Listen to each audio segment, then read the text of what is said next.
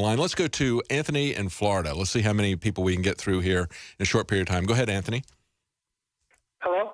Yes, go ahead. You're on. Oh, yeah. I totally agree with you. I'd just like to elaborate that what's going on in Ferguson is definitely there's real racism, which should always be confronted, and then there are those who fan the flames of racial tension because they have their own selfish interests at heart. Yes, that's true, and that's the danger, isn't it? That real racists.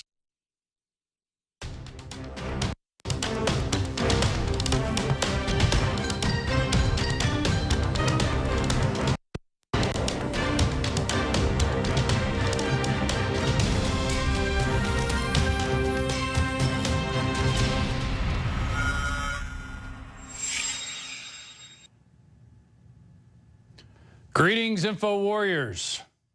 The time has finally come. We're now over 100 days into this Michael Brown situation in Ferguson, St. Louis, right outside of St. Louis in Missouri. I'm your host, Rob Dewitt. I'm going to be with you live for at least the next 3 hours. We got an hour before the decision is going to be made. That's going to be made at 8 o'clock Central. We've got our reporters on the ground. We've got lots of special reports. David Knight's going to be joining me to talk about the significance of grand juries. We have a whole lot in store for you today.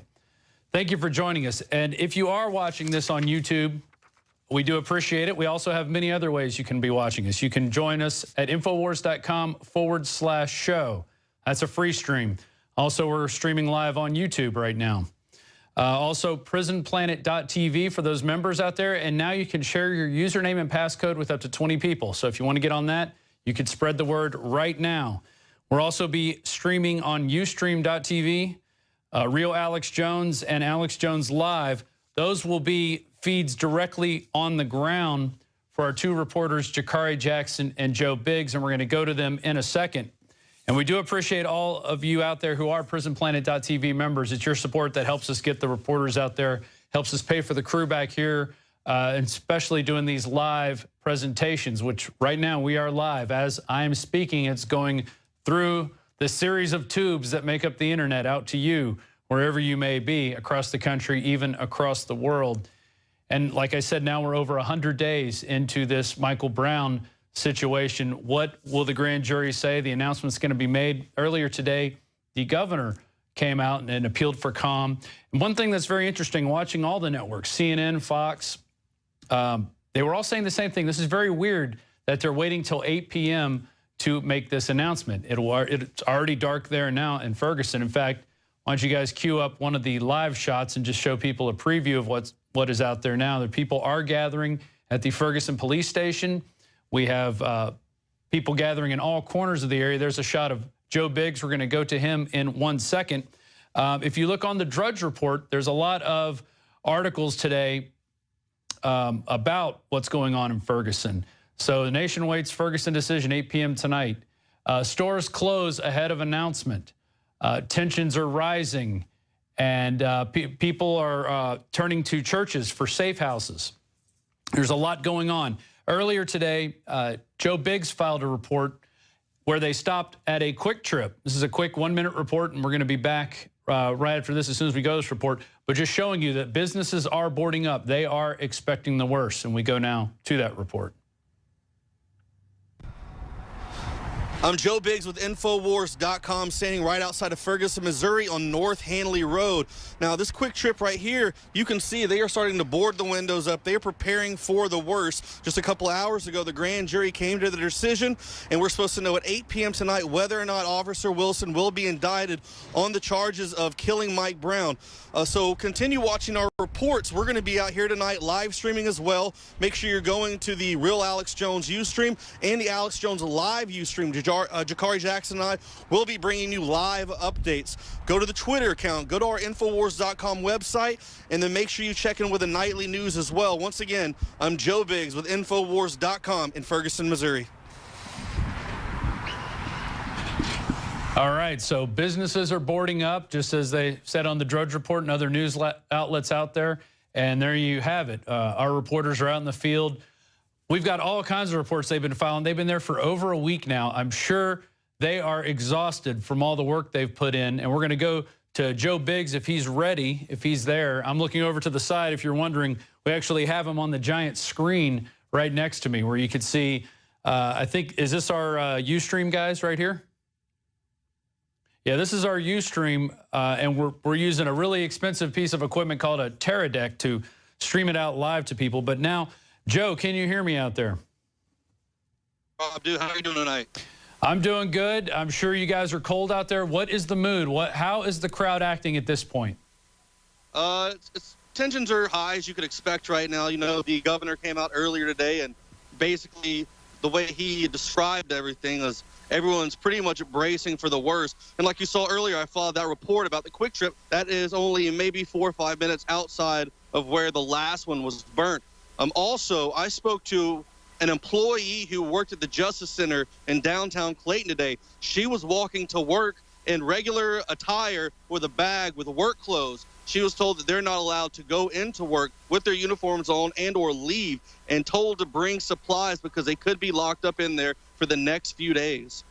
Yeah, pack your trail mix, folks. I mean, this is pretty much worst case scenario, I think, about to be realized. I'll go ahead and say it. I believe the grand jury is going to put down a no indictment call. I guess their decision will be. I mean, even on the local TV channels, I was just watching before we came out here, and we set up here at the Justice Center in Ferguson on South Florissant. You could see on the bottom tickers of the local news stations all the school closures in the area, none expected to open up again until Wednesday at the earliest. But then we also know Thanksgiving is Thursday, and a lot of people have off that Thursday and Friday as well. So you're looking at an entire week of school probably being missed here because of this entire investigation into Darren Wilson.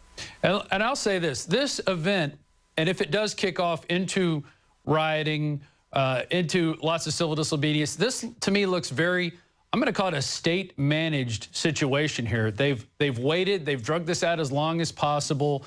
They've been changing the day as to when the grand jury is going to come out and say something through different leaks. They haven't been official words. But even today, they said it was going to come out at 4, and then it was 5:30, and then it was 8, and they just keep changing it around. And it's either gross incompetence or they're trying to manage this situation, which is really, it's pretty interesting what we're going to see tonight. We've seen, and as you followed reports of secret armies in the area, guys with earpieces who are not wearing any visible uniform, but they look like they are part of an army. And, why don't you talk about that, Joe? What are the things that you've seen while you've been there? Yeah, when we were in Clayton earlier today, you could see a larger presence of police. They had different security contract companies in the area. Actually, when I was standing on the sidewalk waiting to go on the radio with David earlier, I saw some SUVs driving up, and they were asking where their staging area was. So there are some contract companies in here as well that are, probably previous military here in the area. But the ones who really caught my eye are the ones that I filed the report on the other day. These guys look like your typical spec op kind of guys. Everyone keeps hassling me because one of the guys looked big. And apparently if you're big, that means you can't be, used to be special ops and they're now a contractor or whatever it may be. But these guys are in the area. They've got the earpieces in. It was interesting because they had North Carolina plates. We all know that that's where a lot of the PMC private military contractor groups are out of, and also Fort Bragg, home of the Special Forces. You've got Green Beret guys. You've got the Delta Force as well. And like Alex has said before, those guys were involved in the Waco incident in Texas back in the 90s. And you're not speaking from no experience. You've driven these guys around countries in Afghanistan, Iraq. You've dealt with these guys before, taking them on secret missions, dropping them off, then picking them up. You're no spring chicken to this. Yeah, I mean, I understand how they work, how they maneuver, how they operate, pretty much how they think. So I can spot them really easily in crowds. They don't act like the normal people. These kind of guys, they stick out like a sore thumb, especially in a crowd like this where everyone's protesting and things like that, because they're going to typically be the guys who are quiet with their hands in their pocket, just looking around, being very odd. Everyone out here to my right, they're very emotional. Everyone's voicing their opinions about what's going on. So when you see someone who's bearded up with a backpack on, with an American flag patch on his shoulder, with an earpiece in, for me, and I think for other people, it's going to stick out in this crowd. So I don't know what they're here for, but it's something to look out for, especially if you're watching this here in the area. Keep an eye out for these guys. You know, we've seen them use things like this, the Boston bombing, so it's something to be very wary of. Well, and just watching your Ustream reports that you've been filing every night, you guys noticed a pattern of this one guy in a mask being arrested seemingly 3 times in a row. Talk about that. Yeah, there was a guy who wears one of the Guy Fawkes masks. He's out here every night protesting, and he stands right in the middle of the road, puts his hands up, and they just arrest him and take him off. And it happened 3 nights in a row. And, you know, also, even the KKK guys came out and said that they were going to be targeting people who actually wear those masks. So there's a lot of people on, you know, the tensions are high, the emotions are heavy, and everyone is just tired of being strung around, and they want to find out what's going on with the verdict. Everyone just wants answers. They want closure, even if it's not the answer that they want. Yeah, and we're going to have David Knight in studio a little bit later to talk about how grand juries work and why their decisions really don't mean much. The prosecutor can still come out, even if they hand down a no indictment, and still say, hey, we're going to press charges.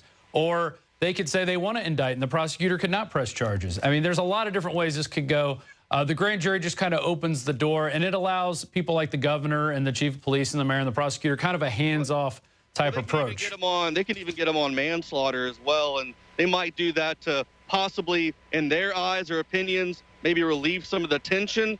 But at the same time, you've got to think, it's been August is when it happened. This has been 3 months, going on 4. A lot of people are emotional, and they've just been waiting. The anxiety, the pressure, the stress of every day wondering what's going to happen out here. You know, today I can tell just from talking to people in Clayton, from the local businesses, people are just tired. The Ferguson fatigue is set in. They want closure. They want this to be over with. They want to go about their normal lives. And the way they're handling this is just not helping the situation whatsoever. And the fact that they're going to release this at 8 o'clock tonight when it's dark, is that so they can see the flashbangs better and the tear gas on footage? I mean, I just don't get it. Yeah, and as you've been saying, you've talked to a lot of people there. I want to go to a report now where earlier this week, you and Jakari went out and you talked to a bunch of people in a shopping center. And basically, they've all come to the conclusion that it's in God's hands now. Whatever happens, this grand jury verdict is going to come down, and then whatever's going to happen is going to happen. And people need to, you know, people have been stocking up on food, on firearms. Firearm sales are up 700%. So this is really a huge situation that's about to be ignited, depending on what this grand jury says. But let's go to that report now, and then we'll come back with you.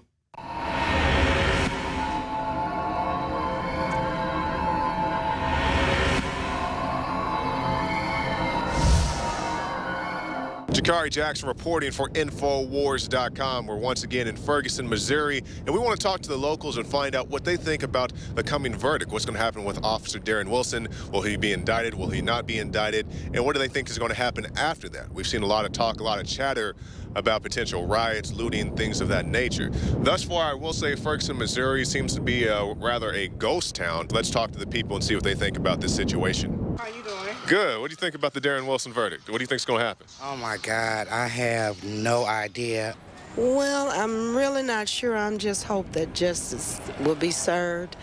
I think that when you do a crime, you should be punished for it. And we asking people what they think is going to happen with the Darren Wilson verdict. Do you ladies have any opinion on that? No? What do you think is going to happen with this Darren Wilson verdict? Nothing over here.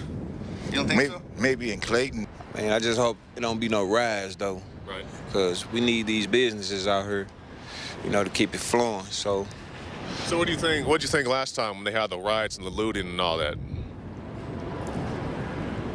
It was bad, man, because people couldn't even come outside, you know, go to the stores or work or anything like that. So I just basically tell the young people, man, just fall back and let God take care of this, you know. Not afraid of anything. We know people here, so we're all, you know. To the good Lord, too, that everything turns out well. That's good. Yeah. I'm just praying God be with us and God be with St. Louis, you know what I'm saying? And we've seen a lot of stoking of racial division, and most recently the Klan has even threatened to come out here to the city of Ferguson, Missouri. Oh, my God. That is just too much. Are you kidding me? That's what they're saying. Okay, so we got to get geared up then. Overland is actually the Klan headquarters, for what I understand, for St. Louis, and that's not 10 minutes away from us down the highway. Basically, I worked in West Point, where the Klan was passing out papers, asking people to join. I mean, to me, a white organization that's trying to recruit members is no different than a black organization trying to recruit members. If you got your beliefs, you hate this race for whatever reason, the black people over here hate that race for whatever reason. It's really a lot of ignorance in Missouri due to lack of education. We were separated. Blacks free to go into West County, South County, and whites free to go into North City, and everybody's divided already, and we already know. So basically, the Klan showing themselves is no different than what we're already dealing with anyway, with the separation we have in St. Louis. And we've seen an increase in firearm sales. Some local gun stores are reporting a 300% increase in sales. Nothing about that. I don't know nothing about that. All right. I mean, yeah, everybody armed out here because they scared, and I don't blame them for doing it, you know, because if I had a business or my house, I wouldn't want nobody taking, taking my stuff, you know. So I feel, I give all props to them peoples.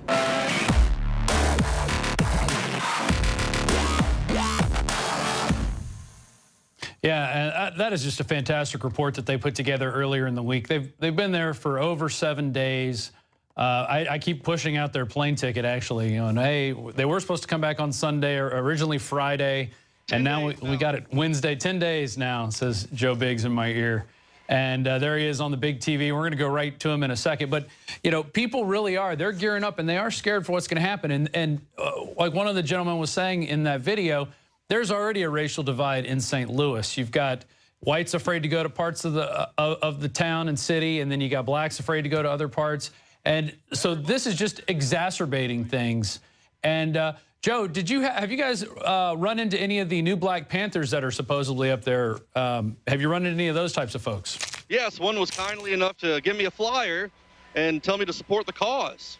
And what was their cause? What were they? What did they want support with? I'm not quite sure.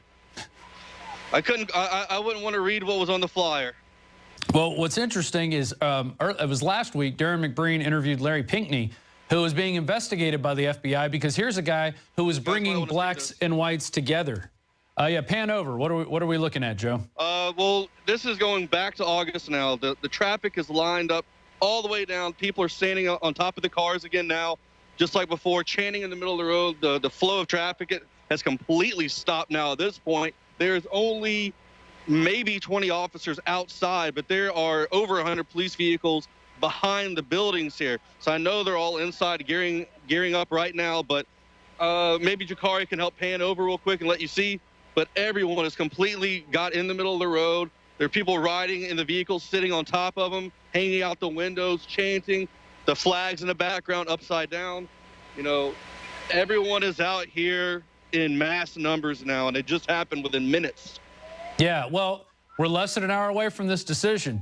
How are they going to announce it? Is somebody there watching it on, is there a big screen set up, or is somebody going to have it on a radio? There is a person here who set up a text thing. So once he's going to be at the press conference, once he gets the verdict, he will be texting it out to all that. I'm part of that little text group. I don't even know what you call it. But I will be getting text in my pocket. I'm sure hundreds of these people are also on it because there's over 10,000 people registered to receive that text. And we're going to go to it live when it happens. We're actually going to punch that up here in the studio so we can see exactly what happens in the press conference. So we may even get... Oh, there's a mob of people coming by right now. Yeah. Things are just heating up. I mean, this is... you guys last night, you were in a different part of town, weren't you, Joe? At a demonstration, a protest. We're in the Shaw neighborhood, which is, I would say, about southeast of here, about 25-minute drive. And if you're looking at the actual downtown St. Louis area, it's just barely southwest. It's a neighborhood called Shaw. There were quite a few hundred people out there marching. They went around a few blocks, and it was a peaceful protest overall. They stopped at different intersections, and they'd sit there and shut down each intersection for 4 minutes. Basically, that was a representation of the 4 hours that Mike Brown's body was left in the street just to bleed out and die without any help. Well, and I can see why people are mad. I mean, it just came out that Utah police killings are one of the #1 causes of death. It beats out gang-related crime. It beats out spouse-on-spouse crime. I mean, people are fed up with this, and they really have had enough. And by going out and essentially they're screaming at the top of their lungs. I've been watching you guys out there every night, watching the protesters just really speak their mind. You know, they haven't been the most eloquent of speaking. Some of it, I think, has been a little rude and nasty to the individual cops. But this is something that people are feeling. Go ahead, Joe. Oh, no, I was just moving something really quick. Oh, okay. But, the police are coming out right now. They're about to move into the street here. And guys, we have at least 3 feeds going on right now, and we have 2 crew members out there. We really are a shoestring crew out there right now. This is really amazing, but this is new media. This is what we're able to do thanks to your support out there, all the Prison Planet TV members, the people that go to the INFOWARS store and help support us. I mean, it really is your support that keeps us out there on the front lines, because we are literally on the front lines right now of the information war. Joe, can you still hear me? Yes. Okay. One of the officers, the officer with the, well, I can't tell you now, he had a beanie on. He was the guy that was in charge the other night, the lieutenant. He did a tremendous job of keeping the civil unrest, you know, to a minimum. You know, like I said, there was only a few arrests the other night. But he had a pretty good debate with one of the protesters, too, where she was asking him point blank, how come some nights you come out in full body armor and are really intimidating, and then, like, tonight you guys are being really respectful? What is the difference in this? And he kind of, you know, he didn't really shrug it off, but he said, well, we're under a unified command, so there's really no one in charge. Compared to last time, it was the head of the highway patrol, I think, came in, and after the protest got out of hand, and then he was in charge at that point. But here it doesn't seem to be any one person. We don't see the top of the pyramid, essentially. Do you agree with that? Yeah, the lieutenant that's in charge here tonight, he's been handling things pretty much outstanding. I mean, you can tell the way they've handled stuff the past few nights. It's been, you know, I haven't seen any problems with it. I thought it's been an overall a good performance on their part. But, you know, we're going to be here all night and bringing you updates. And, you know, we're getting ready to come down to the verdict and find out what's going on. So everyone's holding on to their seat. Less than 40 minutes away, we're going to have that grand jury verdict press conference, and we'll see. Maybe they string it off for 5 or 10 minutes talking about how, you know, instead of just giving the information that people want. The police are advancing into the street now, and they are going to try to push the crowd back and see if they can open up this road that is being blocked. There's people walking around with anonymous flags. A lot of people in Guy Fawkes masks. Like I said, there was guys driving up and down the side of the road earlier with bandanas around their face, screaming at the cops, saying they're going to come after them later. So like I said, the tensions are just out of control at this point in time. And someone has brought a dog to the protest, I see. I'm sure that's going to turn out well in the end. It is a big white poodle. Yeah. It is a vicious poodle. I mean, it certainly is. I mean, you know, Joe, you've been now to Ferguson on 3 different trips. I mean, you know this town inside and out. Do you think they've ever experienced anything like this, or will ever after this? Ever again? The only thing I could think of is if it were to happen again is if they convict him on manslaughter charges, then it goes back into court and continues, or they don't indict him at all, and there's still more investigations that are going on from what I've heard, and then possibly a conviction later on down the road. So, you know, there could be a celebration tonight. He could be indicted, and then later it goes on in, and then nothing happens, and then there could be another riot, or there could be a riot tonight because he doesn't get indicted today by anything, but then later on down the road gets something, and there could be a celebration. So I don't think the craziness is quite over yet. I think we still have a long time for this place to heal, and it's just something we're going to have to continue to watch. Yeah, well, I can't get over the quality of that Ustream. I mean, being in this technology and working with it and trying to get it to work, it really is kind of like a breath of fresh air to see you guys out there being able to get the information out on a live basis. Earlier this week, you guys saw a journalist get arrested who was apparently standing on the sidewalk. You also caught a car crash as it happened. A guy swerved and hit a pole. And, I mean, we were able to capture all these events that are just, you know, you wouldn't have seen them otherwise. Here's the car crash coming up. I mean, you know, the guy just, boom, runs right into the pole. And then I think Jakari kind of funny. He goes, golly. Yeah, But golly. golly. But, I mean, that's a natural reaction, though. He's just having this natural reaction. It wasn't my reaction. Mine was a little bit more vulgar. Yeah, and well, that's why we have Jakari there on the high quality camera. But you guys really are doing an outstanding job. You've been filing reports day after day, you know, just putting it all on the line, staying up till 2 a.m., you know, working on reports, putting reports together, editing. You know, after you guys leave, you guys are still working behind the scenes. You're not just standing around. You guys are tweeting. I think it's been great that you guys have been answering people's questions via the Ustream. But I want to go back to a report that you guys filed back the first time you went. You and Jakari and Josh Owens went. And then I'm going to have David Knight here in studio. But while we have David Knight here and we're talking about grand juries, I want to be showing on screen what's going on there now, because anything could happen at any point in time. But we still want to be giving you guys more information. We're here in the INFOWARS.com Central Texas Command Center. I'm your host, Rob Dew, and we're going to go to this first attack report where the cops show up in full riot gear with tanks. And this is what unfolded last time things got out of hand in Ferguson.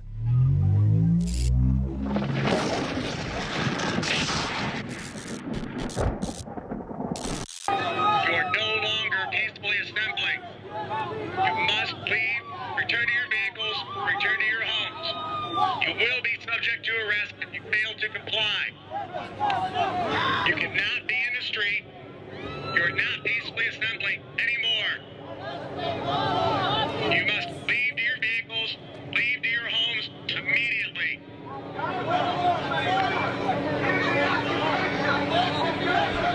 Please turn off your rural video. America. What did they say? I think they say please turn off your video. That's what it sounded like to me. Did they just tell us to turn off, stop filming? I think that's what they said, honestly. It sounded like this now for speakerphone. They told us to turn off our recording. Trapping everybody in? They tried to. Front line of the InfoWars, Joe Biggs, Jakari Jackson, Josh Owens, the front line as they advance on it.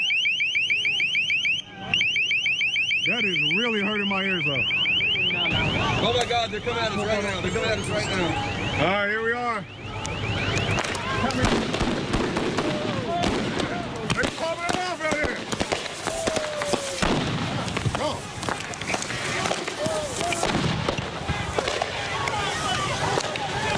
That's a very peaceful solution, officer. All right. Jakari Jackson, INFOWARS.com. They're popping off the smoke. Explosion. Going back. Going back. Back. Back.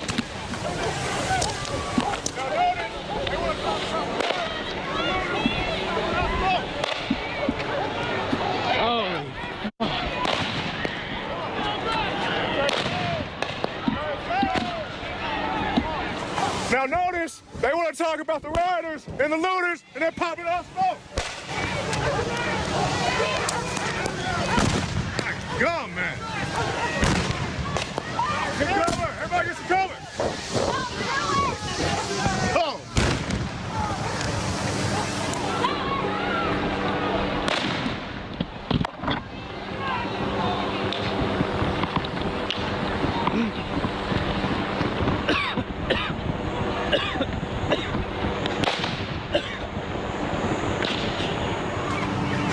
Oh man, somebody just threw a Molotov over here. I'm gonna get back from that. Bro, they're the ones burning it down. You ain't gotta do it for them. Whoever did that, man, don't do all that. Don't burn down your own freaking neighborhood. They popping smoke over here. Bro, don't quit. Bro, quit. Stop. Stop. Bro, quit. Man. What for? Why are you gonna burn down somebody else's house? What is that?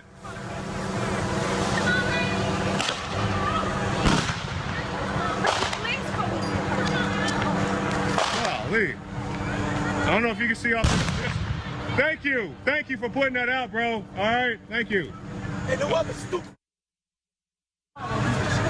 Golly. All right. So somebody lit a fire, but this dude put it out. Good look, bro. Good luck. Because I don't want us to get the wrong image. That's right. Because they burning it down. They don't want popping the flashbangs over here. Exactly. Hold up. Okay, once again, Jakari Jackson, INFOWARS.com. This is likely to be my last broadcast of the night. My phone's about to die, and they're shooting stuff at us. Come on, baby. Come on. Come on. INFOWARS.com. The guys are coming in the trucks. They come in the flank.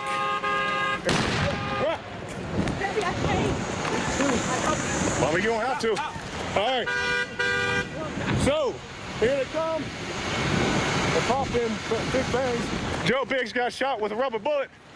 Now I'm running down the street. Man, quit shooting at me!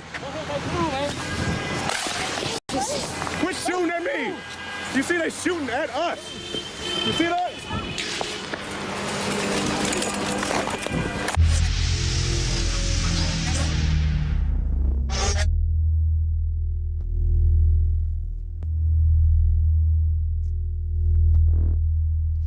So that is not what's going on now. That was a report that they filed, that the crew filed, Josh Owens, Jakari Jackson, and Joe Biggs. They filed in St. Louis and Ferguson the first time they were there, pretty much when nobody was there. There was hardly any media, except for there was a local guy live streaming as well, but really a small media presence. INFOWARS went there, put it on the map, and then all of a sudden, everybody was there joining in on essentially the hysteria and madness that's going on right there. But we were there to document it from the beginning.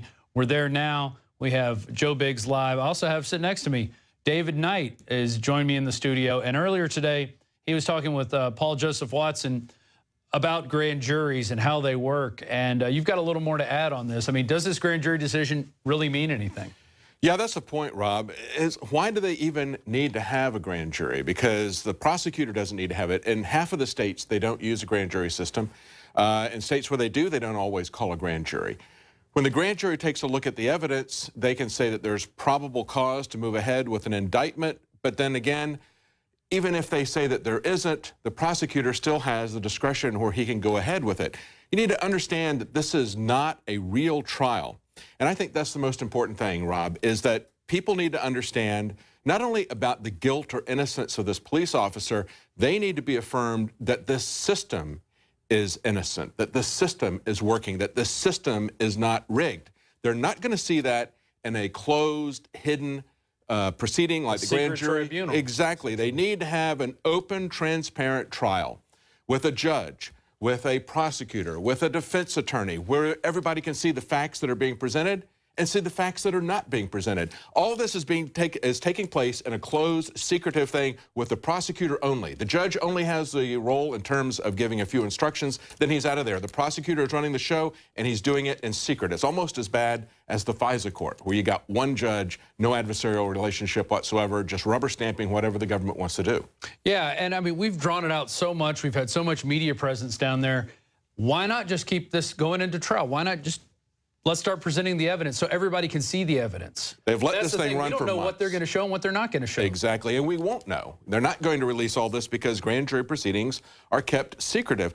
Why would they do this? Well, in many cases, the prosecutor will call a grand jury because he wants to know if he's got enough evidence that he can move forward and be successful in a trial.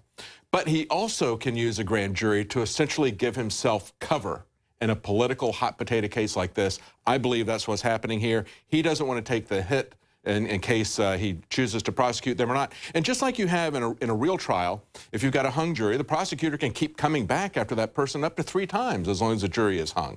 Well, so there's a lot of leeway here. And I could see him doing this, saying, oh, hey, we the grand jury think he should be indicted on whatever charge they choose, most likely manslaughter. And then the prosecutor can still say, no, I'm not going to charge him. Right. So that, or he could charge him for something completely different. Or you know, so this is a way to keep the crowd at bay, to keep them down, and then go, oh, we're not going to do it anyway. So they could do a 3-card Monte on the protesters there and the people that are there, because they've strung it along this far. People thought there was going to be a verdict last Monday, and now we're here a full week later. Our guys have been there over 10 days, and we still don't know. We're going to know in less than 30 minutes now, supposedly. They've manipulated this from the very beginning. Yeah. They had information, supposedly, unless they manufactured this information, unless they're lying to us, but they had information at the very beginning that could have proven that this officer was not necessarily guilty. They didn't put that out there. They haven't put their cards on the table from day one. They've been holding it back. You've had Eric Holder go down there, personally make appearances there. He didn't do that when you had obvious cases of excessive police force that have been used in the past. He didn't show up. Take that case, for instance, in the Ohio Walmart, where it was a black man, and he was in a Walmart. He was shopping. He had a BB gun with him. And a Walmart BB gun. A Walmart BB gun. He's going to buy it from Walmart. So he goes into Walmart. He picks up a BB gun. He's talking to his wife, and all of a sudden, some guy has called 911, says there's a guy in here with a gun.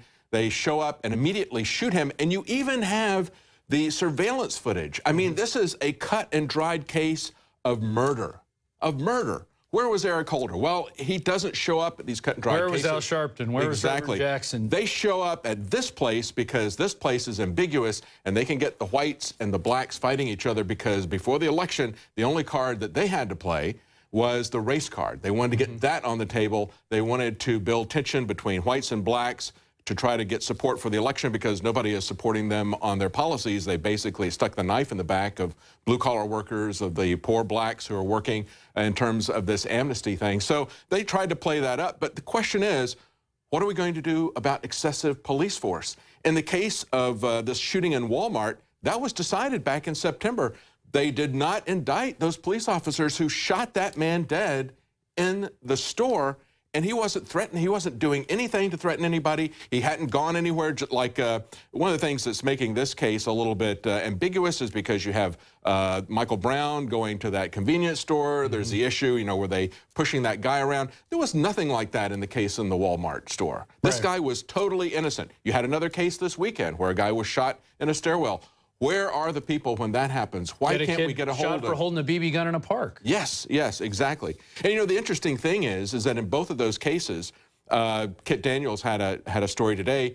The kid who died this weekend after being shot with a BB gun in a park, the police shot him dead after a 911 call, where they said it was probably fake. The question is, why would they call 911 if they thought it was probably fake? Nevertheless, the kid was shot, the kid died. And now you got people saying, well, you know what we need to have is we need to have bans on toy guns. And that's exactly what they did at the Walmart. That Walmart is no longer selling the Crosman BB gun.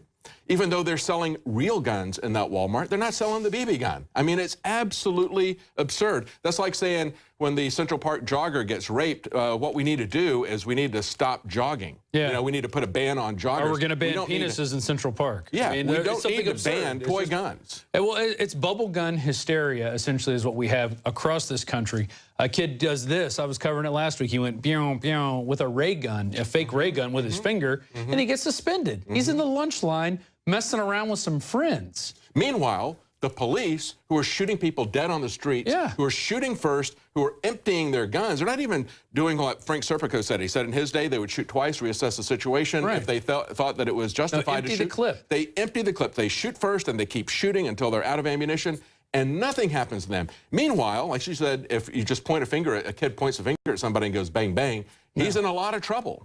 But the police never get in trouble, even when they're killing people. Yeah, or killing dogs. I mean, puppy side. That's now part of the vocabulary, puppy side. We got one officer in New York that by himself over a period of 3 years, has killed 25 dogs in Buffalo, not New York City. In Buffalo, he's killed 25. The department's killed over 90 dogs in that same period. It's absolutely out of control, and the question is, what are we going to do to get control of it? Of course, we're not going to see anything happen with an ambiguous case like this. That's why they have given this case so much attention, ignored the other ones, and that's why this whole grand jury situation is really part of their control paradigm, to try to foment anger between people, to try to drag this thing out. Look at this. They had this thing decided at 1 o'clock, and here we are. It's going to be 7 hours later before they're going to announce it. They had said earlier, the prosecutor had said that he was going to release it, information 3 hours after the grand jury did it. If it's a weekday, he was going to have a press conference 3 hours later. No, they're having it 7 hours, we see. Well, and the parents were supposed to be informed a day before, 48 hours before. They didn't find out that the verdict was going to come out until they saw it on the news. I mean, it's just misinformation after misinformation. They don't want to put out anything real because, one, it doesn't allow them to backtrack. And so they put out these innuendos. They're having people dress up in their street clothes before they go in to work because, you know, they're afraid something's going to happen, and they're trying their best to figure out a way around this mess because in the beginning they just didn't come out and do an investigation. Well, the family's lawyer, Michael Brown's family's lawyer, has pointed out that this prosecutor in 28 years has never done it this way. He has never had a grand jury where he went for 3 months presenting evidence to them. Clearly, he's in charge. It's not a judge. There's no adversarial relationship here. It's what he wants to show them, how he wants to show them, the timing of what he wants to show them. He's absolutely, totally in charge, and you have to ask, if he hasn't done this, as the lawyer for the family said, if he hasn't done this in 28 years, why didn't he do it in 28? If this is the right way to do it, why isn't he doing it all exactly. Why didn't he use this kind of care for other people if he's using this kind of care for this officer? The key thing is that it's not the officer who is on trial here, it's the system. Right. The system is not putting the cards on the table. As we see with government at every level on every issue, they are closed. There's no transparency. There's no candidness. Everything is a secret. We're not allowed to know anything, and they manipulate us to the nth degree. And quite frankly, I'm sick of it. I know that the people there are sick of it. I know the black community is sick of it because they've been bearing the disproportional brunt of this kind of excessive police force, just like they've been bearing the brunt of the drug war for so long. I mean, it's affecting everybody, but it is disproportionately affecting the black community for sure. And we've got reports on these all coming up later tonight. We've got several things we want to talk about in addition to what's going on in Ferguson, because while you're so focused on Ferguson, what else is going on? And the Secretary of Defense resigned today, which it looks like he was pushed out, not really resigning, for the failed war on ISIS, for Iraq, other things that are going on, and the Ebola. You know, why is the Secretary of Defense involved in Ebola anyway? I don't understand that. But, you know, all these situations that, you know, Obama's kind of hiding behind. We talk about amnesty just happened. You talk about Ebola. I mean, last week he did another executive order that nobody is really talking about, giving immunity to corporations if they bring Ebola here. Right. You don't have immunity to Ebola. I don't have immunity to Ebola. But the corporations are going to have legal immunity if they bring that in. Why is he doing that if he doesn't think that's a possibility? Right. He's assured us that, of course, that isn't going to happen.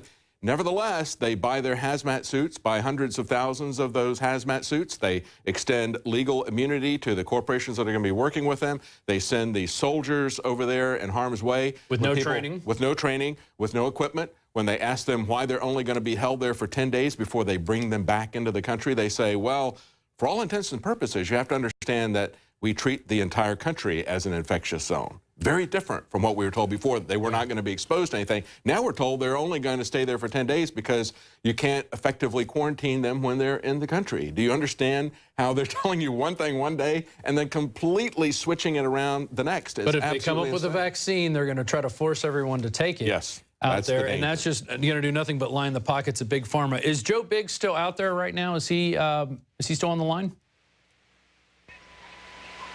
There he is. Joe, what is the situation like now? Has it gotten worse? Has it gotten better? What's going on right now? There are hundreds more people here. They have started to push in. I'm pretty much surrounded for the most part now in my little area that I have blocked off. But way more people showing up. The police still haven't come out in full force. There's, you know, give or take 25 officers outside right now. But there are hundreds and hundreds of people out here now on both sides of the road. I haven't seen traffic in a while. I think the whole road's blocked off. Yeah, it is. So people are building up, and they're all coming out here in anticipation of what's going to happen with this announcement tonight. Wow. About 15 minutes out. Yeah, we're about 15 minutes out. And actually, you're going to go and file a report as soon as the announcement comes out, so we can have a short report up on YouTube and your analysis of it, of how it's delivered, what's being said, just the way they're going to try to legally maneuver this into our subconscious, into accepting whatever they throw out already. What was interesting is we were watching the press conference with the governor, and some guy got up, had this really long question about how this is just a cover for, I heard him say communist, something else. I started to turn it up. He had this real long question, and then the governor just said, no, we don't think that's going to happen, and went to the next. Just totally dismissed what this guy was bringing up. Yeah. Sort of like what happened when Dan Bidandi asked the governor of Massachusetts. No. Next question. Yeah. No. It's it. This is definitely not a false flag. All these people with black backpacks and contractor gear really weren't there. You know, we know who did it. It was these two Chechen brothers.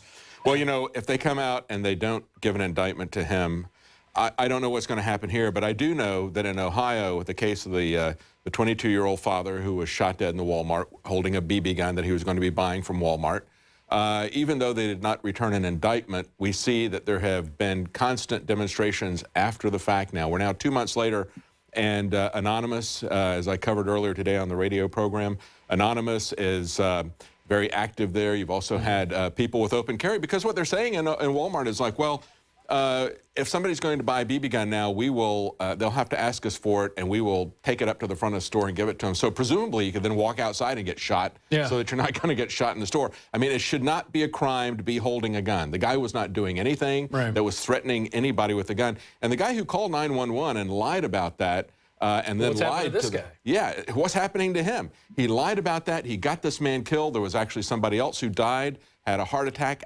literally scared to death in the store. So basically, he caused the death of 2 people doing a fraudulent 911 call. He made up information about it. He got caught with the surveillance cameras. Once they showed him the surveillance cameras and said, look, what you said was happening was not happening. You know, what's going to happen to that guy? I mean, he should have some liability in it. But it's really a shame how this system is proceeding. Something needs to be done to prove its innocence. Yeah. Hey, yeah, Joe, if you have to move at anywhere at any time, you just pick up, just let us know what you're doing. And even if it's live, I mean, this is unscripted. We don't know what's going to happen here. And if you think you need to get to a better vantage point, go ahead. Yeah, I'm going to move real quick and get to a spot where I can kind of see what's going on all around me. Okay. Sounds good. And in fact, I want to go to another report that we have, and you're going to go get set up in the reporter room. Yeah. And then you're going to come back in here, and whatever happens after the fallout, I want you back in here so we can analyze it and talk with the guys in the field out there.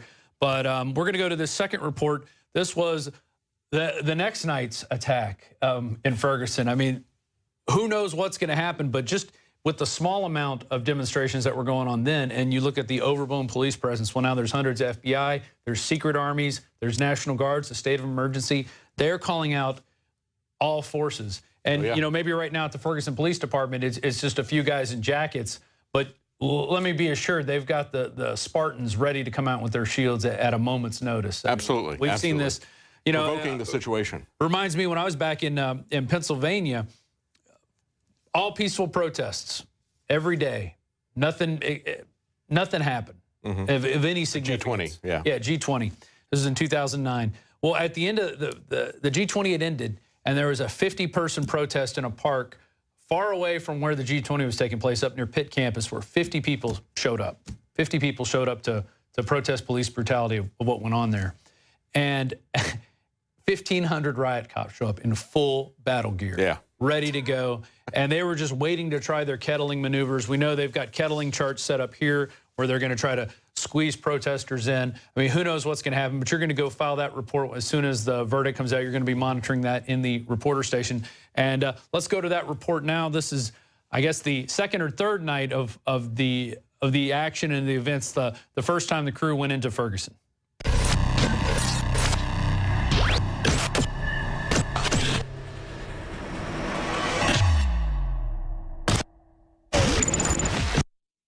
All right, it's Saturday night at 11:57 p.m. 3 minutes. Curfew will be in effect in Ferguson, Missouri. As you can see, a strong police presence behind me. We're in the free speech zone.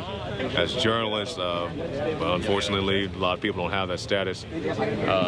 Peaceful people out here so far. The streets are mostly deserted. As far as I can see, there's rumors of people behind buildings. I don't know if that's true or not. We'll find out soon enough. And let's just see what happens. We give you the lay of the land.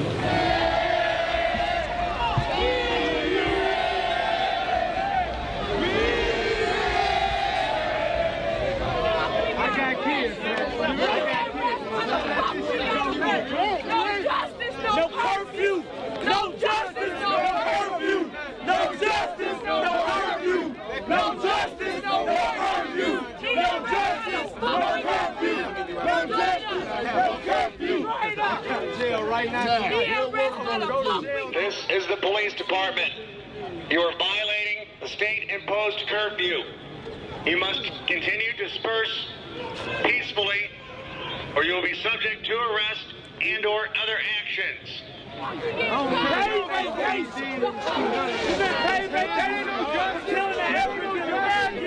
You must clear the roadway. You are violating the state-imposed curfew. You must disperse the area immediately.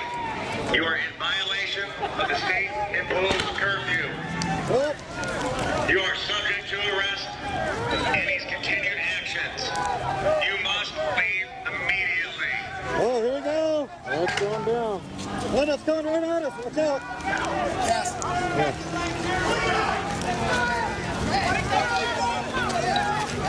We're throwing him back. We're throwing him back.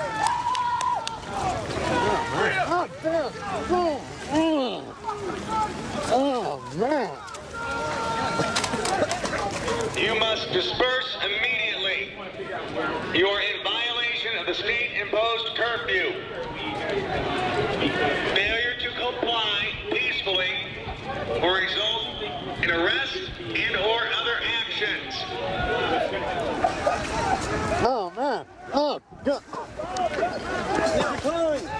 Oh, but I can't breathe. Okay. In case you're watching this right now, this is not what's going on live. This is what happened to our guys the first time they were in Ferguson. We're just showing you what possibly could happen. This is how far it got out of hand last time. We've been promised different things. We've been promised no tear gas. We've been promised no arresting of journalists.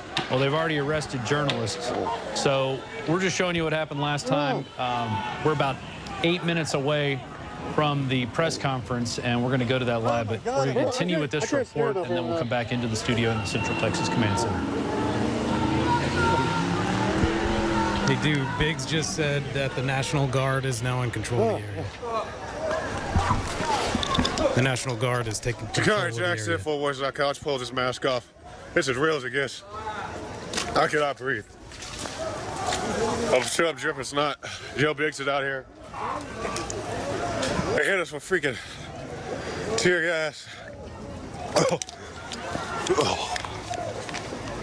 So there you see the effects of tear gas right there, what happened to somebody. And that's Sha'Carri Jackson, who wasn't doing anything, was acting as a journalist, was there as a journalist. And there you see what happens to, those are the effects of tear gas. I mean, that could happen again. Joe Biggs got shot with a rubber bullet last time. I think Kid Daniels got tear gassed. Josh Owens did. Josh Owens had to take refuge in a car with a Vice TV journalist, a Vice.com journalist, and literally they were surrounded by cops. And I don't know how they got out. Josh doesn't even know because he couldn't see. He was blinded. He really, he was totally blind. But we're going to go back to Joe Biggs. He's got some news on the National Guard. Joe, what's going on now? What's the situation like out there? Or fire department, I should say, on South Florissant here in Ferguson. I just got information that the National Guard is now in charge of operations. And just now you can tell that earlier when I showed you, the police have been standing back quite a bit. I've had some people send me photographs of Humvees pulling into the area. Over on West Florissant, they've got some set up as well. So it's only a matter of time before they move in this way. The word that we got that National Guard will be coming in and protecting or help protect the fire departments and police stations in the surrounding St. Louis area. So far, we haven't seen them show up here yet, but they could be here anytime. There's still helicopters flying overhead, and they're, as you can see behind me, I don't know how well you can see, there's still a lot of people. The whole road's blocked off completely. It's definitely heating up, and we're only minutes away now. So I'm on pins and needles myself trying to figure out what's going to happen here. But we're going to be live streaming this entire time, or you streaming, I should say. And, it's nice. A lot of people are saying they're able to see the broadcast on YouTube. I'm hearing good things about that as well. So I'm glad we're able to bring this to everybody. Yeah, and I'll just remind people once again, you can catch this at INFOWARS.com/show for our free stream going out. You can also catch the free stream on our YouTube channel, youtube.com/The Alex Jones channel. Now, if you're on PrisonPlanet.tv, if you're one of our members, you can share your username and password with up to 20 people. And this is going to happen in perpetuity now. We're not going to go back on that. It used to be 11. Now it's up to 20. So you could call 19 of your friends right now and get them on watching it on Prison Planet TV. Or you could go to YouTube and watch it. Looks like, what do we got? 3,400 people watching right now. Man, that's a lot of people, plus the Infowars.com/show. There you can see Joe. He's answered a question from a little bit ago. We're also going to be on Ustream.tv/Real Alex Jones and Alex Jones Live. So we've got plenty of places where we're bringing you the information of what's going to happen. This is really kind of a maiden voyage broadcast for us, coming down to one of these decisions to be able to bring it to you live on the nightly news. Go ahead, Joe. There are now 3 helicopters overhead. One that's pretty close, 2 that are staying really far up. But, yeah, everybody's starting to close in. This seems like one of the main spots. I'm not sure what you guys are able to see from Fox or CNN, if they have people in Clayton at all, but this seems like to be the jump-off spot for the verdict to be released, where everybody's going to be either celebrating or not. Yeah, it's amazing to see the stress that these cell networks are going under from everybody streaming. The last few nights, the streams have been crystal clear, not a lot of jitter, but now with everybody in that area, we're getting a lot more jitter, a lot of just difference in what's going on with the signals out there. So you can tell those infrastructure networks are being stressed and pushed to their limit. There's a quick shot of what's going on CNN right now. They're showing an inside shot of the grand jury. There's Anderson CIA Cooper. They've also got, is that Don Lemon probably walking around? He's been out there showing some shots. I saw him today. He showed up earlier today. He was outside. I'm sure he's spewing forth plenty of lies on CNN. Well, that's their job. This is guaranteed. You're going to see this as a state-managed situation, whether it becomes a riot. It's only a matter of time to see before we see another one of these stage actor police officers stage an event where they push Don Lemon or something, or maybe Anderson Cooper. Big tappers out here as well. So maybe we'll see one of those staged events again like we did last time. Yeah, and we're about 3 minutes till.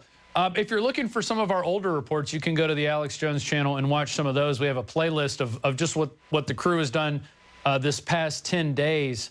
And then we've got further reports. If you just do a search on Ferguson and Infowars.com, it'll bring up lots of stuff that they've produced in the past. I mean, we really are out there on the front lines trying to get you guys the information. And we've got some amazing stuff we're going to play later once this verdict is announced. We've got 2 reports, one from John Bound, one from Leanne McAdoo.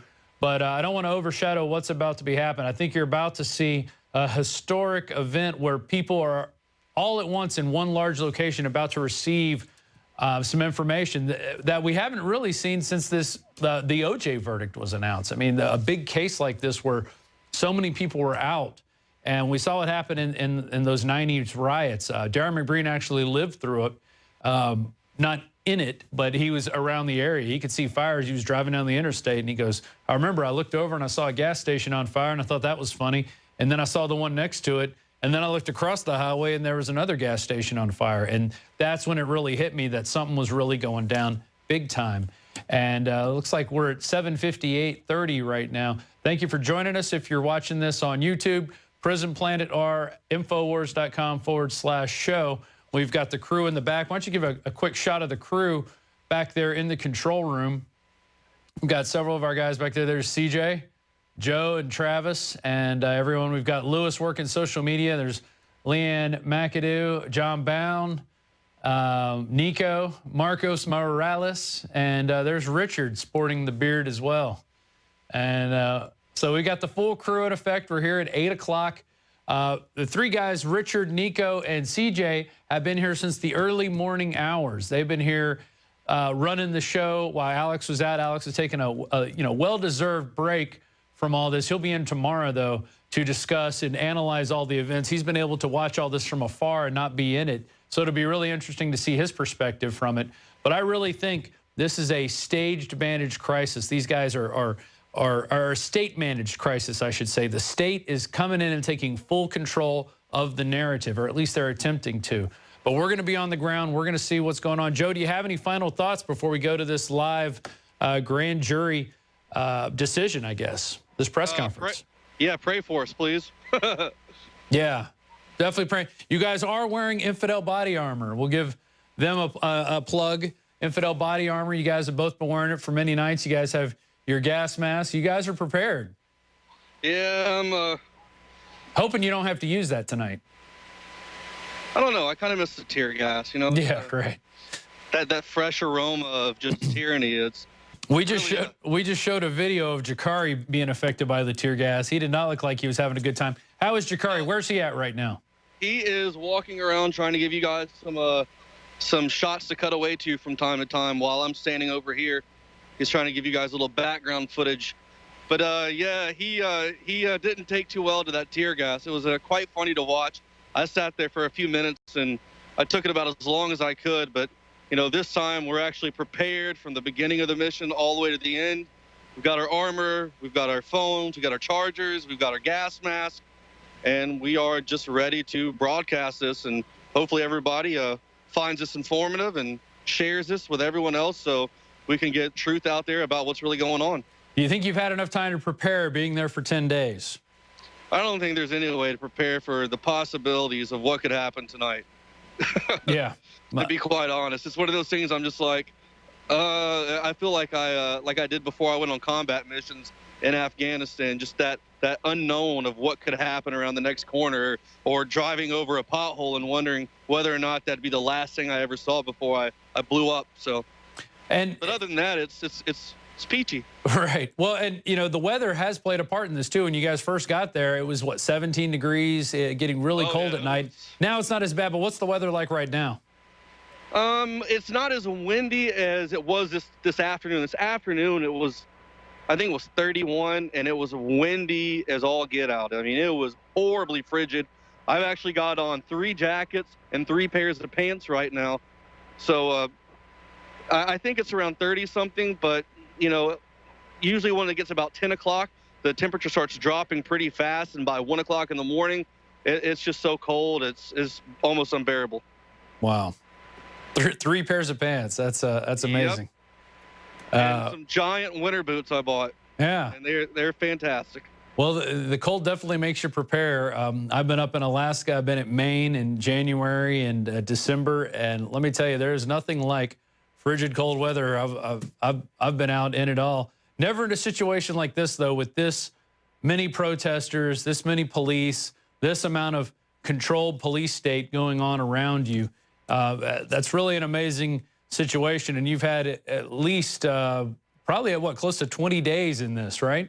If you count them all up, all your trips. In Ferguson, yeah, I spent 2 weeks, so 14 days I'm going on. 24 now here. Yeah. So almost a month I've spent in Ferguson over the past, you know, few trips here. So it's been interesting. You know, overall, like I said, and I've said this time and time again, I've done numerous radio shows over the past few months, just talking to people about, everyone's interested about what's happening in Ferguson. Everyone's always wondering whether or not it's as racially divided as the MSM makes it out to be. And you know, quite honestly, it's not that way at all. I mean, there's people out here right now of every color, religion. I mean, it doesn't matter. I mean, everyone's hurt and or affected in some way by police brutality, whether it be someone you know or in your neighborhood or state. It's happening everywhere. And that's one of the main reasons why everyone's out here standing together, because it doesn't matter if you're black, white, whatever. I mean, anybody can be shot by a police officer. Anything like that can happen. And like I've said before, we're not saying that all police officers are bad. I've got some of my family that are quite outstanding, God-fearing men who love the Constitution, and they do everything to the T perfectly right, you know, as much as they can. But, you know, like I said, due to lack of training and leadership, the whole system, in a sense, is broken down, and there's not really much there. There's not a lot of positive leadership with good experience. So that's where a lot of this stuff happens. It's like our crumbling infrastructure. I mean, we got bridges falling apart. We've got highways falling apart. It's buildings. Like a controlled demolition. It's just free falling. Yeah, and you know, we've just kind of let our system. We've rested on our laurels for the last 30, 40 years, and things are taking a turn for the worse. And now we're seeing it. You know, we're seeing over 50 million people, or 50 million families on food stamps. We're seeing record numbers of children homeless.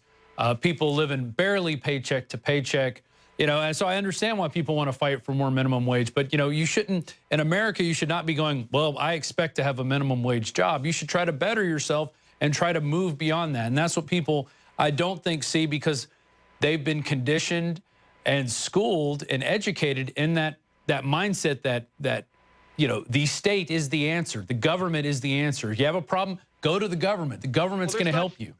There's such a large sense of entitlement now in the youth nowadays as well. Everyone, it's all about give me this, give me that. There's no more, you know, setting goals and working hard and trying to do something better for yourself. People just want to go to McDonald's or get a job like that and then expect to make the same wage as someone who's a doctor, a lawyer, something like that. No, that takes time. That takes studying. That takes being dedicated and working hard towards achieving something and then getting that extra money and feeling proud about yourself and knowing that you accomplished something.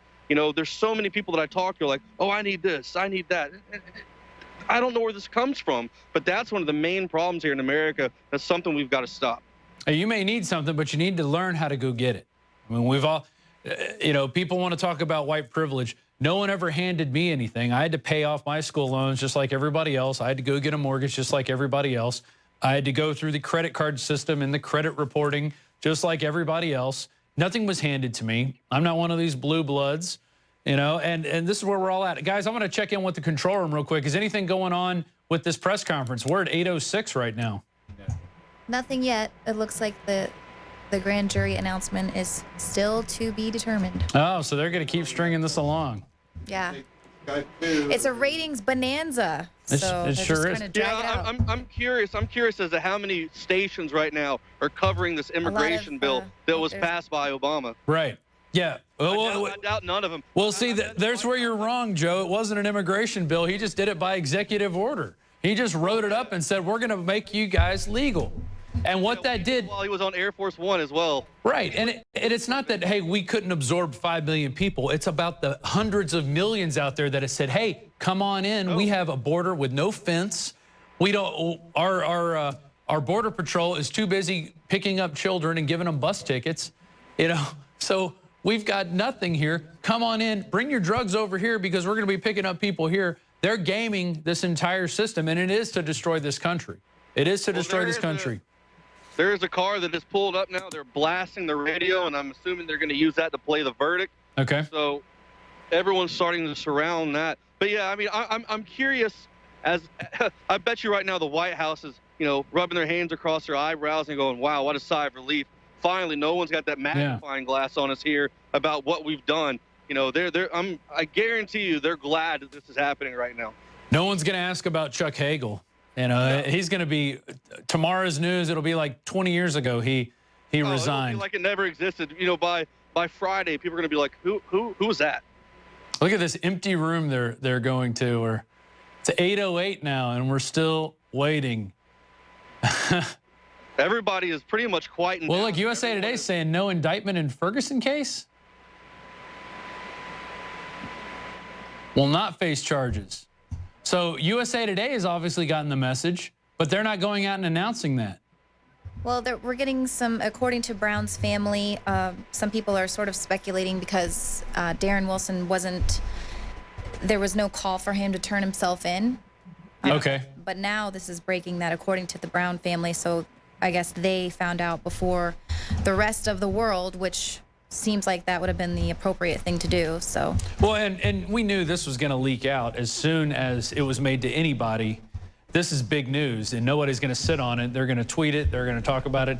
Have you got the sense, Joe, that anybody's heard this? We just saw on USA Today. No, everyone is quiet right now. Everyone's got this car surrounded listening to a local station. There's no word thus far of the announcement.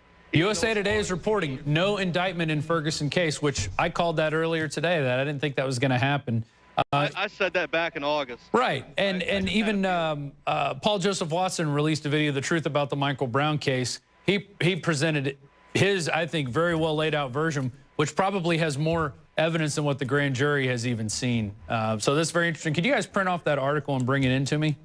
Which one did you ask for? That USA Today one, and I'll read it off the air. And I guess we're bringing it to you first before you're hearing it anywhere else, that there will be no grand jury indictment from that end. So the question is, one, how is this crowd going to react to it? I don't think they're going to be too favorable for this decision. And then two, will the prosecutor come back and say, well, we're going to go ahead and charge him anyway? The prosecutor doesn't look like he's doing that because there hasn't been a call for Brown to turn himself in. or not Brown, Officer Darren Wilson, sorry. But it's very interesting on what's going on now. Joe, it looks like people are still quiet. They have not got the word yet. No, no one's gotten the word here yet, even though it's on TV apparently. Right now, everyone's standing around this car over here, and they're listening. They get the speaker up loud. And no one's come in this room, into this grand jury room, where we have a live CNN feed that we're going to cut to as soon as somebody pops in, I guess, for the official word. But we already know something that we said is going to happen from the beginning. It didn't look like there was enough evidence.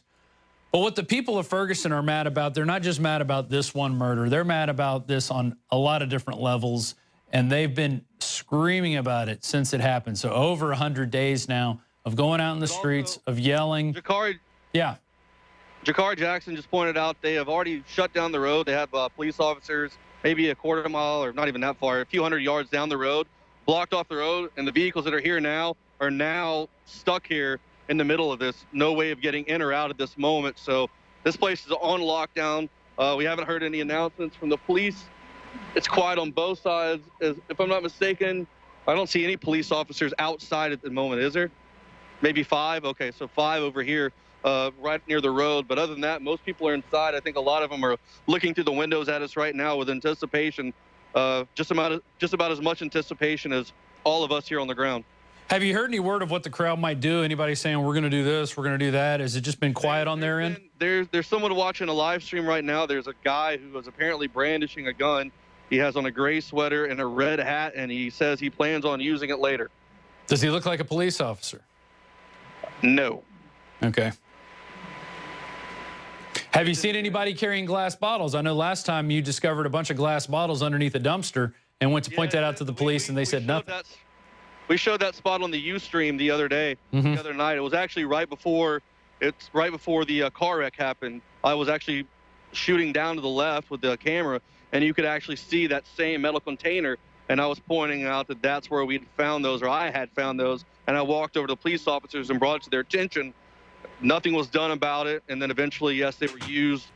So, you know, hopefully that doesn't happen again. Hopefully people will, or the police will be a little bit more receptive if someone sees something or decides to give them a heads up that can, you know, cause bodily harm to other people out here, or more than likely just trying to be peaceful. And like I said earlier, just wanting some closure, because there's a giant gaping wound here in Ferguson, and, you know, it's festering up, and people just want some healing.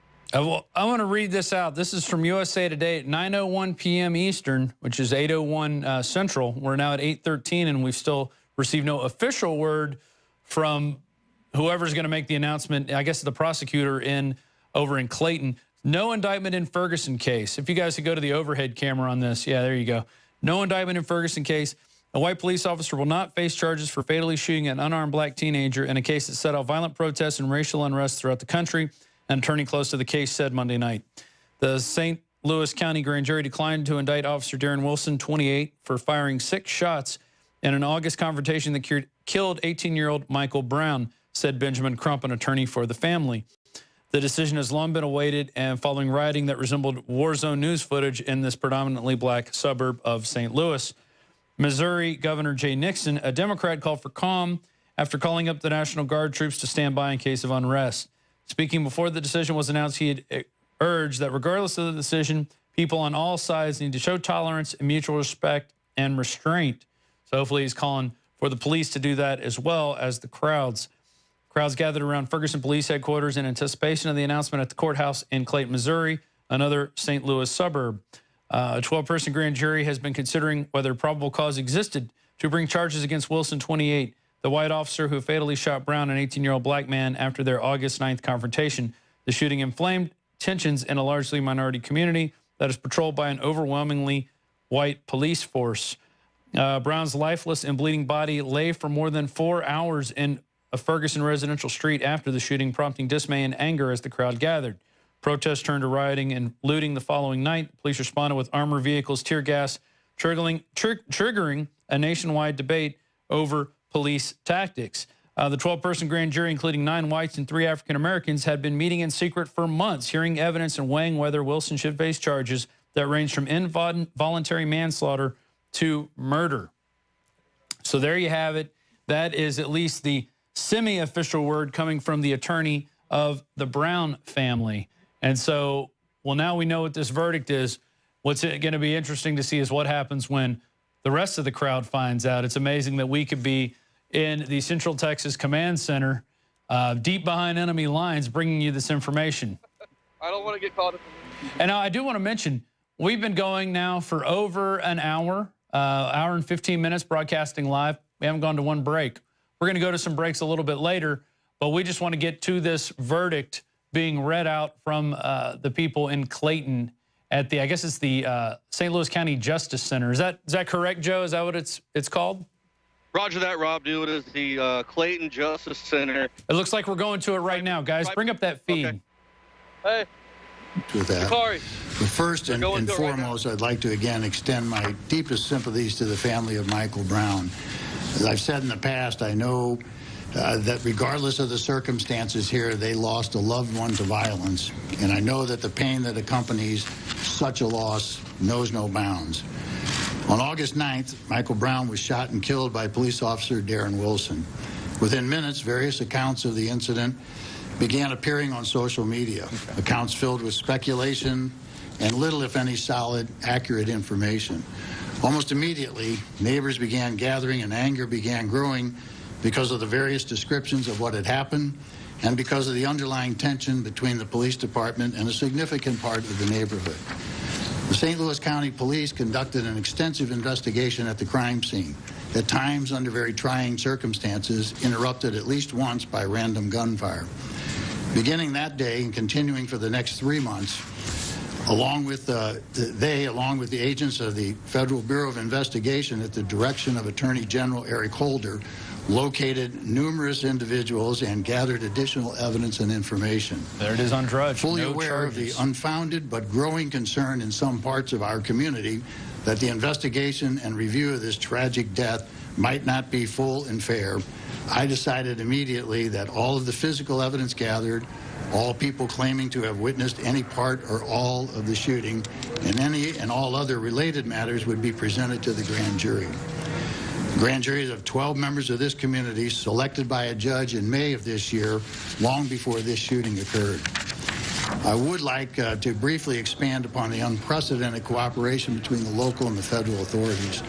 When Attorney General Holder first announced the federal investigation just days after the shooting, he pledged that federal investigators would be working with local authorities as closely as possible at every step of the way and would follow the facts wherever they may take us.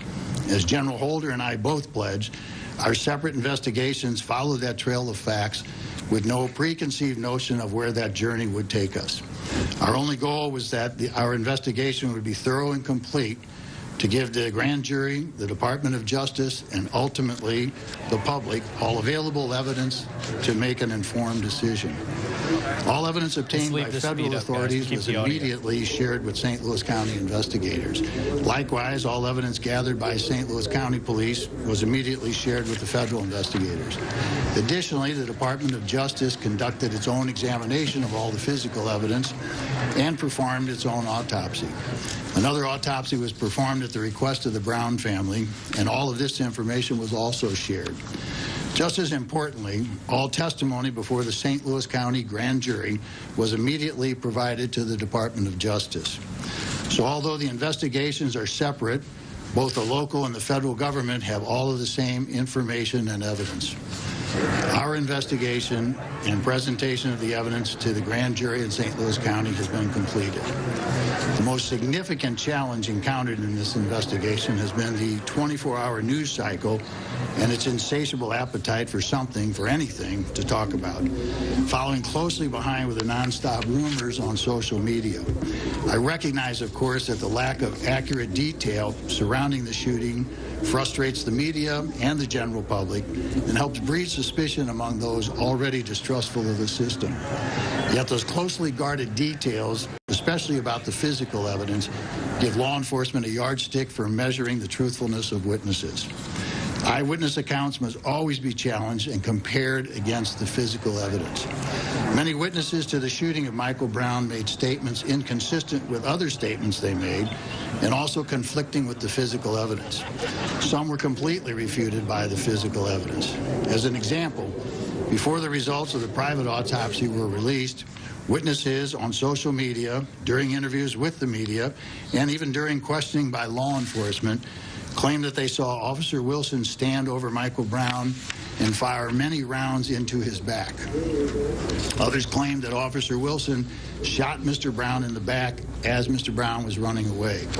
However, once the autopsy findings were released showing that Michael Brown had not sustained any wound to the back of his body, no additional witnesses made such a claim, and several witnesses adjusted their stories in subsequent statements. Some even admitted that they did not witness the event at all, but merely repeated what they heard in the neighborhood or others or assumed had happened.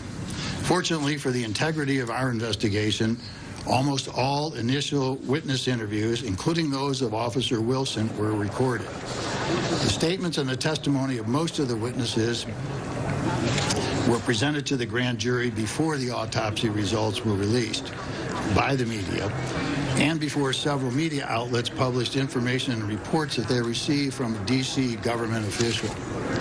The jurors were therefore, prior to the time that released information going public and what followed in the news cycle, the jurors were able to have already assessed the credibility of the witnesses, including those witnesses whose statements and testimony remained consistent throughout every interview and were consistent with the physical evidence in this case.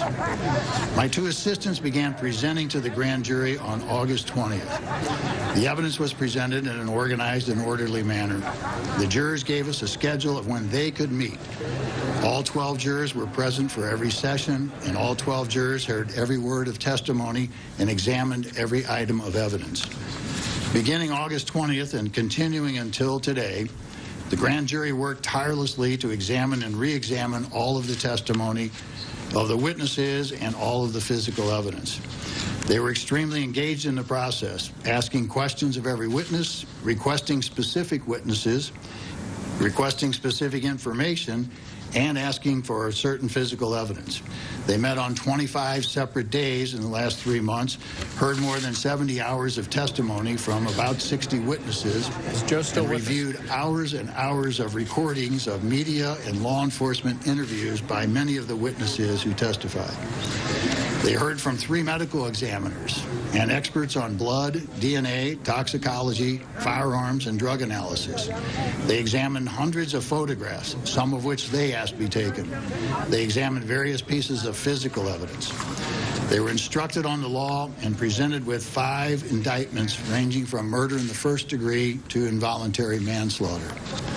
Their burden was to determine, based upon all of the evidence, if probable cause exists to believe that a crime was committed and that Darren Wilson is the person who committed that crime. There is no question, of course, that Darren Wilson caused the death of Michael Brown by shooting him, but the inquiry does not end there. The law authorizes a law enforcement officer to use deadly force in certain situations. The law also allows all people to use deadly force to defend themselves in certain situations. So the grand jury considered whether Wilson was the initial aggressor in this case, or whether there was probable cause to believe that Darren Wilson was authorized as a law enforcement officer to use deadly force in this situation, or if he acted in self-defense. I detail this for 2 reasons. First, so that everyone will know that, as promised by me and Attorney General Holder, there was a full investigation and presentation of all evidence and appropriate instruction of law to the jury, to the grand jury. Second, as a caution to those in and out of the media who will pounce on a single sentence or a single witness and decide what should have happened in this case based on that tiny bit of information. The duty of the grand jury is to separate fact from fiction. After a full and impartial and critical examination of all the evidence in the law, and decide if that evidence supported the filing of any criminal charges against Darren Wilson. They accepted and completed this monumental responsibility in a conscientious and expeditious manner. It is important to note here and say again that they are the only people who have heard and examined every witness and every piece of evidence. They discussed and debated the evidence among themselves before arriving at their collective decision. After their exhaustive review of the evidence, the grand jury deliberated over 2 days, making their final decision. They determined that no probable cause exists to file any charge against Officer Wilson and returned a no true bill on each of the 5 indictments. The physical and scientific evidence examined by the grand jury, combined with the witness statements supported and substantiated by that physical evidence, tells the accurate and tragic story of what happened. So a very general now the crowd has synopsis of heard the what's going testimony and on, the physical evidence presented to the grand jury follows. Keep this up, Please guys. note that as I have promised, and then let's go to a shot. If y'all can put me in a split screen with one of our cameras.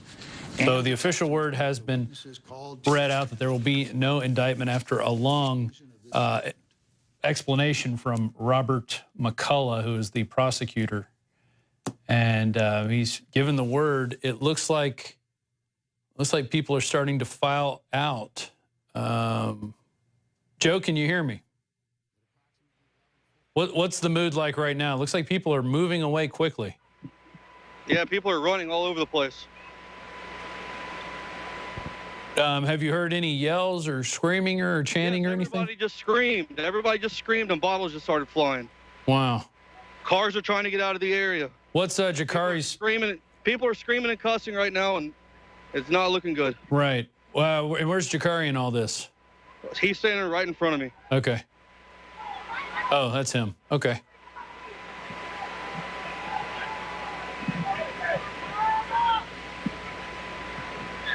Can y'all bring in Jakari's audio feed so we can hear what's going on the streets? It's probably not good for him to get close to anything right now. Okay. He's just got the better audio.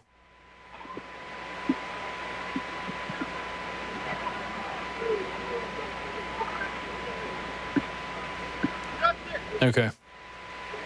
People are looking like they're having panic attacks and on the ground right now. Really?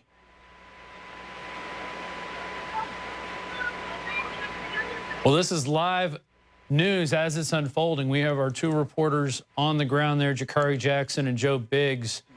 And, cars are speeding off with people hanging out the side. And drove west. There's been, on the police scanner, there's people talking about people in vehicles driving up and down the road with the guns hanging out the side. You can hear glass bottles breaking everywhere right now.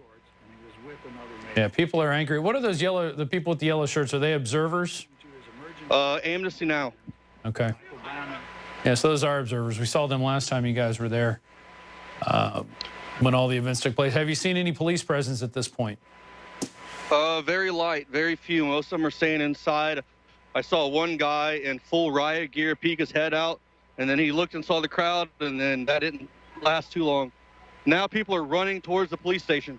Okay, let's pan over and see if we can see what's going on there. Does it look like they're about to vandalize the police station, or? It doesn't look good at all. All the riot police are running up now. Okay. They were standing far back. I couldn't see them. Whoever's got the clearer shot, go to that one. What's Jakari's shot look like? And if y'all could get audio on Jakari, go ahead and try to feed audio into his. Did he get disconnected? Who? Jakari's shot. Ah, okay. People are running up screaming to the police station right now. Well, can you get a little closer without getting in any danger? Officer Wilson. I'll try. At an angle, blocking their path and blocking the flow of traffic. Okay. Y'all can kill the prosecutor's testimony. I think we're done with CNN. So what right now? So we're looking at cop block. Okay, and then where's Biggs at? Looks like he's upside down now. I shouldn't be. No, not you. The other guy. Is anything going on? Are the cops standing out front? Is that what's going on? Tell us what you see, Jeff. Yeah, there's tons of them out there now. Hey, Jakari's recording this on video, right? I'm pretty sure. Make sure he's recording. You never know in the heat of the moment he might have forgotten. I don't know where he went. He You don't took see off him? as soon as everybody started running towards the police station. Okay. Well, hey, as soon as Jakari's line comes back, you guys sync back into him as well. Or maybe somebody text him, see if he can restart it. Sometimes it takes that. I'm sure there's a lot of tweets going out now. Yeah, we're trying to get Jakari's feed back up. We haven't been able to establish a good connection just yet. Okay. Do we But have I'm it? sure. We have another. We also have the iPhone Ustreams. Joe, you're still with us on Skype. Do you also have Ustream going, or are you just on your Skype? I just have this one phone. Okay. Here's your car. Somebody just kicked in a window to a business, apparently. Is that what they said? Which one? Someone just kicked in the glass to the Jackson Hewitt Tax Service. It's the, hold on. This phone keeps sliding off. See that white sign right here? Right. That's the Jackson Hewitt Tax Service. The window has just been knocked out. Okay. Hey, is Jakari recording right now? Jakari, are you recording with the camera as well? He said yes. Okay. Back over here. If you want to say hello to Jakari. Hey, Jakari. All right. Getting my stuff all together. You can join us on Alex Jones Live. My feed keeps cutting in and out because of the massive bandwidth out here, but I'm doing the best I can. So I thank everybody for joining me on Alex Jones Live, as well as on the INFOWARS Nightly News. So this is the verdict being announced. Yeah, you can see the riot cops over there. You guys probably can't see. I'm sorry on the INFOWARS Nightly News. But yeah, we're ready to see what's going to happen. They have the cops out here, and they have the streets blocked off. Some people are leaving, but a good amount of people are staying. Yeah. Yeah, it looked like people started running there in the beginning. Joe was describing how he was hearing broken bottles, people screaming.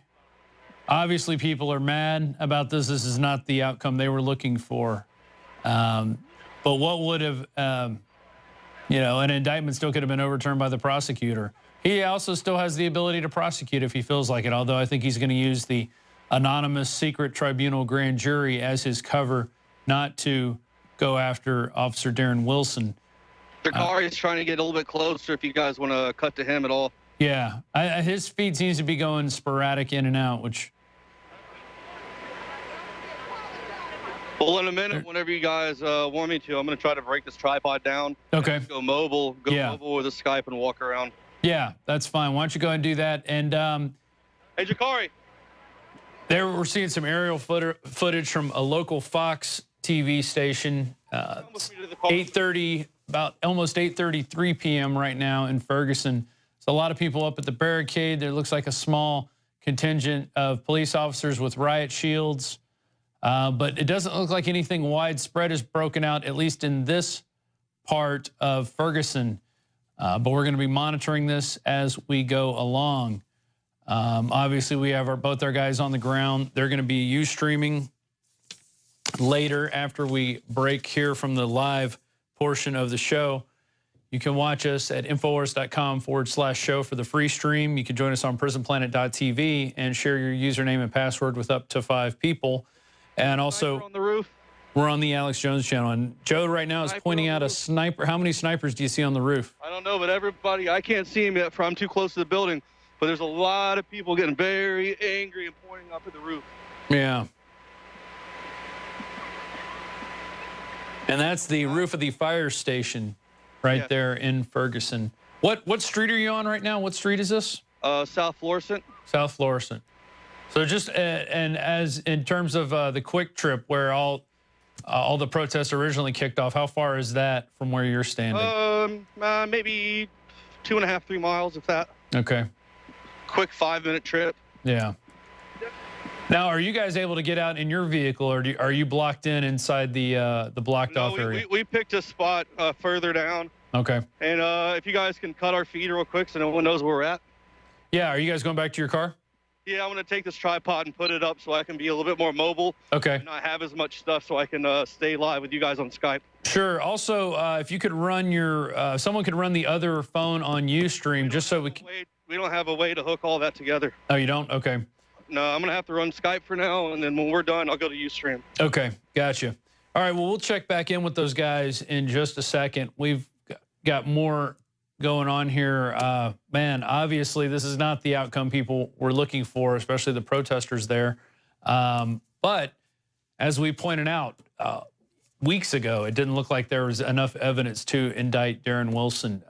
If you guys want to bring up the Alex Jones channel real quick, we can go down to Paul Watson's playlist, and he's got the truth about the Michael Brown killing. I think it's called The Truth of the Michael Brown Killing, but I'm not sure. If y'all could bring that up, we could look at it real quick. It's on the Alex Jones channel.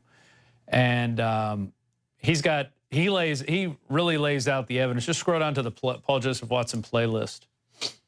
No, just scroll. Keep going. Got a lot of videos on this hooked up in this channel. There's the truth about the Michael Brown shooting. That one right there. So, and there in 8 minutes, he lays out why people are not going to get the outcome that they just saw. And in fact, if you guys can cue that up, can y'all cue that up with audio, or is that something, or did y'all download that? We've dedicated the audio to the live feeds. Okay.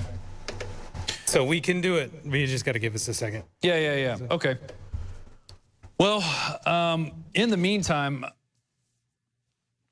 going back to this discontent between people, the different races, and we saw that in the report earlier, where the gentleman was saying the people in the north and east parts of town don't go into the south and west parts of town. The black people don't go down there, and the white people don't come up into their areas. This is a segregated area, but as Joe's pointed out, he's been there almost a month, and he's never felt in danger for his life. In fact, he's become friends with a lot of the residents in the area. So and I think this is a lot of this is tribalism. People distrust one another from a different tribe, so you get that. And it's only when you realize, hey, we drink water, we eat food, we like music, that those barriers start to break down.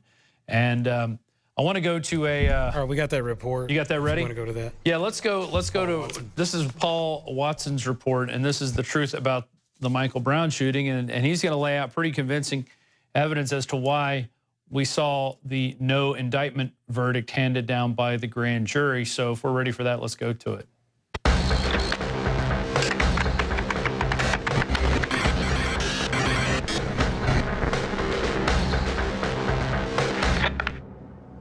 Who are the real racists to emerge out of Ferguson, Missouri, the tragic shooting death of Michael Brown, and the subsequent riots? And why is this whole issue being hijacked and steered by the Obama administration and black political leaders? First of all, an apology. I'm not going to check my white privilege. Despite the myriad of glittering opportunities that were afforded to me as a result of my skin colour growing up on a council estate in Northern England, I don't believe that free speech on certain issues should be denied, limited or qualified based on race. Unlike the people who scream white privilege, I'm not a racist. Like Martin Luther King, I believe a person should be judged on the content of their character, not their background or skin colour. What I would point out is the number of articles I have written decrying genuine examples of police brutality being targeted against black people. Now let's get to it. Thousands of Americans, predominantly blacks, but many, many white liberals who have taken the same stance, have concluded that Officer Darren Wilson was guilty of first-degree murder when he shot Michael Brown. And how have they come to this conclusion? Well, it can't be based on the actual evidence behind what happened, which clearly indicates that Wilson acted in self-defense and did not deliberately murder Brown. Brown was a criminal who robbed a convenience store just before the shooting. The majority of witnesses to the shooting, all of whom were black, say that Brown attacked Wilson and attempted to grab his gun in the patrol car. The ballistics evidence from the autopsy of Michael Brown and the wound to his hand are fully consistent with Wilson's explanation that Brown was reaching for his gun. The autopsy results also show that Brown did not have his hands raised in surrender when he was shot by Officer Wilson. Forensic pathologist Judy Melinek asserts that the autopsy results did not support those who claim Brown was attempting to flee or surrender when Wilson shot him in the street. Every piece of evidence demolishes the claim that Brown was an innocent victim with his hands up in the air when he was shot by Wilson. He was not shot because he was black. He was shot because he was assaulting and maybe even attempting to murder Wilson. Given that the evidence clearly shows that Wilson was not guilty of first-degree murder, second-degree murder, or even manslaughter, why have Ferguson protesters and agitators come to this conclusion? And why did they come to this conclusion before any of the evidence was even presented? Well, we know why. Because Michael Brown was black and Officer Wilson was white. And no amount of hard evidence is going to dissuade them from that narrative. They've already determined Wilson's guilt based on the color of his skin. They've made a racist rush to judgment and then exploited that fallacy in some cases to burn down and loot their own communities. Why won't President Obama come out and say, you know what, Darren Wilson is not guilty, and it's a good thing that he wasn't indicted. It's unfortunate that this young black child was gunned down, but you know whose fault it was? What about his parents? His parents are complaining. They're the ones that raised him. If they had raised him right, he would have had some respect for authority. He wouldn't have robbed this convenience store. He would have listened to the police. He wouldn't have charged the police. Who charges a policeman? When they have a gun pointed at you and they're telling you to freeze, who charges? Who attacks a policeman through his car and starts punching him in the face and tries to take his gun? Not a kid who's raised very well. And in fact, why don't we blame the welfare state? And the poverty in which these kids grow up in, and the war on drugs, and all the things that the government does to create Michael Browns, and all the Michael Browns who were born out of wedlock to women without husbands because of the welfare state. This is not about racism. And Darren Wilson didn't do anything wrong. He was doing his job. But now what are we telling policemen? Hey, you can't protect yourself. You can't shoot a criminal who's trying to kill you, because if they happen to be black, well, then you might end up in jail, or you're going to have to live in hiding for like your whole life, because you're automatically guilty if you're white and you shoot somebody who's black, no matter what the circumstances are. You're a racist and you're a murderer. The grand jury is likely to acquit Officer Darren Wilson based on actual evidence, not the colour of his skin. And even if we don't see more unrest in the aftermath of the verdict, the damage to a large extent has already been done. Here's the truth about Ferguson. This is being hijacked by the Obama administration, by the establishment itself, to delegitimize opposition to the genuine problem of police brutality. Why weren't blacks up in arms when Eric Garner, a black man, was choked to death by a white police officer in New York City earlier this summer for the crime of selling cigarettes? Why weren't liberals up in arms when the Albuquerque Police Department gunned down a homeless man, James Boyd, in cold blood? Were there sporadic protests? Well, sure. Was it anything like the sustained unrest that we saw in Ferguson? No way. Despite the fact that, unlike the Michael Brown case, these were flagrant examples of outrageous police brutality. And why is that? Why are the cut and dried cases buried in local media and forgotten about, while the Trayvon Martins and Michael Browns are seized upon as national causes by the mainstream media and by black political leaders? Why is Barack Obama meeting with Ferguson organizers and encouraging them to stay the course?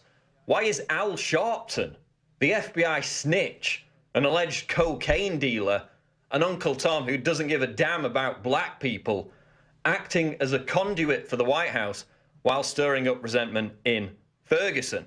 Why is the Obama administration itself, just as it did during the Trayvon Martin controversy, fostering outrage and unrest over a case which, if you study the evidence carefully, clearly does not prove police brutality? Because the government doesn't care about police brutality.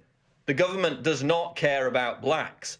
It does care about divide and conquer. By making the whole issue about police violence only being targeted against blacks, and in the case of Michael Brown, justifiably so, Half of America is convinced to shut up about police brutality, turn a blind eye, and even support a more militarized and aggressive police force. Police brutality is a real issue. People from all colors and creeds are being assaulted by cops, thrown in prison for videotaping, and murdered on a regular basis. Cops have killed 5,000 Americans since 9/11. Americans are 8 times more likely to be killed by a police officer than a terrorist. Police departments across the country are being militarized with the aid of Homeland Security grants. The government supports the police state, no matter what president or political party is in office. So when the likes of Barack Obama and Al Sharpton jump on the bandwagon of this cause célèbre, you know that something's amiss. You know that Ferguson is being used to delegitimize and dilute opposition to the genuine problem of police brutality. And that's the truth about Ferguson. Let me know what you think in the comments below. Subscribe to the channel. I'm Paul Joseph Watson reporting for INFOWARS.com. A pretty powerful report. It's got a lot of stuff in there I don't think a lot of people are going to agree with, but I think a lot of people are going to agree with it. And some other parts, especially the end where he talks about police brutality and that this is sort of dividing people into not caring about police brutality. So thank you for joining us. We are now 2 hours and 15 minutes into our live broadcast here in the Central Texas Command Center. I'm your host, Rob Dew. And earlier we had David Knight. We've got Joe Biggs and Jakari Jackson out in the field. Leanne McAdoo's back in the control room. And basically we've had the grand jury verdict. It's no indictment. We kind of expected that for a variety of reasons. And now it looks like Joe's back with us. So we're going to go to him in a second to see what the general mood is out on the street. But yeah, people are from right when he said right when the announcement was made, you could hear people yelling, bottles were being thrown. He got a sense that some stuff was about to kick off. People ran to the police station. The police came out and were standing behind a barricade. Joe, can you hear me now? Are you still there? Roger that. Yeah. So what's going on now? Everybody's pushed up against these barricades. There's some people talking in the crowd, screaming back and forth. The police are out here, as you can see, in their full gear with the shields, face shields on. Maybe 35, 40 officers now that I can see from this angle. There's a squad car pulled up that they'll use more than likely as a bullhorn. There's another large of police officers down around the side under the season's greetings. So for everyone watching right now, happy holidays from Ferguson. Yeah. It's the ye old time. It's not going to be a good Thanksgiving there. The people there are definitely mad. And I think they have reason to be mad, not just for this one particular case. I think in general, they're mad because, one, he was left, Michael Brown was left on the ground for 4 hours. And that's one of the main parts of their protest is to block intersections for 4 minutes because they are, you know, they don't like the way they're being treated. They feel this police officer, these officers here, it's disproportionate to the community. Here are some of the contract-looking guys. Ah, see? Yeah. They do not. So it looks like we have some contract guys. Do you see any earpieces? I'm looking. I saw the guy in the black jacket in front of me earlier in Clayton. Yeah, we know there's going to be plainclothes cops in there, and they're out. They're looking for the agent provocateur troublemakers, or maybe even these guys could be agent provocateurs. If these guys start throwing bottles or pushing people, then you know they're out there to cause this so the cops could come in with a heavier presence. But right now it looks like both sides seem to be showing great restraint, which is, did you think it was going to be like this when the verdict came out? I mean, it doesn't look like people are fighting with each other. It doesn't look like there's a lot going on other than the broken window you reported earlier. That's how it was in August too, but then one person throws something and then towards the police, and then that's when everything hits the fan. Yeah. Now, where's mistake? Do what? Go ahead. What were you going to say? And I was going to say it should say peaceful up until the point where you do get one of those provocateurs that decide to throw something, and then it's just going to be not good. I bet those guys don't like being on camera, the guys in front of you. Yeah, he covered his face up. Yeah. Wow. It's a pretty incredible scene, though. It's not, you know, people did not immediately go crazy. It looked like they're still there and they're still angry. That's Jakari Jackson's feed right there, which we're, of course, now we seem to be having trouble with our expensive streaming equipment, which only seems to work when there's 2 cell phones in the area. You get 3 cell phones in the area, it clouds up the network. There's a shot of Jakari Jackson right there. And say hello, Jakari. Stay warm. And so does he have the... Hear you guys, but if you guys are just now joining us, I'm on the Alex Jones live stream on Ustream, so you guys can watch this simulcast on Ustream. This is the raw feed. What you guys are seeing is the InfoWars nightly news. If you want to see the live stream, the raw, you can go to the Alex Jones Live.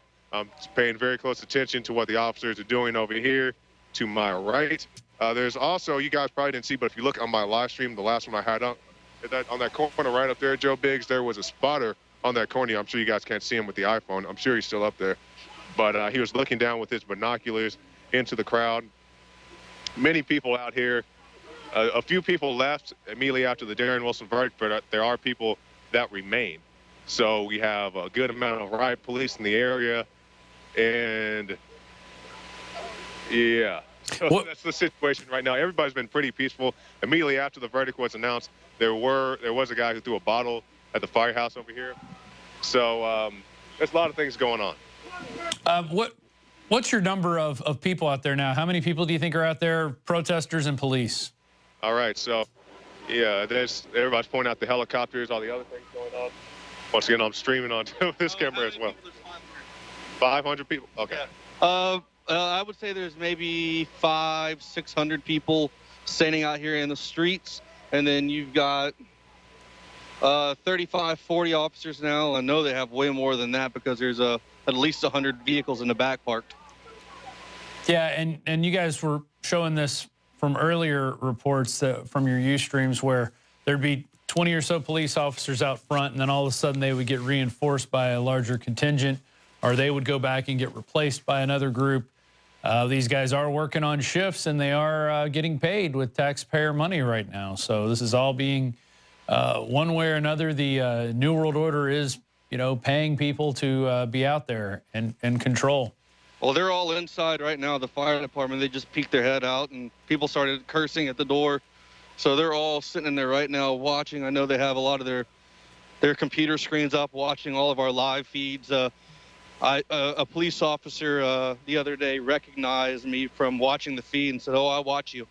I was like, oh. Okay. I'm watching you, Joe Biggs, literally. Yeah, that's what they do. Are there any other spots that you think might kick off tonight with any other protests? I'm sure there could be stuff on West Florissant in the area. You know, from back in August, it's become quite a famous area.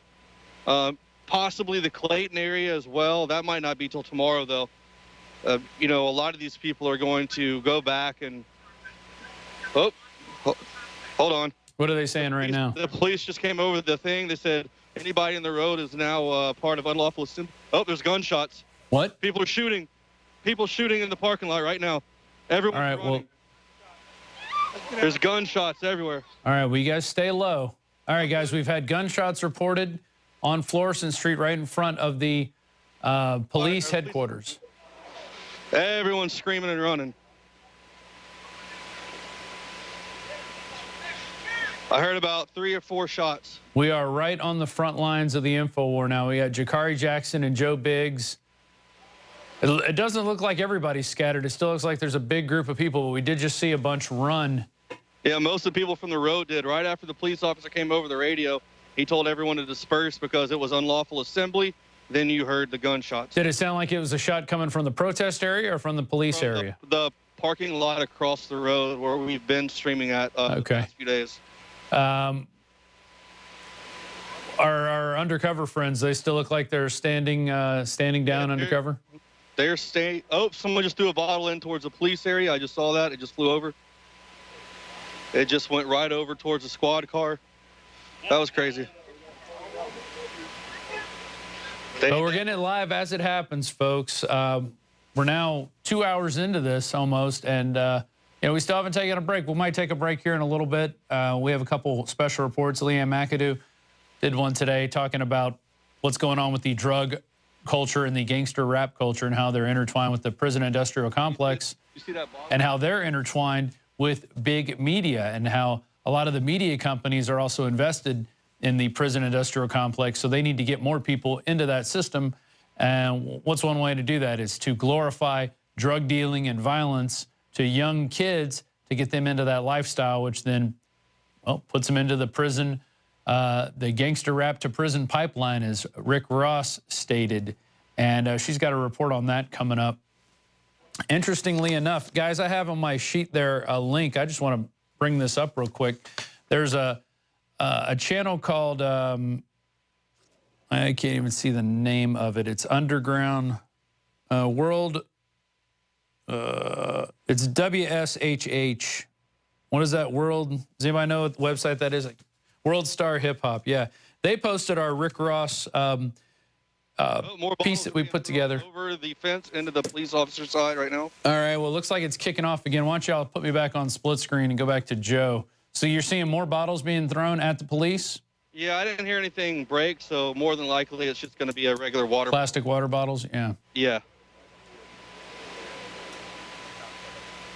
But everyone's kind of moving around quickly, trying to find out what's going on. It's like a tense standoff going on at this point. But we don't see the tanks. We don't see any tear gas at this point, which is good. I think the cops are doing the right thing by showing restraint. Don't jinx us. Yeah, well, at least you have gas masks this time. It looks like a bunch of the police officers are falling back for some reason and going back further. I don't know what's going to happen now.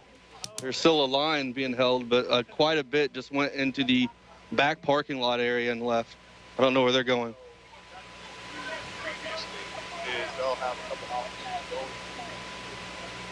You guys there? Yeah, well, I'm watching right now in amazement that we're able to, essentially see. We have our eyes on the ground. This is Joe Biggs' Skype feed, which Skype seems to be working really well now. Our Ustream is kind of going in and out. But if you want to go see those feeds live, you can go to ustream.tv. And he's on Alex Jones Live. Is that correct right now? Is that where Jakari's at? Roger that. That's where he is. Okay, and then later on, you're going to be going to Real Alex Jones, ustream.tv/Real Alex Jones. It's really interesting. I've been watching the feeds, especially when you guys go at the same time, and I'll just turn up the volume on either one and listen and watch what's going on. They've been following these protests since they got there last Friday. So, God, you guys have been there a week and a weekend, and now you're going into the next week, and you guys are doing a great job out there. I know it's been hard. I know it's been cold, but do you think it's been worth it being out there showing people what's going on? Well, of course. I mean, we all know how the mainstream media flips stuff and, essentially lies about a lot of the things that are going on. So I think a lot of people appreciate the fact that they can get some unbiased coverage on something and just basically let this live feed speak for itself. That way no one's really hammering down an opinion down your throat. You can just watch this live and pretty much come to a conclusion, yourself. Yeah. Right now, the helicopter spotlighting the crowd. You can see. Is this the Cop Watch feed we're on right now? Or is this one of ours? I'm showing the helicopter. Yeah, we're going to different feeds. I think the guys in the control room are just finding every feed out there, and they keep throwing to them. This is Aaron Copwatch Ferguson. Aaron Copwatch Ferguson. Okay. There was a Copwatch streamer arrested earlier today in Clayton. They had targeted him and already just been looking for the guy. Really? As soon as they saw him show up, they grabbed him. Well, and we saw you guys documented one earlier. We have that B-roll from it was 2 days ago, I guess, right in front of the police station there. The guy was standing on the sidewalk, and then all of a sudden he's being arrested, and he was throwing out the name of the news agency he works for. Yeah, News to Share out of News to Share. Yeah. NEWS2 with the number 2 share. Now, have you seen that guy out there? I haven't seen him today, but there's way more people out here tonight, versus what there has been the past week and a half. But, yeah, his name was Tyler Yinkst, I believe, and I was actually speaking to his organization until about 3 in the morning after that arrest because we had captured footage of that, so that helped him out a lot to get out of custody. So they let him out that night? Yeah, around 2:30, 3 in the morning. All right, there's another Ustream broadcaster going off. And so why are our Ustream feeds not looking this good? I don't understand. This guy is looking pretty. There's Aaron at Cop Watch. They might have T-Mobile service, because that is the #1 service here. Our phones have Verizon, I believe. And that's one of the worst coverages here.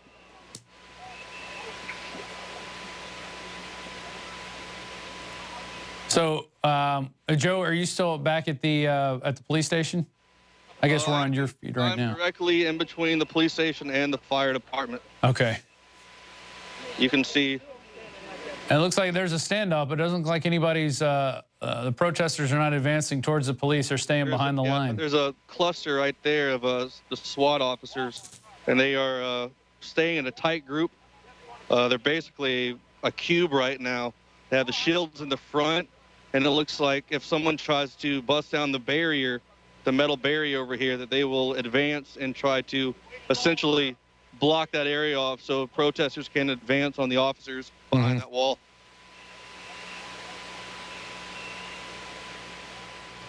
Now we're at an aerial shot from the Fox Live. The streets don't. I mean, it looks like there's a group under the Season's Greetings sign, and then a group a little farther away. Now that they've declared the area in the street as an unlawful assembly, Joe, do you think they're going to come out with anything to push the people out? Starting to chant. It says boycott everything, holding a sign that says boycott everything. Well, you know, part of the problem is everybody's grown up believing in this system, and they've grown up believing that, you know, by buying into the system, you become part of it. And as you can see, the system, you know, doesn't care about its citizens. You know, they're more concerned with foreign wars of aggression. They're more concerned with letting corporations run rimshot over us. They're more concerned with letting Monsanto do what it wants, and vaccine companies injecting our children with stuff and taking industrial waste and putting it in our water. And those are the things that we're fighting for, and that we fight for here at INFOWARS. And we're not seeing the system come and aid us in those areas. So it looks like some people are jumping on a car now. It looks like somebody's bad. Is that a police? It looks like, is that a police car? There's no police cars out here in the. It's a security car. It looks like some protesters have smashed the front windows. Can you hear that going on? Yeah, people are screaming and now running forward. Nope, more gunshots. Now people are running again.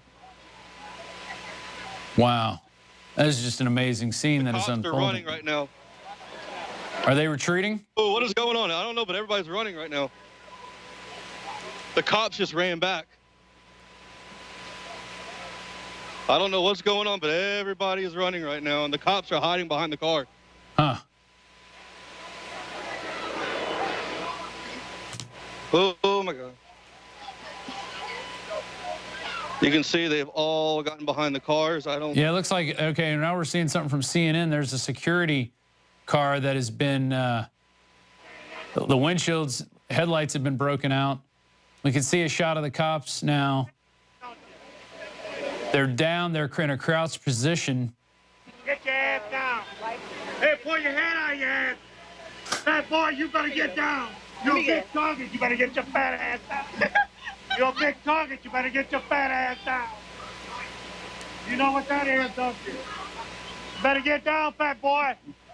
You better get down, fat boy. Somebody's yelling at a large man, telling him, you better get down, fat boy. I don't know if you guys can hear that going through. Is that coming off your mic, Joe? Roger that. He's sitting right beside me. Okay. No babies. Don't go shoot no babies, huh? But if you do. So pan over to this guy. Let me see. I want to see. He seems to be, he seems like an older gentleman. Pull that trigger. Pull that trigger. We shooting back. Oh, he's kind of, it sounds like he was daring the cop to pull that trigger.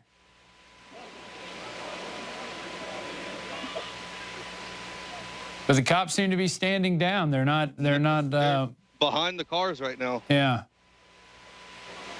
Which, you know, compared to the response they gave last time, which was overt force and even to the point of firing tear gas and rubber bullets at Al Jazeera media, you know, we're not seeing that now. We're seeing them kind of stand down and let these people at least speak their mind. It looks like one car has been damaged, a security car, but so far, and a few gunshots have been heard, but it doesn't look like you don't see anybody, nobody's been calling for an ambulance or anything. Nobody's saying they've been hit. Joe, is that correct? I haven't heard anything to that nature whatsoever here on the ground. All right, now can you see Jakari? Are you near him? He was behind me a second ago, but he tends to venture. Oh, there he is. He's on the right. Okay. Here he is. Look. Say hello. Oh, there he is. Sorry if I'm leaning back, guys. I've been sitting up for... Go ahead, Jakari. Crap. So now I'm just shooting B-roll, so you're going to have to rely on Joe for the live feed. Yeah. There's quite a few helicopters still in the area. There's one right here flying over. People in the crowd are screaming out that they're scared. Cops, police officers are running now to the rear. I don't know if there's people coming in from the backside. What's behind this police station? 100 cop cars. So it's just a big parking lot back there. It's a giant parking lot. I'm sure our viewers can't see, but way on that far side, there's a guy standing up with his hand on his gun. And this is a handgun you're talking about, not like a... Yeah, handgun. Yeah. He said a handgun. They're pulling up another squad car right now. I don't know what that's going to do. Just more protection. Something else than hide behind, I imagine. Yeah, I guess they're pulling up more cars to use as shields. Everything is tense. Hey, you guys are doing a great job in there going to the different shots. For people watching at home, we're pulling in different sources. They're moving back. They're pulling up another cop vehicle right now to use as a shield. Yeah. Looks like they have 3 up there now. Is that correct? Yeah, roger that. 3 vehicles.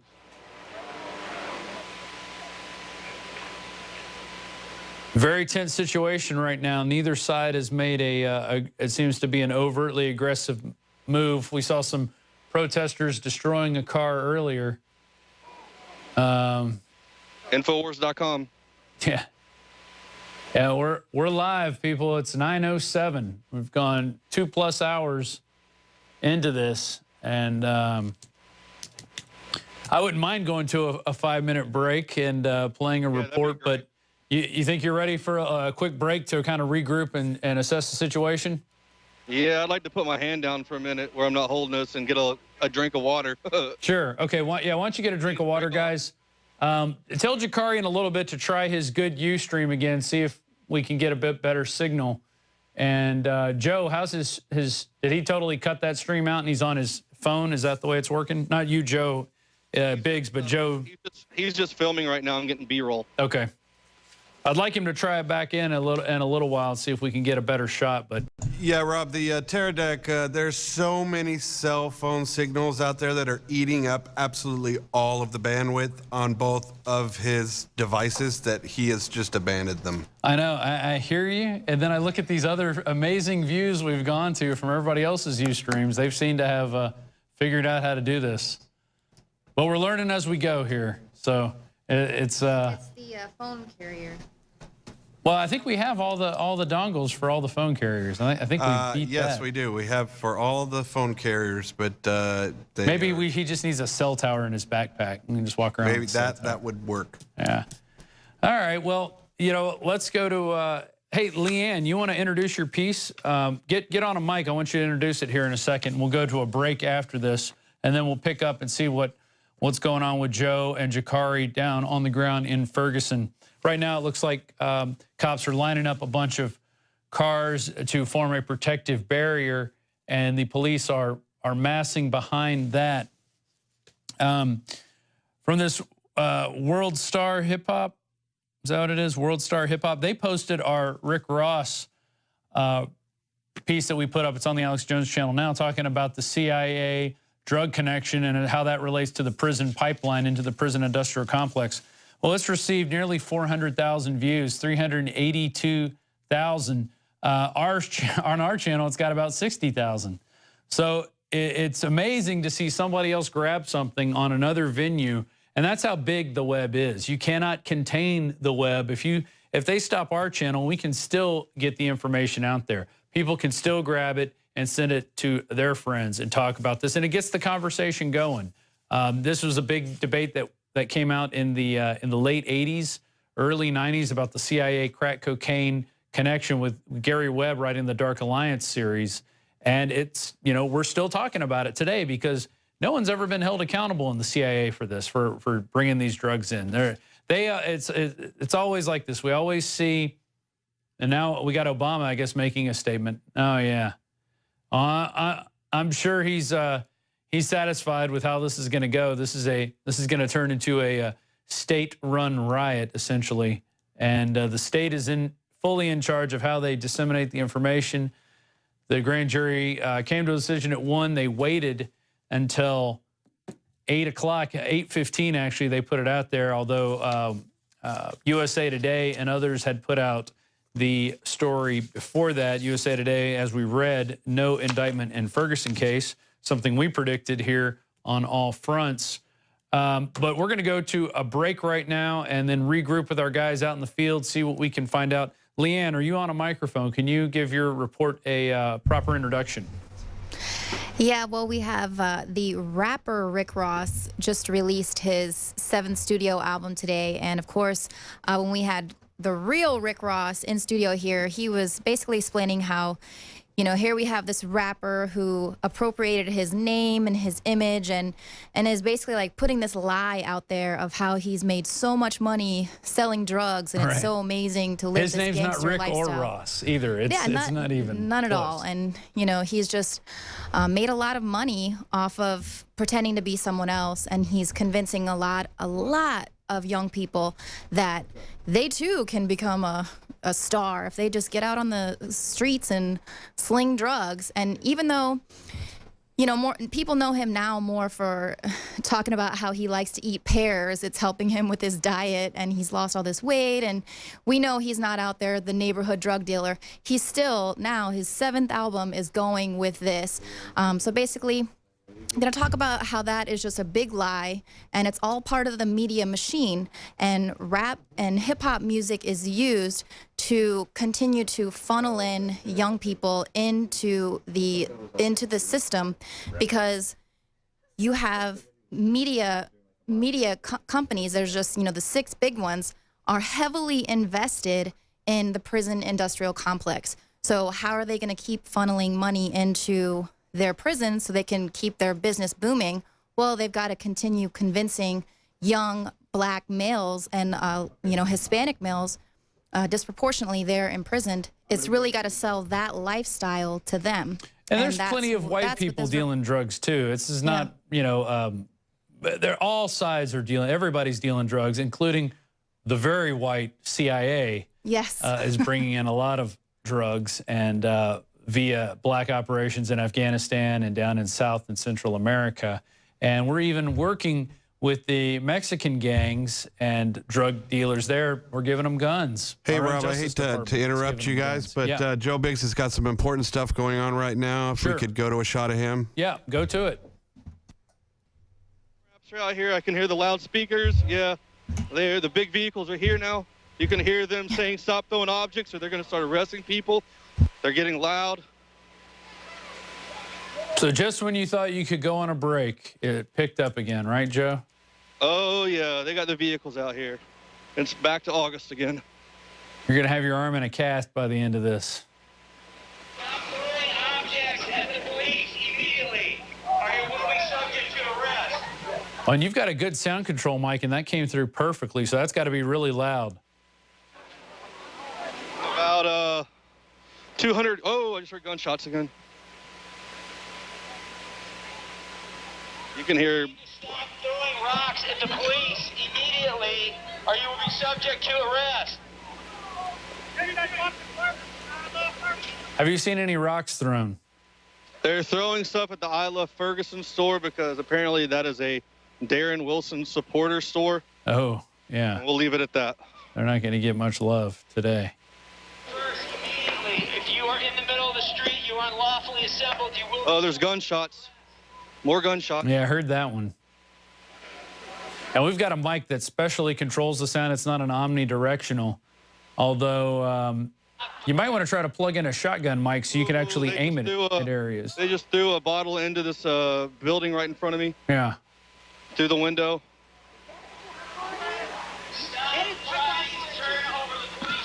More gunshots. Oh, they're starting to shoot gas. Oh, everyone's running now. All right. Everyone's running. Get your gas mask ready. My God. Everybody's running. You can see the tear gas? Yeah, I can see it there. A second, I got to put my mask on, all right? Yeah, go ahead. Just put the phone down if you need to, and you guys can come to a shot of me. Go to somebody else's shot out there. People, it looks like they're throwing the gas back at the cops, or the cops are throwing it into the crowd. Hey, where the rock skating?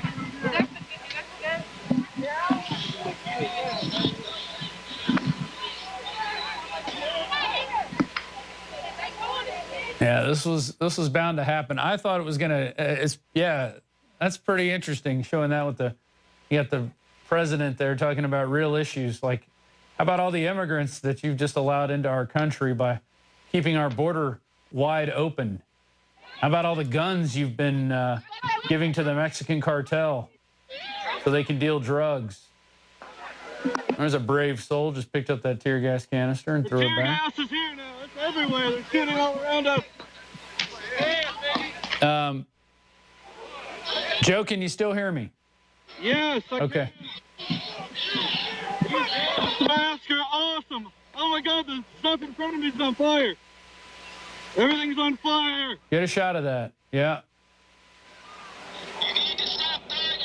You know, this tear gas is flammable. People don't realize that. This is how they killed the people in Waco, pumping tear gas in and then shooting flames inside to burn those people alive. This is a favorite tactic of the government, is to, and they'll probably blame this on the protesters, even though it was done by tear gas. I'm glad you're able to remain calm right now. Woo! Well, I'm several hundred miles away. I'm just watching it on TV, Joe. It's pretty surreal watching this. I'm completely engulfed in tear gas right now.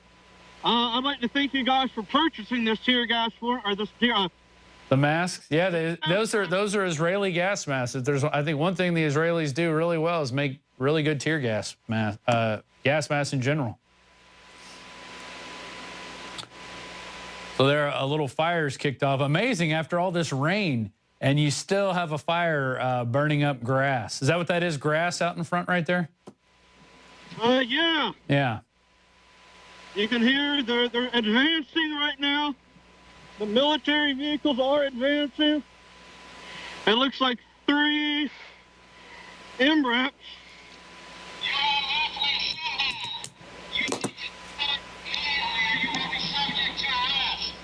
Well, there's a good aerial shot. Wow.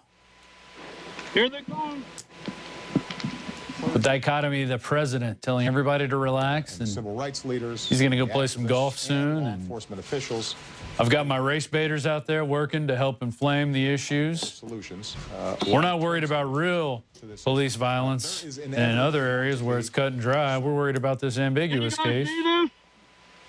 Go to your shot. Go to Biggs' shot. You look like you're on another planet now, Biggs. Yeah, planet hell. Planet tyranny. Planet police state. Ferguson is now the prison planet. There's the tank right there. Do they know your press? You think they're going to shoot at you? I think the big INFOWARS microphone gives it away. Good. That's why we gave you the big one. Look at that fire. I mean, it's been raining there for days, and yet a grass fire kicks off from these incendiary devices. They got shotguns. Hopefully I don't get shot again. They're pointing right over here. You got your hands up, right? Yeah.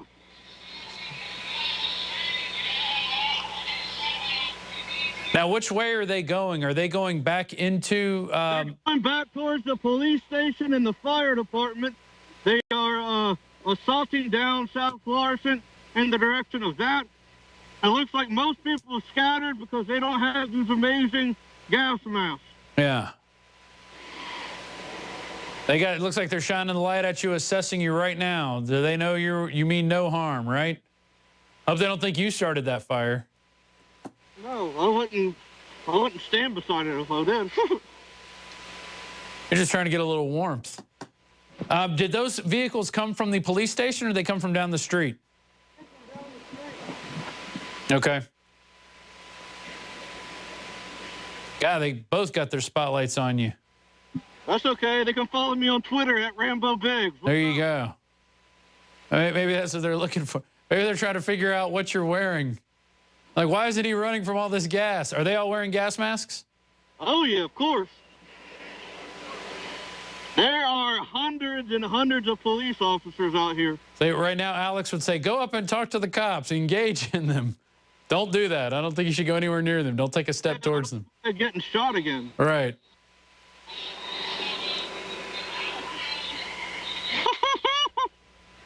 I'm actually anxious to see what Alex is going to think about all this tomorrow. He'll be back live 11 a.m. to 2 p.m. Central. You're watching, this is the InfoWars Nightly News Extended Edition. We're 2 hours and 20 minutes in. Have yet to take a break. We played a couple special reports, but we're still going live right now. And now the situation has heated up. Once again, looks like there's a guy standing out in front of the cop cars. Do you see that, Joe? Oh, no. Looks like there's a couple people standing right in front of those tanks. They're shooting rubber bullets. You can hear them. Yeah. You can still see, yeah, from the aerial shot. Guys, leave this aerial shot on in case they start shooting this guy. I guess they're cutting cameras on the Fox station, so you can only take what they get. But yeah, there's hundreds and hundreds of officers out here right now. Roger that. What are they telling you to do? Back up or we're going to get shot. Yeah. Well, it looks like a group now has moved in front of their, Joe, it looks like about 100 yards away from the tanks where they're at. There is a group of people kneeling on the ground. Are you able to make your way towards them? They're in front of the... Yeah, that's where we're going right now. Okay. That looks like there's going to be an intense standoff. Yeah, but these people are going to be shooting back. I don't want to be in between that standoff. No, I would say off to the side. You don't want to be, you want to have a car or something in between you. There they are right now. People standing in defiance of the police state. And they look like they are, some of them have little painter masks, but there's a couple of the gas masks. But these people are definitely, you know, it takes courage to stand up to a police state. And there's many ways to do it. And these guys are definitely asserting themselves. They don't look violent at this point. Everybody's in the road waving the flag, dancing, singing, playing the drums, laughing, taunting, telling the police to go back home. Yeah. There's a shot of a broken window. You guys are going to be in for a long, long night, I have a feeling, Joe Biggs. Yeah. Everyone's screaming, F the police. They are advancing fastly. The police are advancing? Both crowds are advancing right now at each other. All right, yeah. Oh, yeah, they are. Man, this is going to get ugly. Literally, the whole world is watching now. Everybody, anybody in the media industry is now... They shot a thing right into the crowd. It hit someone's face and went off. Wow. Wow, they're throwing the gas back at the police. Yeah.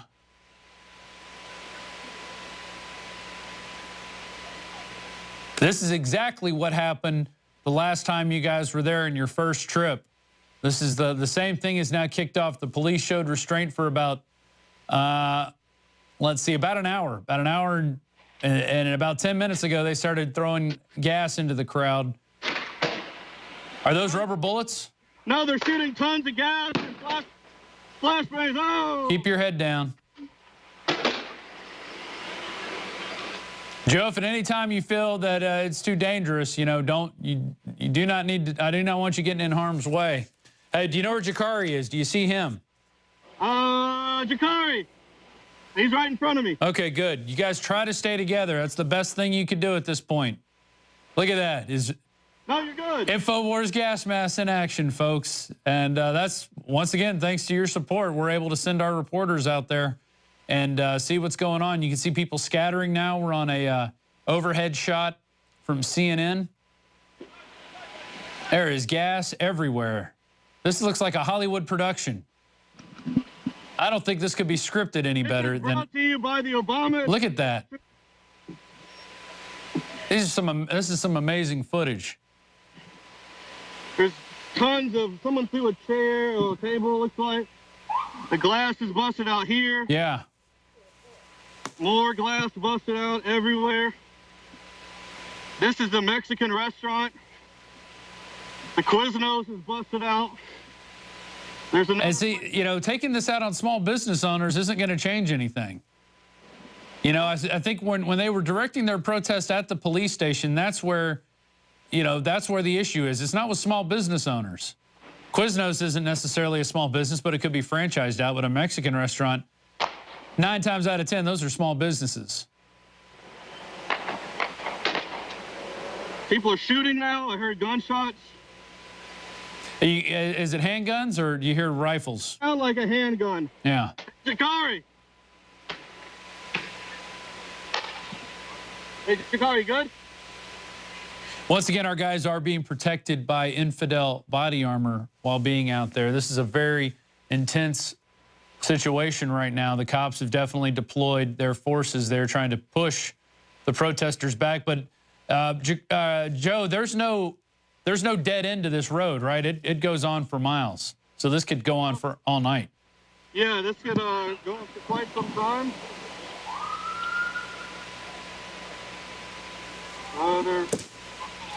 Control room, how are you guys feeling in there? Y'all ready to go to at least 10 o'clock, right?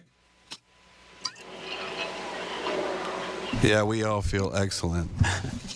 Yeah, we're here as long as they're there. Oh my God.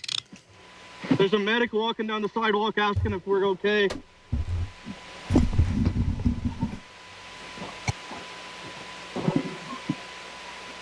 We're behind the police officers now, walking down South Florissant. I want to check my favorite Italian restaurant and make sure that hasn't been damaged because they have awesome food. They have awesome stuff. It looks like that's okay. So you're behind the police line now? They let you behind the police line? Yeah, we're behind it now. We're walking up on the right side of the road. INFOWARS.com. Go big, Jakari Jackson. We're doing the stuff that a lot of reporters are too scared to do. Yeah, it does take courage to go out there, and you know, you haven't seen any action like this in these past 10 days. You've seen a little bit, the cops are arresting some people, but now they've finally started deploying tear gas. You saw someone get hit in the face by a gas canister? Is that correct?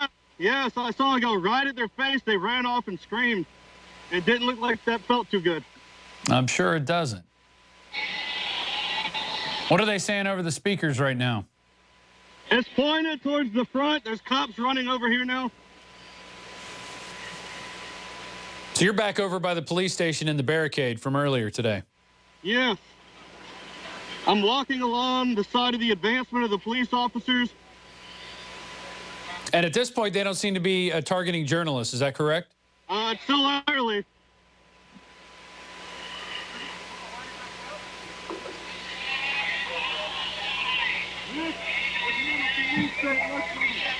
Is there still gas in the air? It's not a heavy smell right now. I don't feel my ears burning, so I think it's starting to go away. Yeah.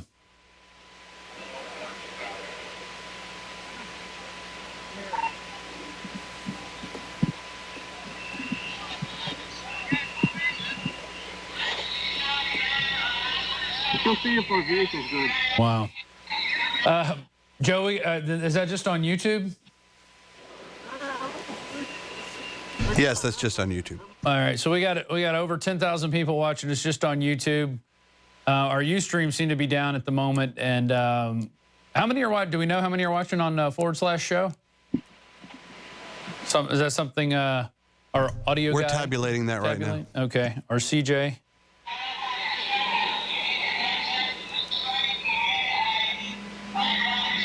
Certainly a tense situation, and Joe, are you guys regrouping, or what are you doing right now? You guys don't see us? I can see you, yeah. I mean, are you walking away from the action, or are you walking towards the action? Is what? What do you think I do?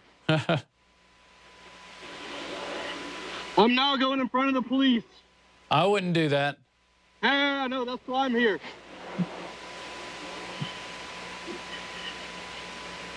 I've got 3 kids at home, and there's no way I want to be a victim of the New World Order and their police state. Because this is what they think they need. Their object, this is your pressure from above and pressure from below. You get people incited into something, and then you've got the giant... What democracy's like in the future, imagine a boot on your head. Yeah, this is what it's going to be. We're only going to see more events like this play out as people start getting fed up. And I guess this is part of a fallout of social media. Social media is able to spread this stuff a lot quicker. People are able to communicate a lot better. There's a shot of Rambo Biggs with his gas mask on, and just info warrior to the fullest. And well, he hasn't even been with us a year yet, have you, Joe? How long have you been with us? Since April. April, yeah. So you've seen a lot in a short time. Oh yeah. So this is what you were fighting for. Yeah, that sucks, doesn't it? Yeah, this is the freedoms that you were fighting for in Afghanistan and Iraq that, you know, George Bush tried to eloquently put it. And well, we're deep in the midst of it now. Joe, what do you think? You think we should go to a break for a little bit? You could regroup and catch your breath, get some water? Yeah, that sounds pretty good. And we'll check in with you. Is Jakari still with you? He's right in front of me. Okay, good. All right, well, you guys take a quick break. We're going to go to a report from Leanne McAdoo and then go to a quick break from what's going on. Obviously, if anything happens, we'll cut in and start showing you the footage. But I'm your host, Rob Dew. We're now over 2 hours and 32 minutes into our live broadcast. I've been sitting here in the Central Texas Command Center. If you guys get the wide shot, and it is only me in here. There's no teleprompter. There are 3 TVs in front of me, but they just show feeds. We've got the big feed on the wall here from Biggs' camera. As you can see, the cops are still in their full riot gear. We've seen some people, it looks like now people have their gas masks off. But we're going to go to a quick break, and we will be back. And we're going to go to at least 10 o'clock, maybe even longer. We'll see how the situation plays out.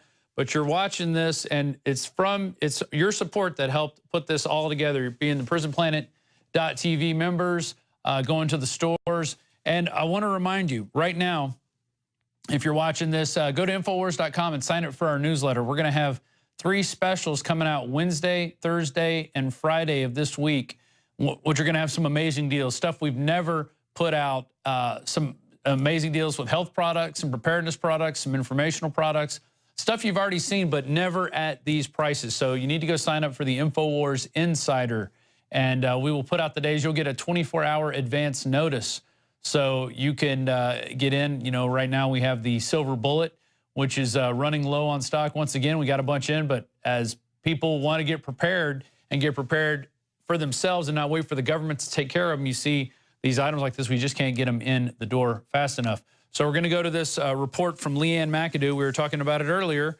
and then we jump back into Rambo Biggs getting fired upon with tear gas. We saw that standoff between the protesters and police and the tanks, and we thank you for joining us. I'm your host, Rob Dew, and we'll be right back after this break.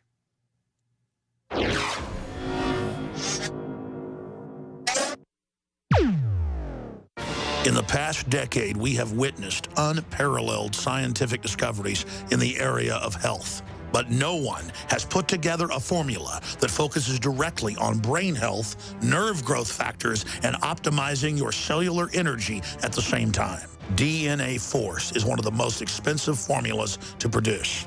Some of the ingredients in DNA Force are $12,000 a kilogram.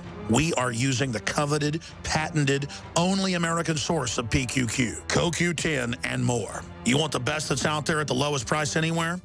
Well, we're bringing you a total win-win. The ultimate value, cutting-edge, trailblazing game changer that also supports the InfoWar.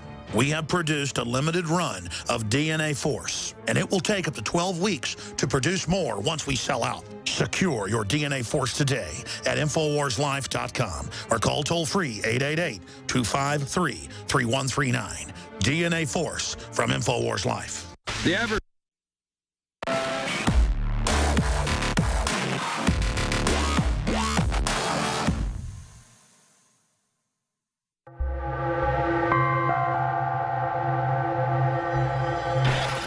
Self-proclaimed hood billionaire Rick Ross dropped his 7th studio album today. I'm your neighborhood drug dealer. It's your neighborhood drug dealer. Now, the Rick Ross of 2014 is a little bit more known for his recent weight loss and fondness for pears, yet he still feels that he's got to keep up this image of being the friendly neighborhood drug dealer.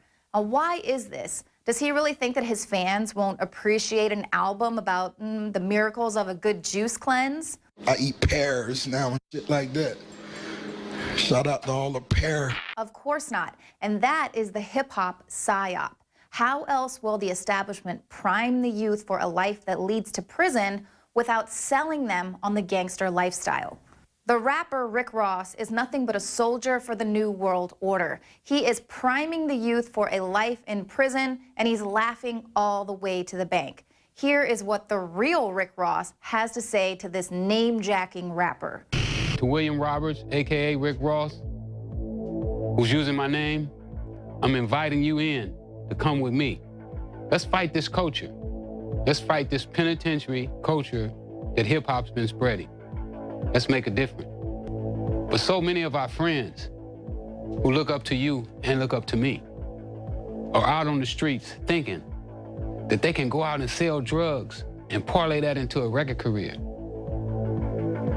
I don't know if you know that they're not gonna make it, but I know that they're gonna wind up in prison with prison sentences 3 and 4 times what they should be, because this war on drugs is no joke. And I think that that's a false message to be given people who feel hopeless. And notice they don't indict the people that are fake and claim all that.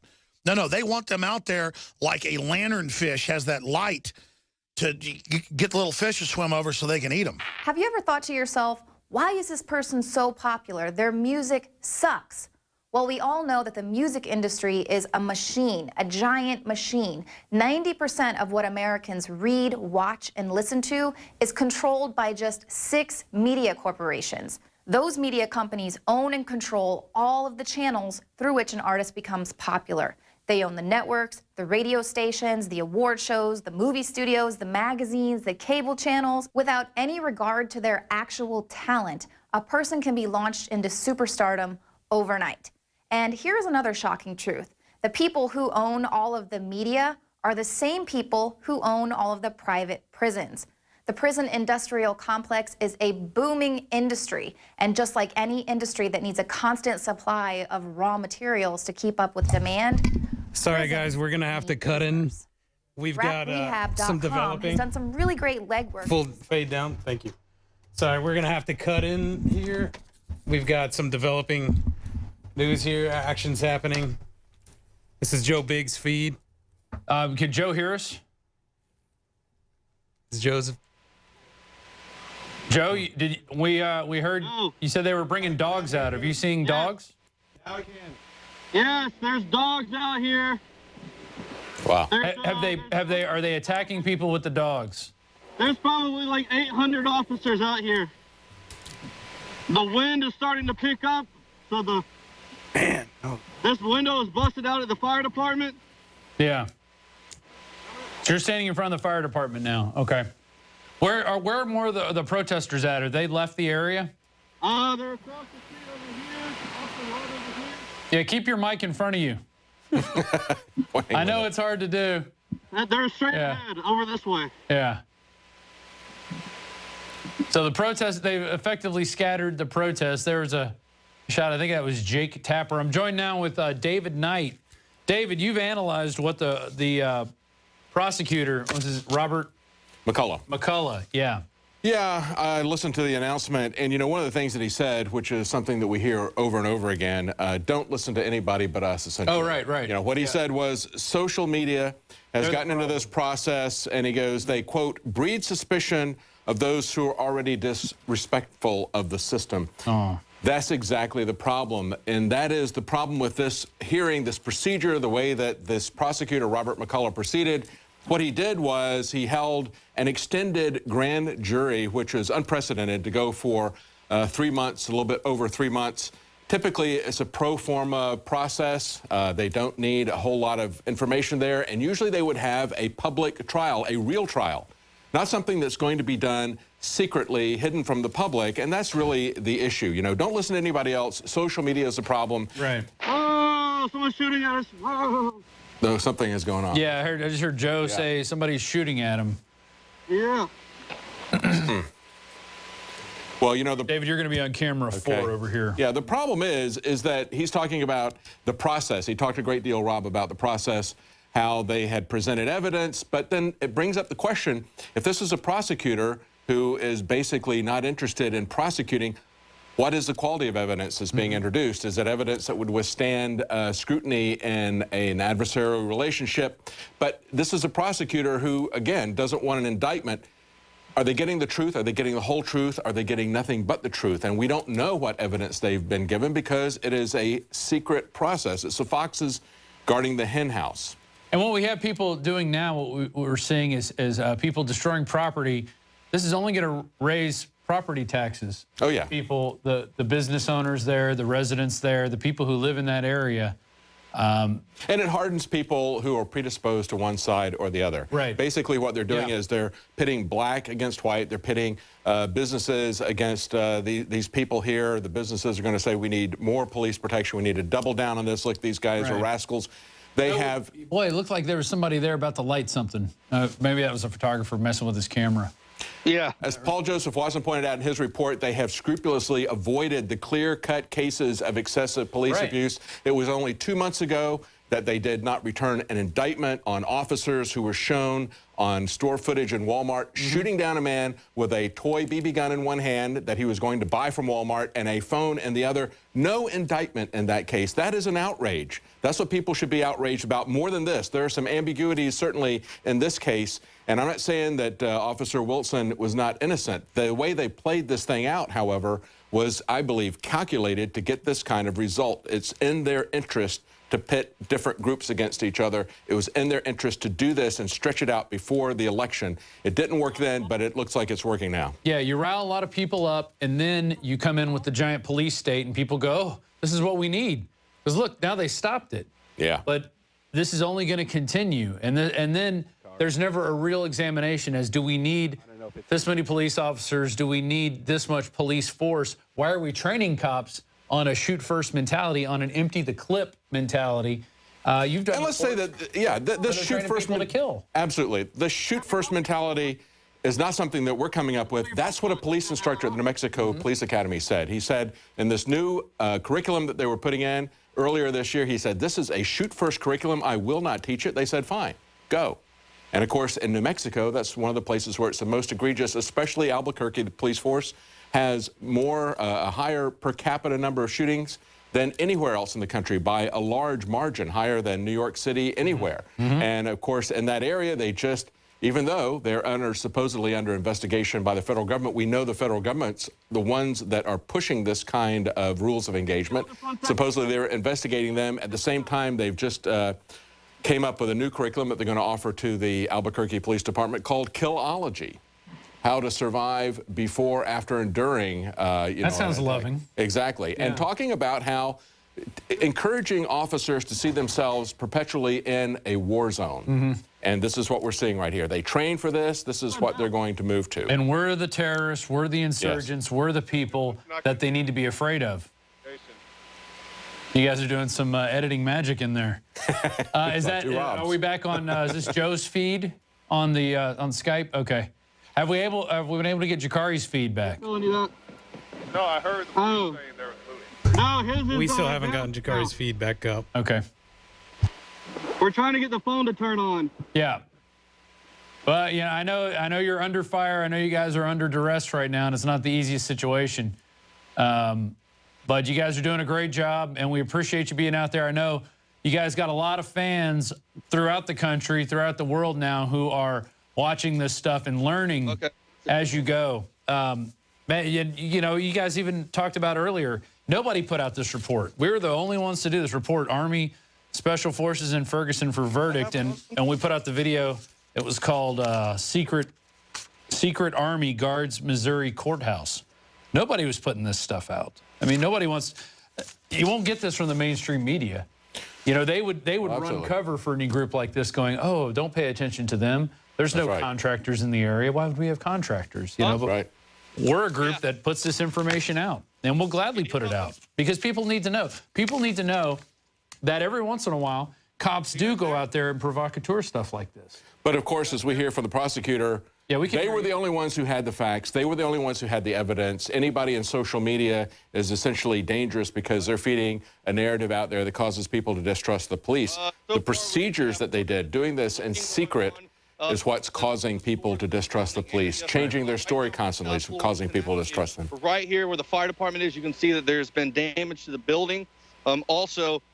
People are running up the road away from the police now, but people have started mobilizing, getting in their cars and moving to different areas. That's why you can hear the police officers saying that there's buildings being broken into and things like that. So we're just keeping an eye on what's going on right now and bringing you guys updates as they happen. Once again, I'm Joe Biggs with INFOWARS.com.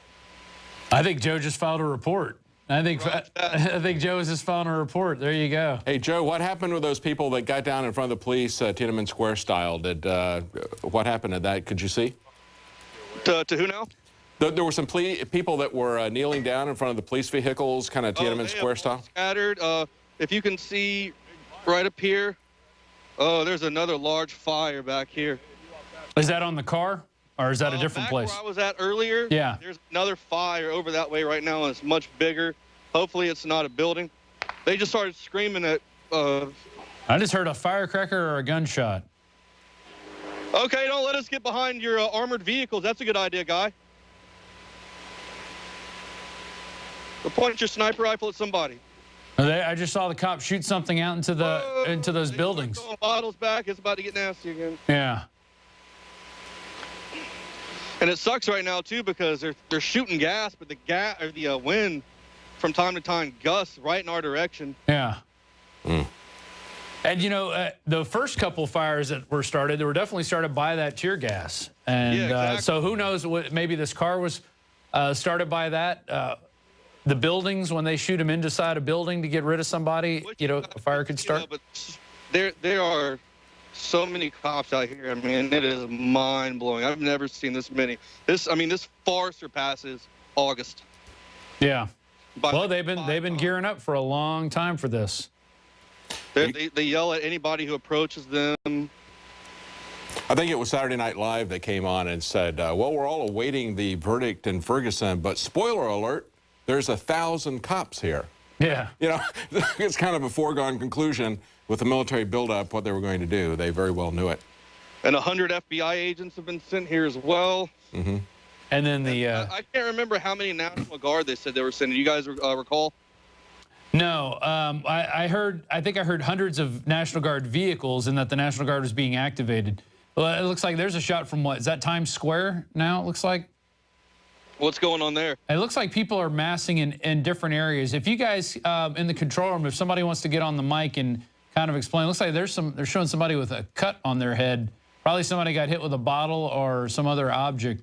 But that looks like New York City in Times Square. Hey, Rob, this is Nico. Leanne was here earlier, and she mentioned that she was getting a lot of tweets from people saying that people were massing in Chicago and New York and other major cities around the country.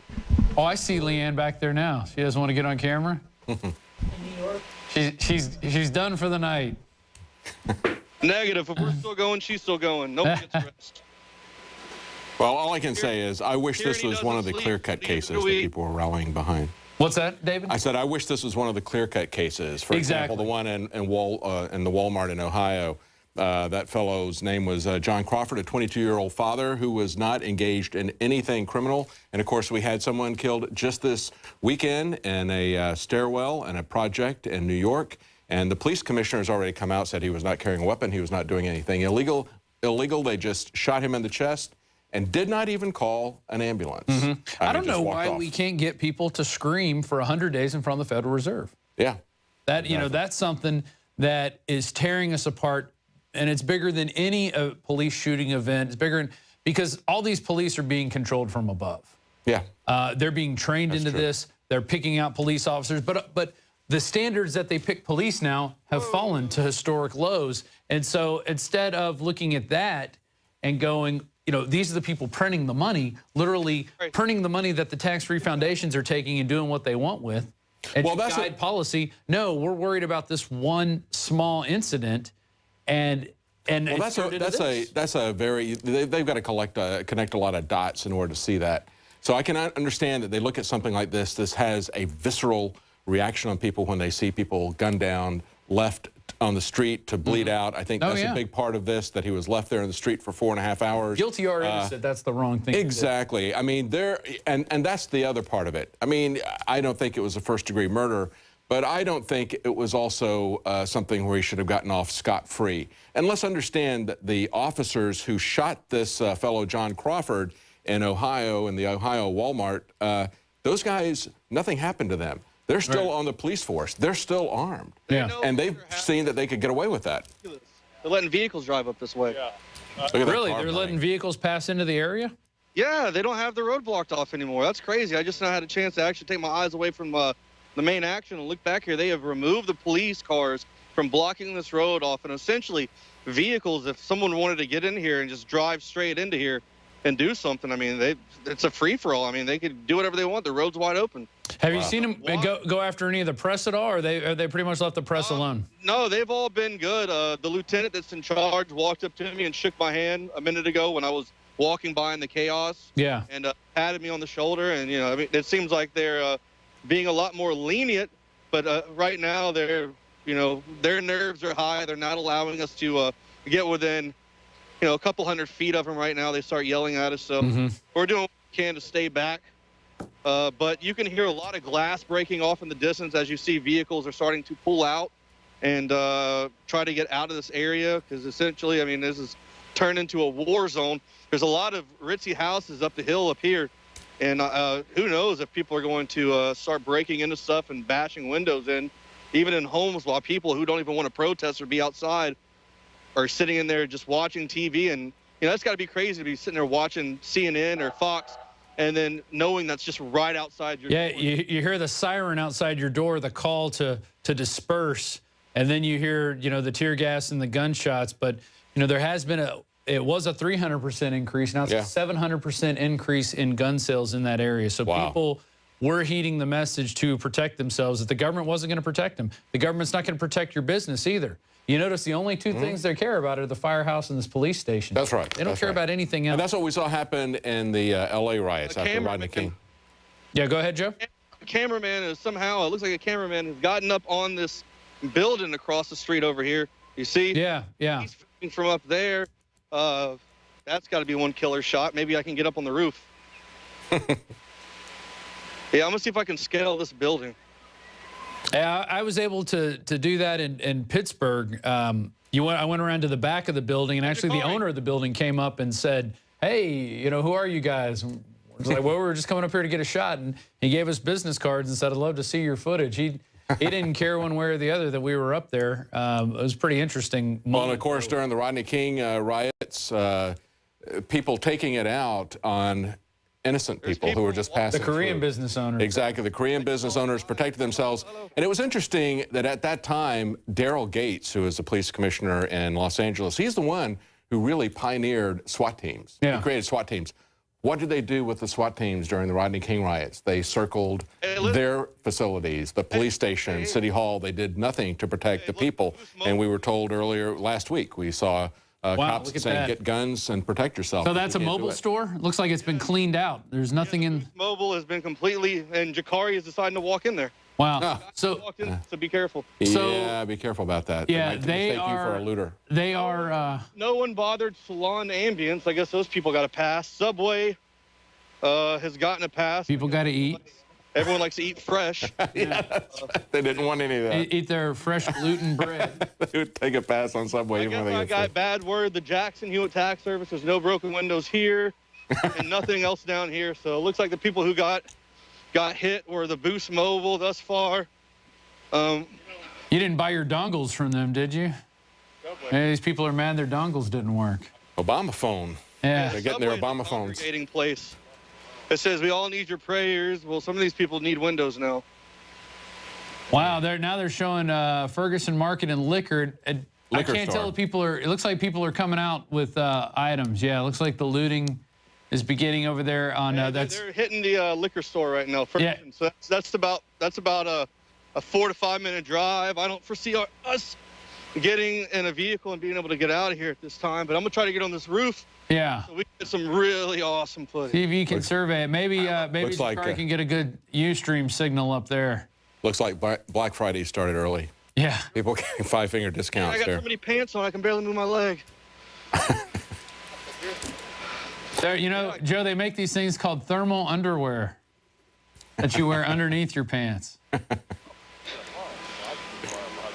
Can you guys see that? Hold on. Yeah. I gotta put the phone away for a second. Yeah, climb up. It looks like you're almost up there. Oh, I pulled a hammy.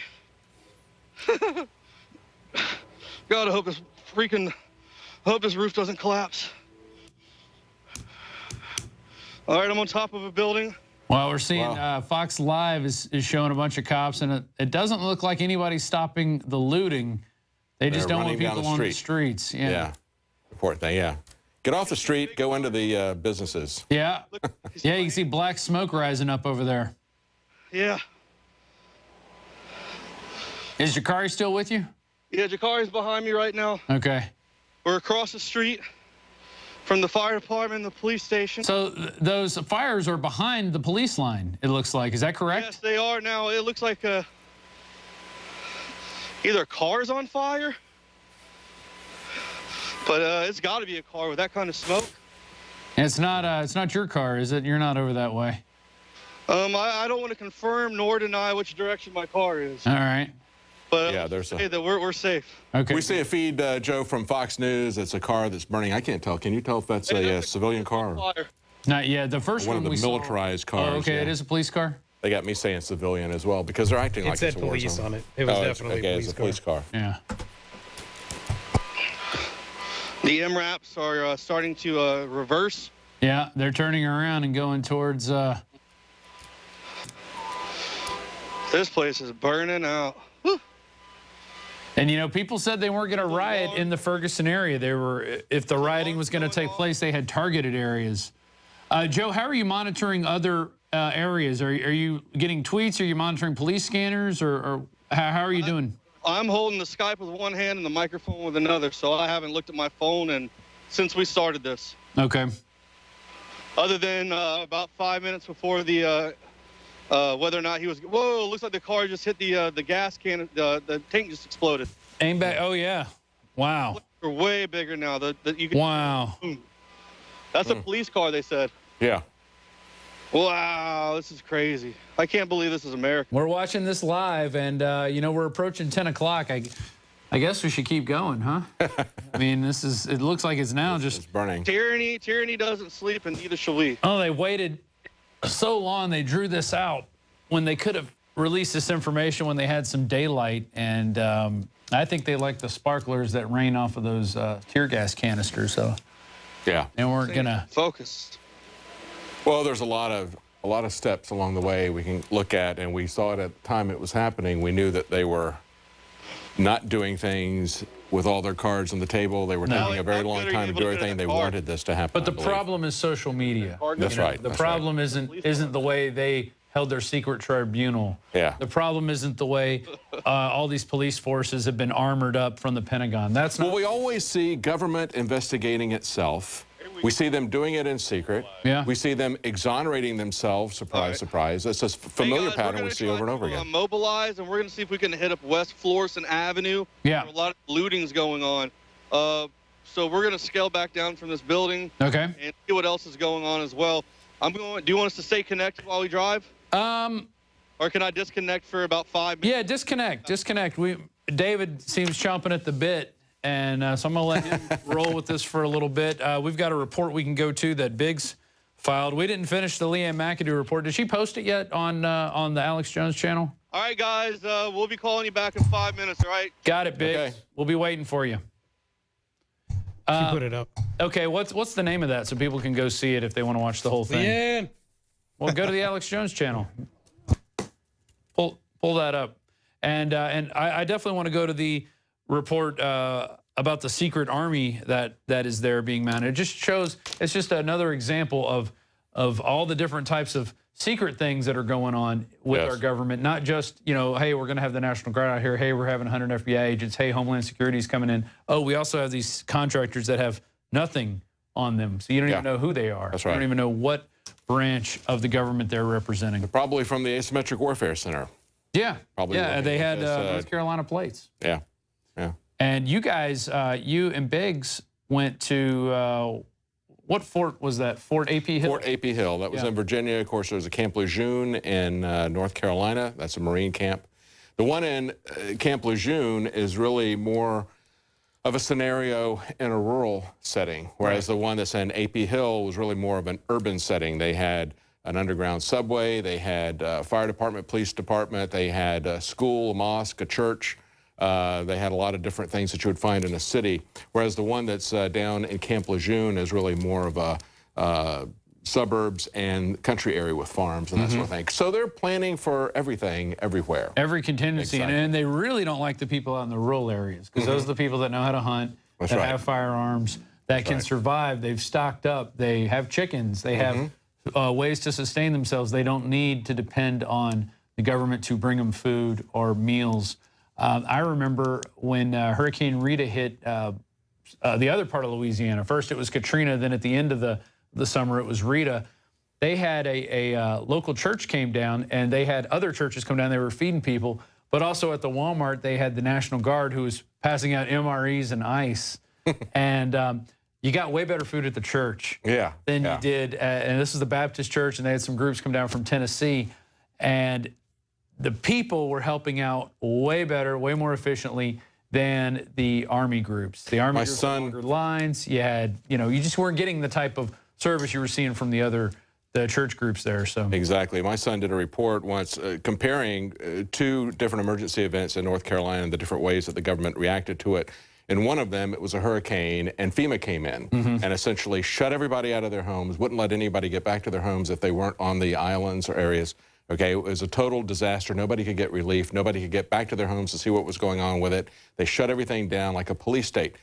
In the other situation, you had a tornado come through and demolish a small town. In that situation, the federal government did not get involved. It was local police and state police who came in. What they did was what you would expect for the police to do. That is, they came into the areas where there were power lines down. They kept people away from those areas so nobody got hurt. Right. Other than that, they stayed out of it. They allowed, and you had private companies shipping food in. The distribution centers were the churches. They used the churches as distribution centers. Volunteer businesses sent in food, and the police got out of the way, other than keeping people from getting electrocuted or harmed. That's the way that it should work. That's the way that it does work when you've got people who live in the area who are not trying to take control of everybody else. Vested in keeping people safe. They're like, if I screw up, people are going to either A, vote me out of office or run me out of town. Exactly. When the federal government comes in, they don't have those same restrictions. They don't. They create a gigantic bottleneck because everything has to flow through them. They are the center of the universe. They shut everybody down with a police state, and then all the supplies have to be channeled through this one central location. Right. Centralization doesn't work. It doesn't work whether you're talking about a business or you're talking about any kind of societal thing, and it certainly doesn't work with emergency relief. And that was a great example of it that we saw right there on the coast of North Carolina and then further inland when we had that tornado come through. Yeah, totally amazing. And that's interesting how that works out. When people care about where they live, they don't want to, you know, crap in their backyard. Yes, exactly. They don't want to. They know their neighbors. Yeah. And they're not from outside the area, and they're not on a power trip. That's the key. The people from FEMA, the people that are from outside the area, they're on a power trip. They know better than everybody else. Everything has to come through them, bow down to them, and they just create a bottleneck. Hey, control room, are we getting any tweets or anything from anybody? Anybody have any questions of what's going on? What's the social media looking like at this point? My social media person walked out of the room for just break. So somebody come hop on Twitter. Our young Travis here. He's our emissary to the youth of today.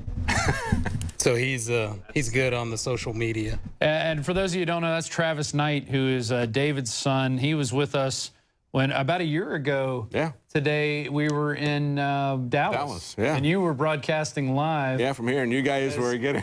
Yeah. You know, the police were coming after you guys then. It seems like another rainy day. It was cold. Yeah, right. Sort of like the same conditions they're having in Ferguson. What's that? Yeah. Are you guys talking, or is that just a? I was just saying, apparently a Family Dollar, a BP gas station, and Walgreens have been looted, and police been attacked with bricks and bottles. Wow. And where's that coming from? Twitter.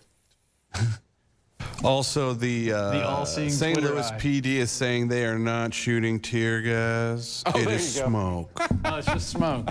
There you go. And the protests are growing across the country now. In L.A., they're actually starting to become violent in L.A. and New York, so we need to start focusing on that. It's amazing how this has touched a nerve all over, and it's not one of these, you know, it's one of these ambiguous cases that they're able to blow out of proportion, talk about it in the media over and over again, endless amounts of speculation. Well, the thing is, Rob, we cover this here all the time. Every week it's another one of these cases. Every couple days it's another one of these cases. Just this weekend, as you point out, you had a 12-year-old boy died after being shot. He had a BB gun. Holding a BB gun in a playground. And then we have that amazing case in New York City of the man who was killed. His last name was Gurley, as he was just walking with his girlfriend up the staircase.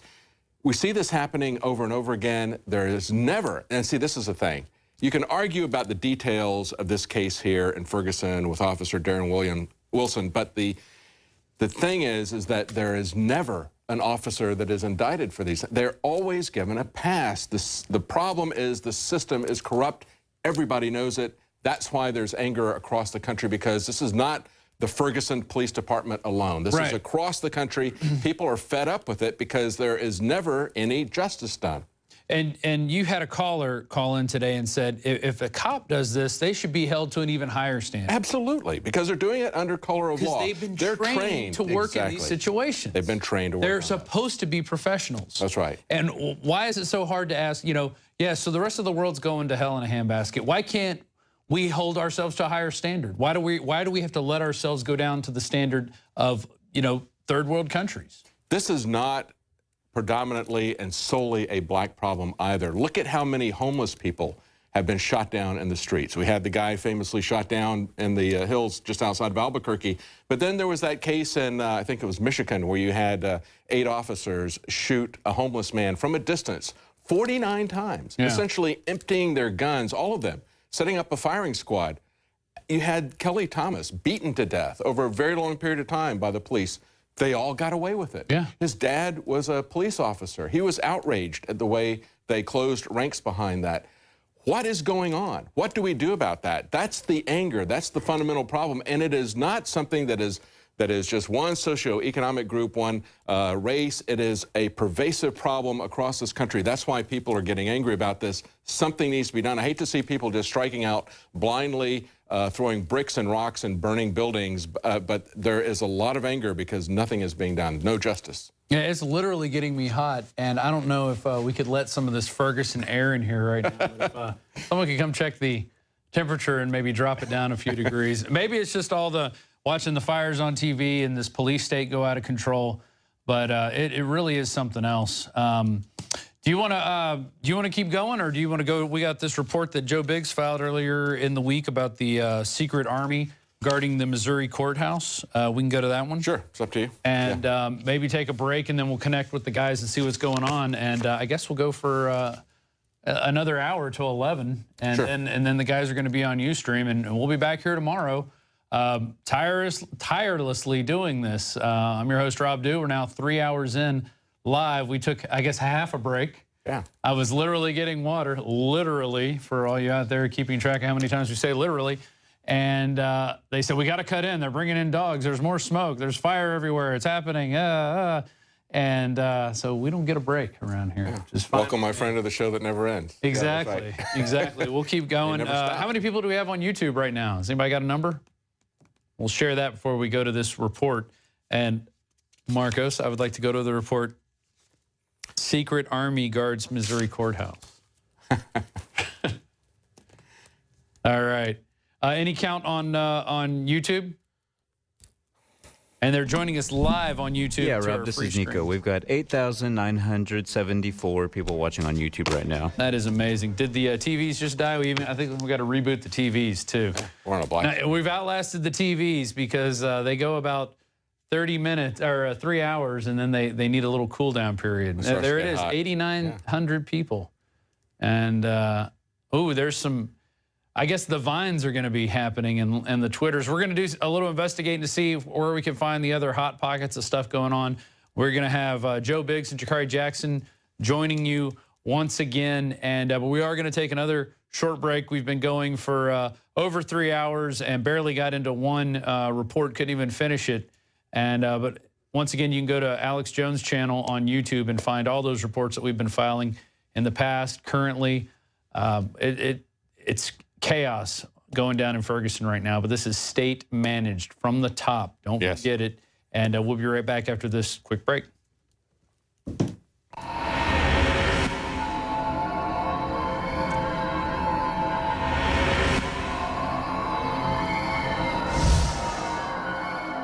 I'm Joe Biggs with INFOWARS.com in Clayton, Missouri. Now, Jakari Jackson and I were just filing a report about how they've been building up defenses, so to say, around the Justice Center, the police department here in the downtown Clayton area. They've pushed barricades back to where you can't get close to the Justice Center. They blocked off the main parking lot area right in front of it. They had police cars blocking the entrances. They had orange cones. They had tape up, and they also had some of the metal barricades as well. Well, we noticed a group of guys standing out there in the parking lot, and I found it quite odd. There were guys in khaki pants wearing the American flag patches. They had the black and white checkered scarves around their neck, like you would see a lot of Iraqi local nationals, Afghani local nationals as wear, a traditional headwear that you would see overseas, and that's something a lot of spec op guys wear as well. I watched the men approach their vehicle after their meeting, and a lot of guys got in the back of the Suburban and inside. They packed up, but when the trunk went down, I saw they had North Carolina plates. Well, in North Carolina, we have Fort Bragg, which is home of the Special Forces, and also Delta Force. These guys look like spec op guys, Delta Force guys. I mean, very built. They all had the beards. They had the American flag. They had the earpieces in. They were all looking around, very suspicious of all the activity in the area. I know everybody remembers the Waco incident that happened back in the 1990s, and these guys resemble a lot of what that is. These guys pulled out. They left in a 3-vehicle convoy. So it's very odd. You know, we know what happened with the Boston bombing, so this is suspicious. You know, just yesterday they're talking about arresting a couple of the new Black Panther Party members of a suspected pipe bombing plot. So tensions are high in this area, and it's something we've got to keep an eye on out here. People on the ground, if you live in this area, just be aware of your surroundings. Watch the people you see. See if anyone's really staring at you or taking photographs. Just be aware of everything that's going on, because I don't know what's going to happen. Everyone out here seems to be preparing for all-out war. The National Guard's coming in mass numbers. The FBI has sent out another 100 agents, so it is crazy right now. Continue watching our reports at INFOWARS.com, Real Alex Jones YouTube, and the Alex Jones Twitter. Once again, I'm Joe Biggs with INFOWARS.com.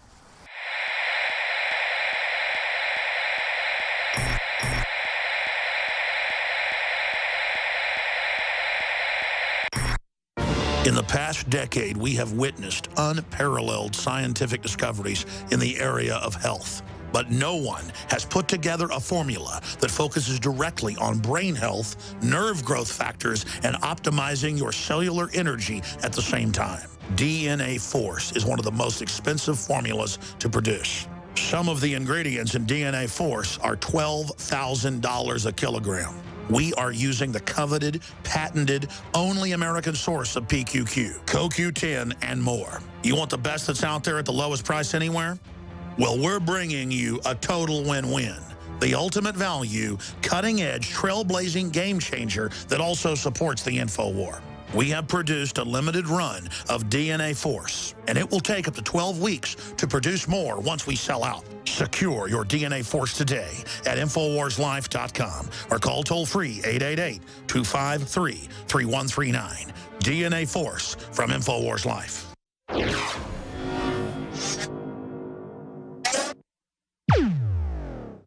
In the past decade, we have witnessed unparalleled scientific discoveries in the area of health. But no one has put together a formula that focuses directly on brain health, nerve growth factors, and optimizing your cellular energy at the same time. DNA Force is one of the most expensive formulas to produce. Some of the ingredients in DNA Force are $12,000 a kilogram. We are using the coveted, patented, only American source of PQQ, CoQ10, and more. You want the best that's out there at the lowest price anywhere? Well, we're bringing you a total win-win. The ultimate value, cutting-edge, trailblazing game changer that also supports the InfoWar. We have produced a limited run of DNA Force, and it will take up to 12 weeks to produce more once we sell out. Secure your DNA Force today at InfoWarsLife.com or call toll-free 888-253-3139. DNA Force from InfoWars Life. The average person's life is filled with unexpected challenges. Unlock the energy it takes to defeat these daily beasts with super male or super female vitality, specifically designed to assist the body in regulating proper hormone balance to create superior vitality in males and females. Supercharge and conquer your world at InfoWarsLife.com or call 1-888-253-3139. For all of recorded history, civilizations around Florissant Avenue. I'm right beside the McDonald's from back in August, and this is the building directly beside it. The entire building is burning down. Smoke is shooting from the top of the roof everywhere through here. There's a number of firefighters right here stacked up. They've sent some people in. They're in there currently trying to get this fire extinguished. It doesn't look like it is. It's spread all the way throughout the whole building. There's smoke coming out of the top everywhere. At any second, one of these doors could blow off. Who knows what's in this building, if they have any oxygen tanks, any kind of explosive stuff. There's a guy with a chainsaw now. He is sawing his way into the building, trying to get in here. You can hear people. I don't know if there's anybody stuck inside or not, but this is intense stuff right here. Amazing footage, Joe. Can you tell what kind of building that is? Jakari's up front if you guys want to cut to him. Wow. But this is where the firefighters are. There's firefighters cutting through the building right now. Is that Jakari in front of you there? No, this is Antonio French, I believe. The alderman here. He's the owner of the building? No, alderman. Alderman, okay. You know, what building is this? Do you know? Sam's Meat Market. Leanne said it's Sam's Meat Market. No, that's further down. Oh, okay. Someone said they thought it was Sam's Meat Market. It's way further. Yeah, it's Beauty Town. It's the 911 salon or Metro PCS. So what you're watching right now is a live feed from our reporters in Ferguson. We see there's a fire that is going out of control in that building. We just saw some firemen that were breaking down the door, cutting their way into that building, trying to get to the fire. Go ahead, Joe. They were using the chainsaw to cut it open. The smoke is just billowing out. I mean, it is so thick. This whole town looks like a complete and total war zone. I mean, it's like pure madness, chaos. Look at the McDonald's here. They have completely trashed and broken every single thing. Wow. You know, everyone promised and said there would be no looting out here whatsoever, that the people were tired of this, and this is not what you're seeing at all. The entire town it's been demolished to rubble. I mean, this is just sad. Well, I think you have two different groups of people. You've got people who probably have been out there day after day after day protesting, hoping that that's going to change the government, change the way the police deal with people.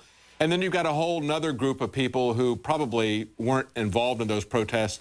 They were just waiting for their moment of opportunity to go looting and to smash and break things. It's probably two different groups of people. Here is the, oh my God, that smoke is horrible. Here is the liquor store. I'm going to walk up to it. It looks like it has been, there's a bunch of police that have shown up over here in the parking lot. They have busted. Make sure you have your gas mask on, because some of that stuff coming out of those fires could be more toxic than what the police were shooting at you. All right, yeah, I will. We just, there was a feed up, an article link off of Drudge, Joe. You thought you might be interested. The CNN crew and Cuomo got gassed. You can watch them crying. They're telling people that they're not shooting tear gas, but certainly the CNN crew got tear gas. There's evidence of that video footage. Yeah, well, I'm glad that finally caught up to them, because last time they wanted to say there was nothing out here. Yeah, yeah. All right, I'm putting my mask on. I'm going to walk by this cloud of smoke and see what I can find further down the road. Yeah, yeah. Yeah, keep that gas mask on, because the stuff that's coming out of those, you don't know what's burning and coming at you. It could be very toxic gas. It's a huge cloud of smoke. That's why we got this tear gas mask on. That's not tear gas. That's smoke. Yeah, I know, but Jakari, you might... Hey, they're all saying that the smoke coming out of there is going to be worse, because the more... You don't know what's going to be coming in terms of toxic fumes, so you ought to keep your gas mask on. All right, we're going to walk by in front and see what's going on. All right, get those masks on. Tell Jakari to get his mask on. Yeah, we got him on. All right, cool. This is intense, man. This is... What is this world coming to? Well, you know, Joe, when we walked through Fort AP Hill, didn't you feel like it was going to come to this? Yeah, it was scary. I just can't believe it's here. Yeah, I know. I know. It's sad, isn't it? Yeah, it is.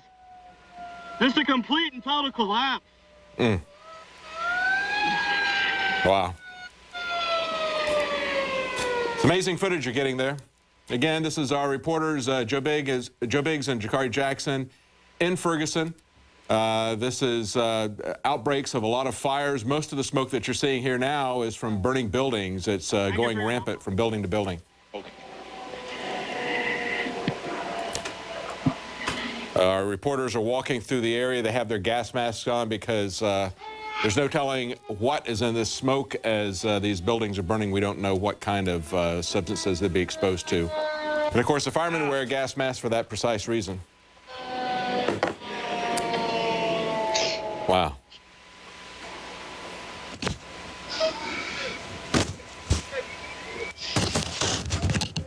I just walked up and talked to a firefighter. I said, be safe, and he just kind of looked at me like I was a a-hole. Yeah. They don't see themselves as part of the community, I guess, at this point.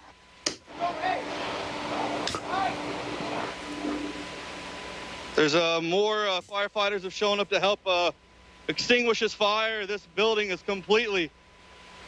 It's tomorrow is just going to look so crazy when we get out here in the daylight. Oh, yeah. It's so sad. I mean, you're going to see the good, hard-working people. Whoa. They are trying to cut their way back into the building. Wow. They say about firefighters.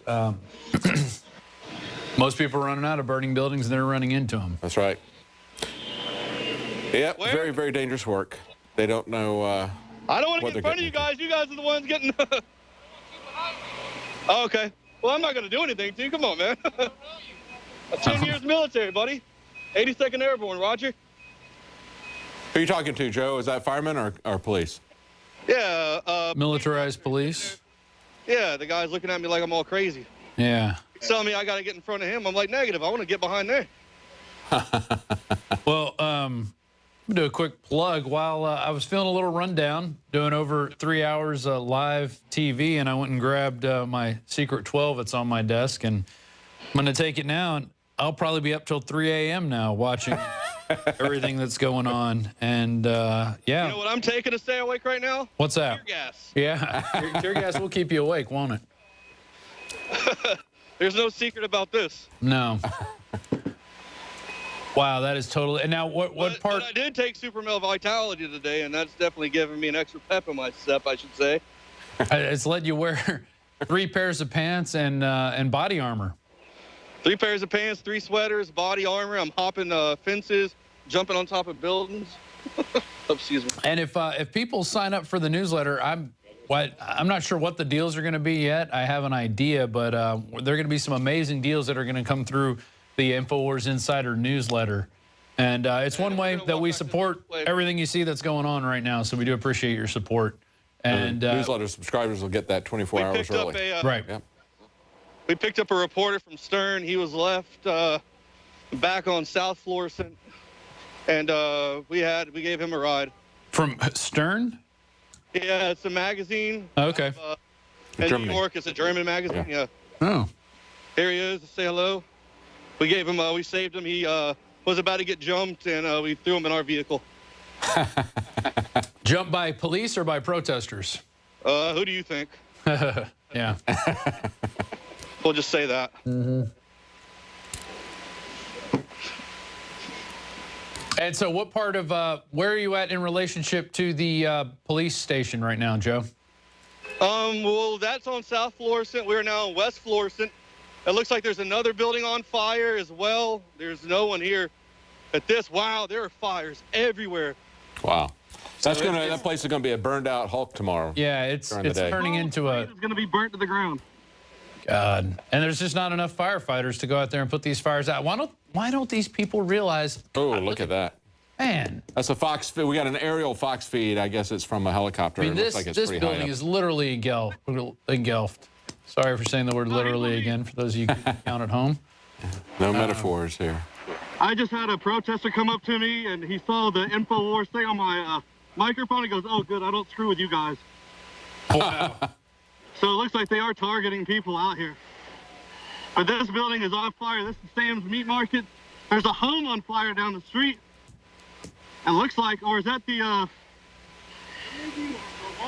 oh, the car wash might be on fire again. So once they mobilize the police into one area, then it looks like people, these provocateurs, I guess the real terrorists went out there and just started burning places to the ground, which is not going to solve anything. No. You're angry at the cops. You're going to burn down somebody's house or somebody's business? Well, as I told Joe Biggs, I don't think that the people that have been out there faithfully demonstrating and protesting the police action, no, I don't think that's the same crowd of people that are out there tonight burning things and looting things. It's what, Joe?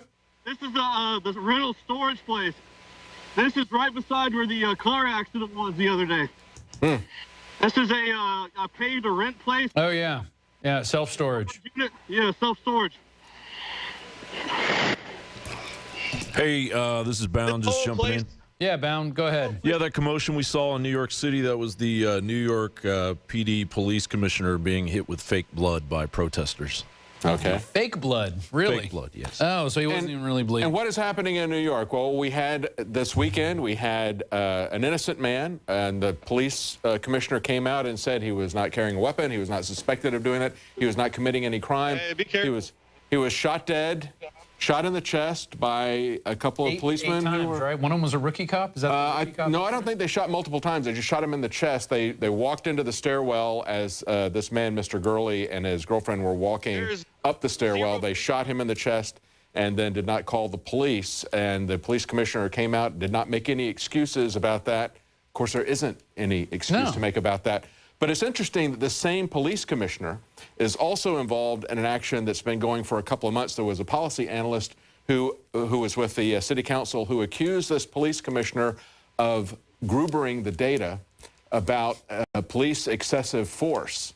and they went back and forth on this. The policy analyst was not getting anywhere with him. He went to his friends and the press to make it public, and they fired him. So now he's got a whistleblower lawsuit going against them that triggered this last weekend as well. At the same time, this man was shot in the stairwell. So, of course, that police commissioner really didn't have a choice other than to come out and say, yes, he wasn't doing anything wrong. He didn't say that his police officer, however, did anything wrong.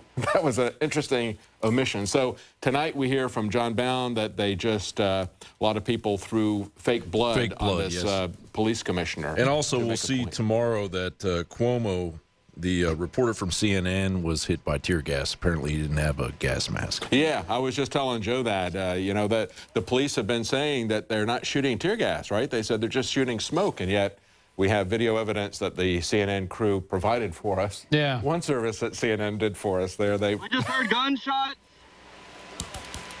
It looks like there's, all in all, 3 or 4 buildings on fire now. Wow. And you know, a car, and traffic is still rolling through the area. Yeah, this is Canfield. Yeah. That's the light pole that the car hit the other day. Straight up that road is the Mike Brown Memorial. That's where he lived with his parents. God. And here is where my hand is now. That's where the Quick Trip was. It's no longer here because of that. So this whole place is going to look like Detroit. And is this the office building for that storage place, the yellow building in front of you? Yes. Okay. Probably a guy lives there, the caretaker of the area. Usually those people live on site. So they I feel really sorry for the small businessmen there. I mean, you know, I've had a business, and to see their business burned down, that's a catastrophic thing. They're not going to get all of that taken care of with insurance. I mean, you know, if you're out of business for a while, you lose market share, even if they replace some of the things that were damaged there. I really hate to see innocent people being harmed because the police will not police themselves. Are you saying you're not seeing any police in the area right now? No, there's nothing out here. They've just pulled out. They just said there's only looters, people running around. You hear gunshots everywhere right now.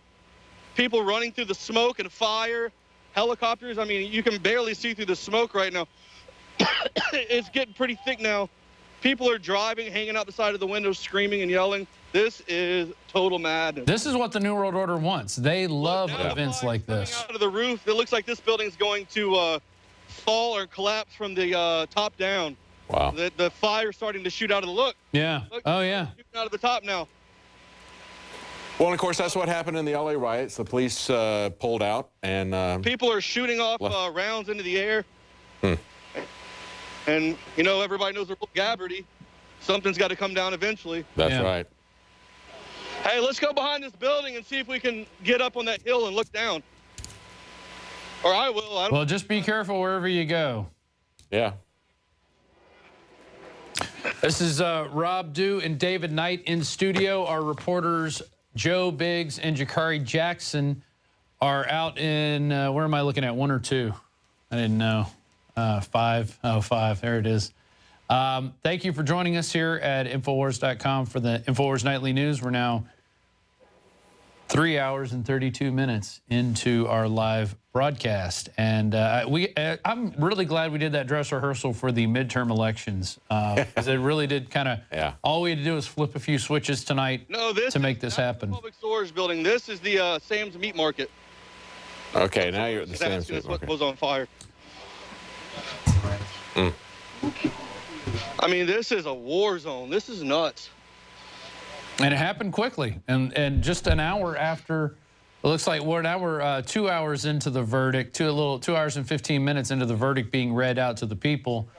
The news was leaked to USA Today because they posted it early, unless they have a time machine. If you go back in time. People are screaming. They posted it at 9:01. Drudge had it right after that. And I think we went with that news at 8:06 Central. They went at like some police 8:01 showing up. Central. Yeah. Police have just run down here and shown up to the building that's on fire, the Sam's Meat Market. You can hear them beating on the door now. They're trying to get into it, get some oxygen in there. I don't know, to maybe that'll help push the fire down. Oh, it's firefighters. They're ripping the door open and trying their way to get in. Yeah. This is, wow. Well, and of course, this is all expected. We expected them to investigate themselves in secret and find themselves innocent. We expected riots. That's why they had an army that was in place. As the guy from Saturday Night Live said, spoiler alert, I think we know what the verdict's going to be based on what they're doing there. And well, and notice all these cops didn't stop any of this madness. So people are going to now want more. They're going to say, oh, that wasn't enough. We need a standing army here to protect us. They're interested in getting into a confrontation with demonstrators, but they're not interested in stopping looters. And that's exactly what you saw back in August, wasn't it, Joe? It looks like they might have gotten this door almost open. They are struggling because it was a lot. Wow. Well, there's another Fox News shot. Go back to that Fox News shot, guys. There's a Fox News shot that somebody's shooting something up in the air. Canisters back and forth. Yeah. Look at that. I think they might just be looping. Oh, you think they're looping stuff? Okay. Oh, this is from earlier? Okay. Well, that says 10:34 p.m. Keep this part. Oh, but okay, the other shot was, all right, got it. Bottom and just slide it up. And then once it gets up here, I just pull a bit tighter so it fits on my forehead. Oh, I just heard 6 gunshots. Oh, 2 more shots. 3, 4, 5, 6. Oh, yeah, I can hear him now. That sounds like semi-auto. Wow. Yeah. Oh, there's tons of shooting going on right now. Wow. Just emptying clips. Yeah. Does it sound close to you? Yeah, not even 100 yards away. Jakar just ran up to the road. I'm conserving energy and not running. They're shooting towards the fire truck, it looks like. Wow. Well, I'm right behind it. Oops. You can hear them screaming fall back. Shots fired across Ferguson, St. Louis County Police. Why would they fire at these guys? They're trying to put out the fire. Yeah. Well, certainly somebody'd want to set the fire with that whole building down at the other end is almost about to collapse. You can see the front fall out.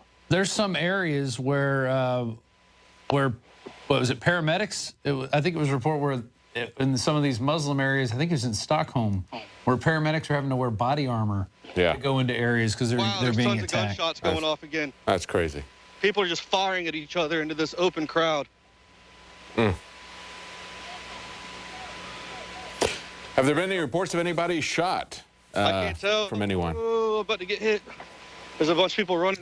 Well, it says they're using smoke and pepper spray on the crowd. I guess that's not tear. When you say smoke and pepper spray, it's a cover-all for tear gas. There you go. Smepper spray. Yeah. Oh, man.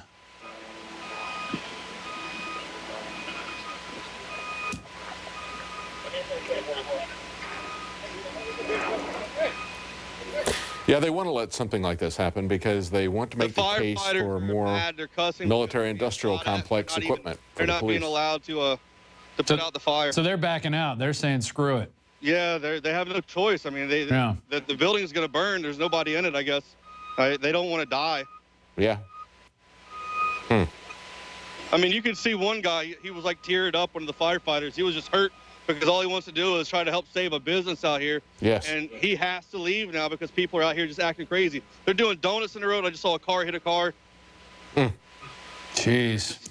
Acting crazy. Total anarchy. Now, I don't know if they're shooting at anything specific or maybe just up in the air. I mean, the scary thing is when they shoot up in the air, I've heard of people where there's been, celebrations where people shoot up in the air and that bullet comes down and kills someone innocent. Yeah. Oh, yeah. There's more gunshots. There's 8, 9, 10, 11, 12, 13, 14, 15, 17. Dang. It's going to come down at the same velocity it went up. Oh, 1920. Oh, there's another clip being. Wow. You hear that? Yeah, you can hear it now. Okay. I mean, I've been hearing them all night, but yeah, you can hear them. I don't think you need to get any closer.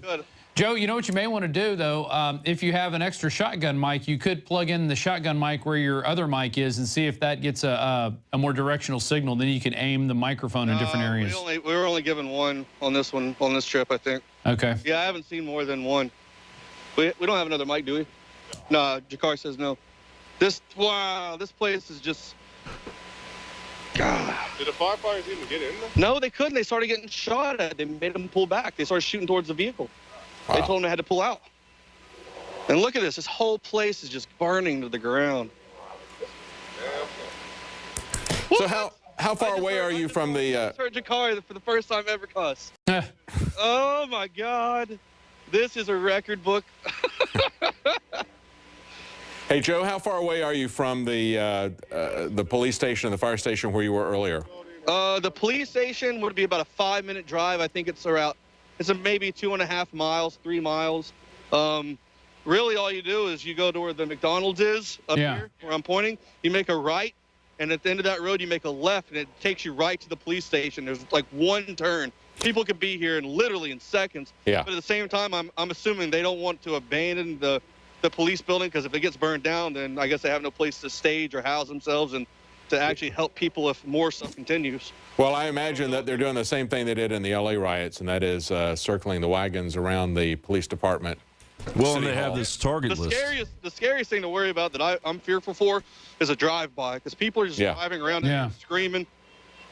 Yeah, they just might want to take a pot shot at you just for the heck of it. Hey, Bound, what are the target lists? Yeah, Nimmo's article on the target list. Right. What do you? Well, what do we know that's been hit so far? There are a lot of hospitals on here. There's City Hall. There's a fire department. No, right up the street at the end of the road down here past McDonald's is Emerson Electric. So I don't know what the state of that place is. I haven't made it that far down, but I'll try and see that. There's a substation at the bottom of the hill past the liquor store on the right side of the road as well. So I don't know what's happened with that either, but we'll try to get down there in a minute. I know that was one of the targets that was. We saw people looting one of the liquor stores that on 9101 Florissant. I forget the name of the liquor store, but it had it right up there, but I remember looking at the address. Emerson Electric is the electric company there, the utility company? Yes.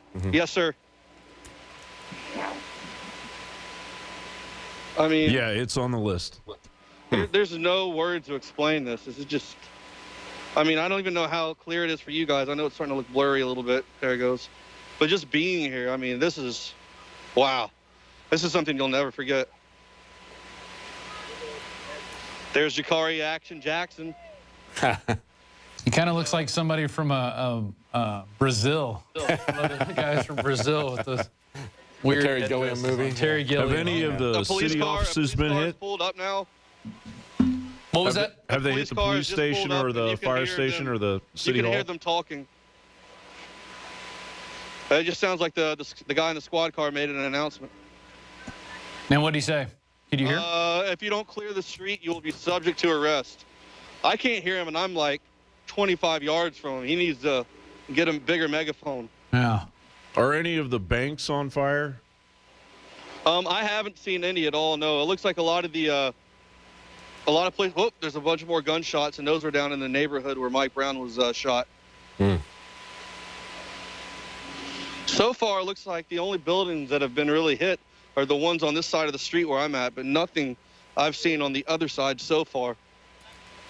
What's up? Do what?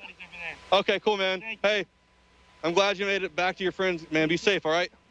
Fox News is reporting more looting than what happened in August. Oh yeah, it's already surpassed that. I mean, well, you didn't have fires like that. Yeah. It was funny because when we were driving down here, the guy, this is his first trip ever, like as a journalist. Yeah. He said, "Is this bad?" Is this bad? Leaving the police station. I said, "No, it's not bad. August was worse." And then we pulled up on this scene, and Jakari and I looked at each other, and I was like, no, this is way worse. Well, where are you in relation to that McDonald's? Are you guys right down the street from that? You can see all the lights flash, and that's McDonald's. Yeah, we cut to a Fox News feed, and they showed the McDonald's, and it looks like the beauty salon over there looked like it had been hit. Yeah, the McDonald's is completely there it is, the 9/11 hair salon. Well, appropriately named. This is a very, very large building over here, and it's at the very end that it's on fire. Yeah. As well as the two buildings down this way, the Sam's Meat Market and the rental place. Yeah, it's everywhere you turn, there's a fire. I can hear people saying F the police still. Yeah. And they're starting to come towards the police officers. Well, just be sure you're not in with that group when things start to happen. I'm not trying to F anything. Yeah, and all the schools are closed, of course, in St. Louis. Yeah, I believe that. They were showing that on the ticker earlier. They're saying all the way until Wednesday so far is what they're saying. So, more, that's going to be the entire week then, because Thanksgiving's Thursday. Yeah. Might as well just call the whole thing off. Yeah. I mean, the whole week they're going to be done. So now we have police mobilizing in this area on the street. They're now lined up from over here to my right, all the way down to here to where there is a like an armored. Yeah, it's an armored vehicle. It looks like maybe some kind of customized. It's got forward headlights, so I don't know what that is. Looks like an LRAD on top. But they are out here in a full line. This guy's on his loudspeaker from time to time. I haven't seen the LRAD in action, though, have you? No. I mean, it doesn't do anything to me. It just reminds me of a Skrillex dubstep song or something. So sounds like something you'd hear at a nightclub. It doesn't really hurt the ears. So what happened? You had the fire department had shown up there trying to put the fire out in that building. There were shots being fired at the fire department. They left, and now we have the police have arrived. Is that correct? Yes, that is correct, Dave and I. There were gunshots. They had to retreat back. They had to leave or pull the fire truck out, and you could see the look on the firefighters. I mean, they were just so upset because they were trying to save the business. Now they have not been able to. They've been pulled back, and now these buildings will burn to the ground. The office building where this rental is, the fire has spread from that building over, it looks like, to the next building. It is an intense fire. Hey, Jakari. They're going to have to get those fires out, or it's going to spread through the entire neighborhood. But of course, they're going to have the police there to stop the people who are taking pot shots at the firemen. The only thing that's beside this storage unit area, well, there's nothing really on the right side except for maybe a 20-yard break and then a wood line, and then from there, tons of homes. Wow. Well, and you know, the governor did declare a state of emergency, so I think that might activate something for some of these people if they go through the process. Well, the sad thing is that, you know, Ferguson there is 93% black, and of course they fed the narrative that this is simply a racial thing rather than understanding that it's a police thing. But now they're burning their own community there. Yeah. But again, it's probably people outside of that area again, as opposed to the people who've been demonstrating this last week. We want to just conflate everybody together. And I don't think it's that case. I think it's two separate groups of people. Yeah, it is. I think you have people that live in the area that are really mad, and then you have people that are opportunists that have come for just a little fun. Yep, they get a kick out of that. Roll down. And I'm looking at Drudge is why I'm looking down right now. Obama begs for calm as rioters set fires in Ferguson. No indictment. Shots going off. Prosecutors, Democrat. Michael Brown's mother collapses outside station. Looting. Cars vandalized. Gunshots. What's going on? What's going on, Joe? I hear you saying who? There's just tons of gunshots going off right now. Hey, we wanted to let you guys know the 10 freeway in La Brea is backed up from Ferguson protesters walking onto the freeway. So that La Brea is part of La Brea. Okay. La Brea. Hey, we're going to walk behind these buildings so we can get around the police, and we're going to see if anything's happened up here at the electric company. Be careful. So we actually have protesters on the freeway stopping traffic. Is that correct? Yeah, the La Brea, the 10 in LA is completely shut down. We got Oakland protests, thousands of people in New York. So La Brea is in California. Oh yeah, yeah. Yes. Okay, so this is this is a freeway in California, Los Angeles. Oakland, Seattle. Are there any more buildings on fire in other cities? Not yet. Yeah, they're definitely escalating. But so far, it's just thousands of people, and the crowds are just getting bigger and bigger and shutting down freeways. Well, it's but about, it looks like the looting and. I guess it's about 8:47 in LA now, right? 2-hour difference. So. Oh yeah, they got a lot more time. Yeah. I want to try to get up this way. But here we have the U.S. Preventative Services Task Force has come out and said there's no benefits to vitamin D. I mean, there you go. Well, no, and also we got another. I think ABC you might be okay. wants to let everyone know that don't worry, Dancing with the Stars is still going to air. Well, tonight, I was worried about that. I mean, Obama says we have a lot of work to into do chaos and on race relations. Oh, well, yeah. And then he went back to sleep. But they're 'cause he's not. got a But they're not golf going to do game anything tomorrow. about the police. It's just like these situations with both of these people getting killed with BB guns. Yeah. The Walmart stopped selling BB guns, even though they're still selling real guns. Right. And now you hear people, as Kit Daniels pointed out, they want to ban toy guns because this 12-year-old was shot. That's not the problem. It's not the toy guns. It's the rules of engagement of the police. exactly. And now we have this is going to be all. Hey, about the see if y'all looting can and interview the protests. barbershop lady. Ask her how long she's been in business. Is her building on fire? How long have you been in business out here? 22 years. Oh my God. Oh wow. She said she took her boards down to try to trust in the people here, that no one would you know, rob her store. And as you can see right here, the windows are busted out, and it's just another business. It's just sad. Did she witness the looters? No, she just showed up. She came out here to check to see if anything had happened. I'm so sorry for her. Can you get her on camera? Is she willing to talk? No, she's trying to. She's assessing the damage, it looks like. And she obviously lives in the area. Yeah, she does. She said she's been here 22 years. God. And she said she purposely brought the boards down because she thought she could, you know, just put her faith in the community that nothing would happen. Well, as you guys...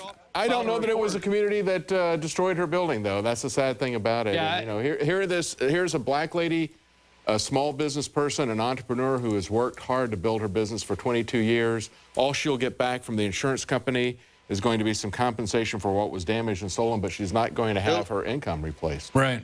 It looks like the fire department is completely pulled out. They've even left this building to go. I don't know if it's completely out, but it's smoldering.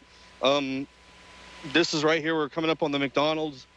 So I guess they've been ordered out of the area completely since they have no way to defend themselves. Whoa, I just saw them explode inside. Yeah, probably a gas canister or something. Look at that. Is that Jakari's feed? Yeah, well, Jakari's in front of me. Yeah, so it is. You're gonna have two. It's called Beauty Town. Yeah. It's no longer beautiful. It's really sad. I can't. Wow. I mean, tomorrow the footage is just going to be, I mean, it's not even going to look the same again ever. You're seeing a lot of people's lives destroyed. I mean, you got to understand how many people save to start businesses like this and work hard, and it's the productive people in the community that are trying to build a business and put something back into the community, and to see the citizens react this way, or whoever it is doing it. Mm-hmm. I mean, that's just got to hurt someone who's just sacrificed and try to do what they can to help out around this area. It's just, wow. I mean, look, I mean, you can see smoke it's just billowing out of the rooftops all through here. I mean, this building is really, it goes deep far back. And once again, if you weren't on here earlier, we'll walk closer to this McDonald's. I mean, all these windows have been busted out. I can't tell if anybody's gone inside and tried to take anything, but I don't know why you would want to take any food from this place. It's horrible GMO. We have a tweet from Matt Drudge from 5 minutes ago. Yeah, what did he say? He says, Rodney King riots grew larger second day. Tomorrow's most dangerous. Yeah. Obama's handful of disruptors statement to be tested. Pound Ferguson decision. Look well, at that's true. We're certainly seeing the same pattern so far. Wow, is that glass? Police pulling out. Yeah. And for those who are just joining us, earlier, Joe and Jakari saw a building that was burning severely, and as the firemen were trying to put it out, they started drawing gunfire. So they had to leave the area and let it burn. And then the police pulled into the area. So this looks like the work of more than a handful of disruptors. Yeah. You know, did you guys see? Like that. Hold on, let's cross the street over here real quick. We're kind of far behind where the gunshots are going, so I feel a little bit safer finally. For once, I don't feel like I'm about to get shot in the head by some random guy who just wants to pop off some rounds because he thinks he's cool. Well, I'm interested. Hold on. The Ferguson Burger place is over here somewhere. This is one of the guys who came out and said that he was not going to board his place and put his faith in God and that nothing would happen. Well, and you guys filed a report earlier in the week that's, you know, a lot of people were trusting in God. And, you know, as they say, trust in God, tie up your camel. Or in this case, I guess, board up your windows. Yeah. But this place has been completely just, everyone took everything. Yeah. Well, that's the thing. We don't know if it's the community where he's worked and done business that's doing this. And again, it may very well be people from outside that community. Opportunists. Just as that lady was saying, she trusted the community. Well, it wasn't necessarily the community that did this to her. It could have been outside. This is a second phone place? Is that the owner? Who is this guy? Yeah, he said he's the owner. Wow. Look at that. Already getting to work, trying to fix his business back up. Man. Yeah. That's so sad.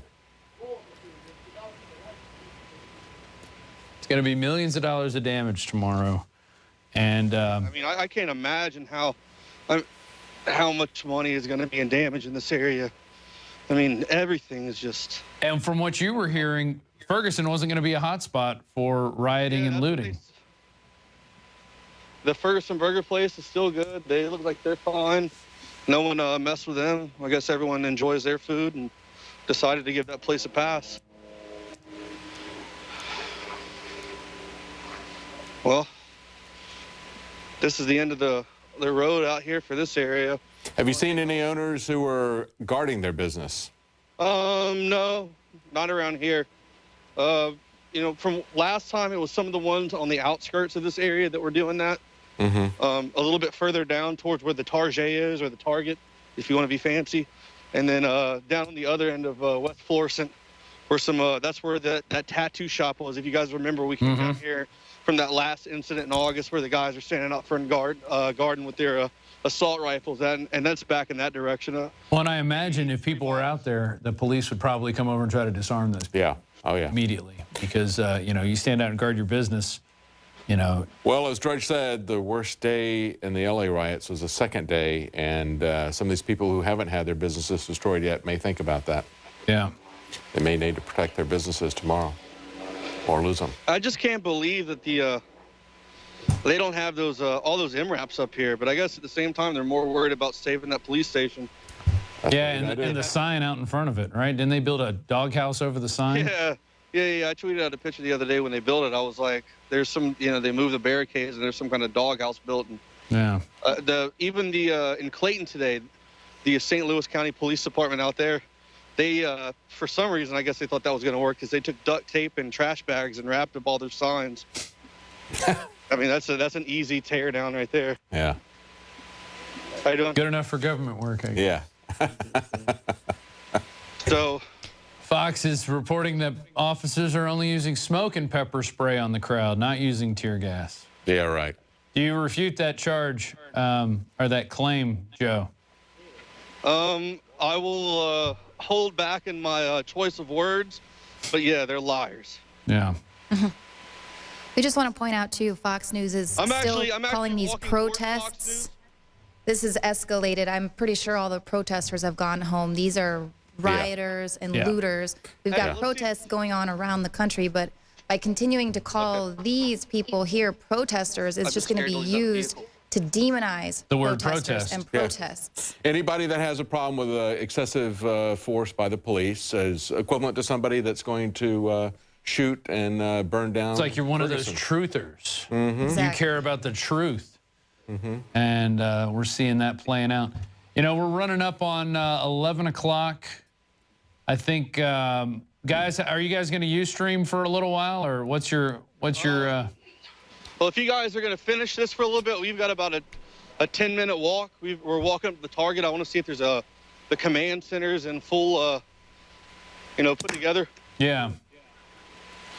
I think we might call it a night here at 11 o'clock. Obviously, there's going to be more damage done. This is only one section of it. We're seeing protests kick off around the country at this point, and they're turning this one situation, you know, the system, the media has done a masterful job at creating this, and this is going to take a long time for LA to recover after. If they had picked, there are so many of these incidents, and there are so many of them that there would not have been any ambiguity about, as Paul Watson has pointed out repeatedly. I mean, you take this situation we've talked about over and over again in the Walmart in Ohio. There would not have been any way that anybody could have pushed that back and justified it, and yet we see that they did not indict the officers who murdered that man in the Walmart, and it was murder. You do not kill people unless they are a threat to you. That's the rules of engagement for self-defense. You got a shot of the Army?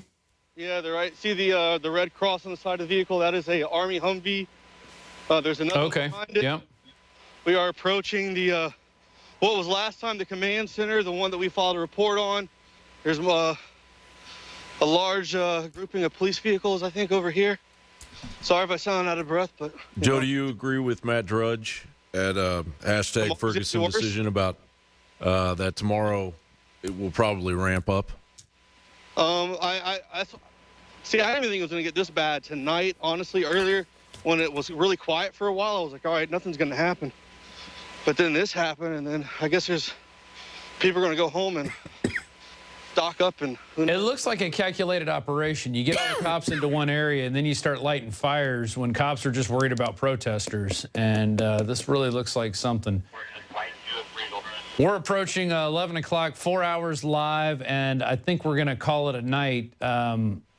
Joe, keep in touch with the people through Ustream, you know, but don't wear yourself out. It's obviously going to be just as big tomorrow. Get everything charged up. And here is an armed guy walking down the sidewalk. It's going to be quite a sight tomorrow during the daylight after these buildings have burned as well. Yeah. I know. I'm going to come out here tomorrow, and we might even do the radio show from out here just so everyone can see in the daylight just how complete and total messed up this whole road is. And we've hardly done any advertising. We've been out here for 4 hours, got a huge crew in here. Please consider becoming a member of prisonplanet.tv or visit the InfoWars store to support us. And I think we're going to call it a night. We are going to get some sleep. We'll get up tomorrow and we'll see this. Joe, you be safe. You and Jakari, be safe, please. We don't need you guys getting hurt in this situation. And we're not going to stay out here much longer, I don't think, just so we can rest up. I mean, it's really cold. We've been on this cold, and then if we get sick, then we're worthless. So I'm going to say in about an hour we'll cut the cord on this, and then charge some batteries, and then we'll be back with you guys tomorrow live on the Alex Jones Show.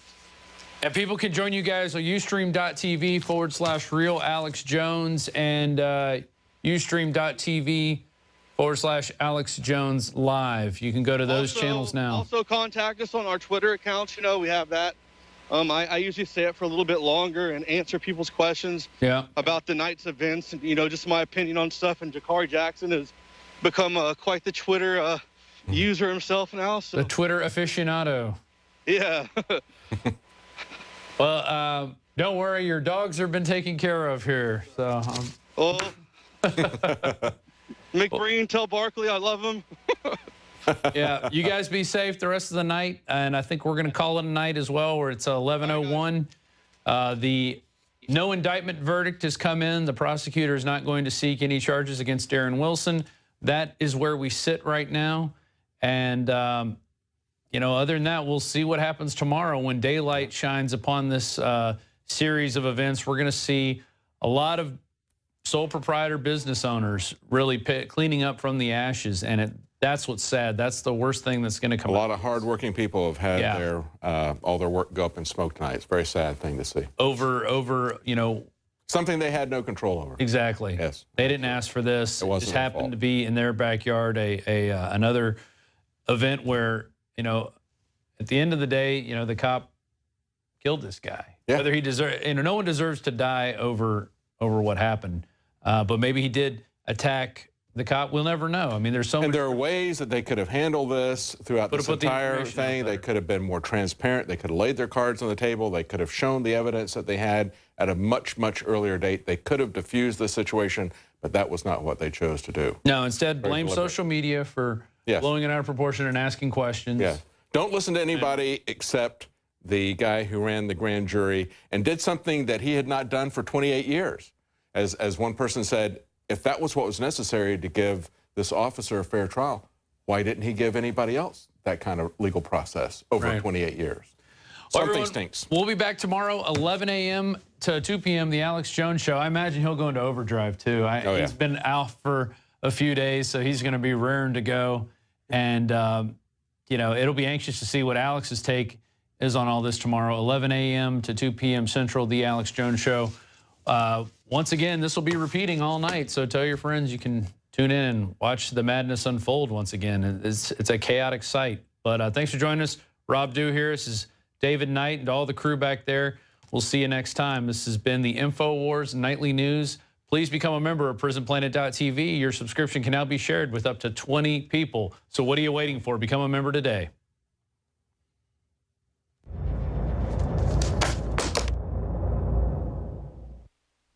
Celebrate the spirit of freedom and liberty upon which our nation was founded at INFOWARSshop.com. Molon Lave is ancient Greek for come and take it. This popular design combines both classic Greek Spartan imagery with modern M16 assault rifles. Now available in women's tees and proudly made in the USA. Celebrate the spirit of 1776 with the George Washington brass belt buckle or this incredibly sharp-looking 1776 hat.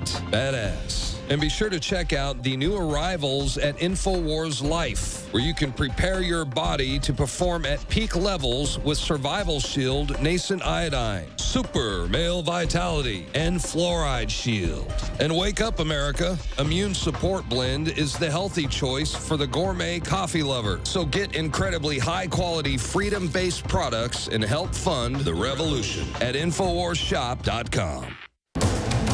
You are watching the InfoWars Nightly News, which airs 7 p.m. Central at InfoWarsNews.com. Members can share their passcodes with up to 11 other people, and your support is helping us defend liberty worldwide.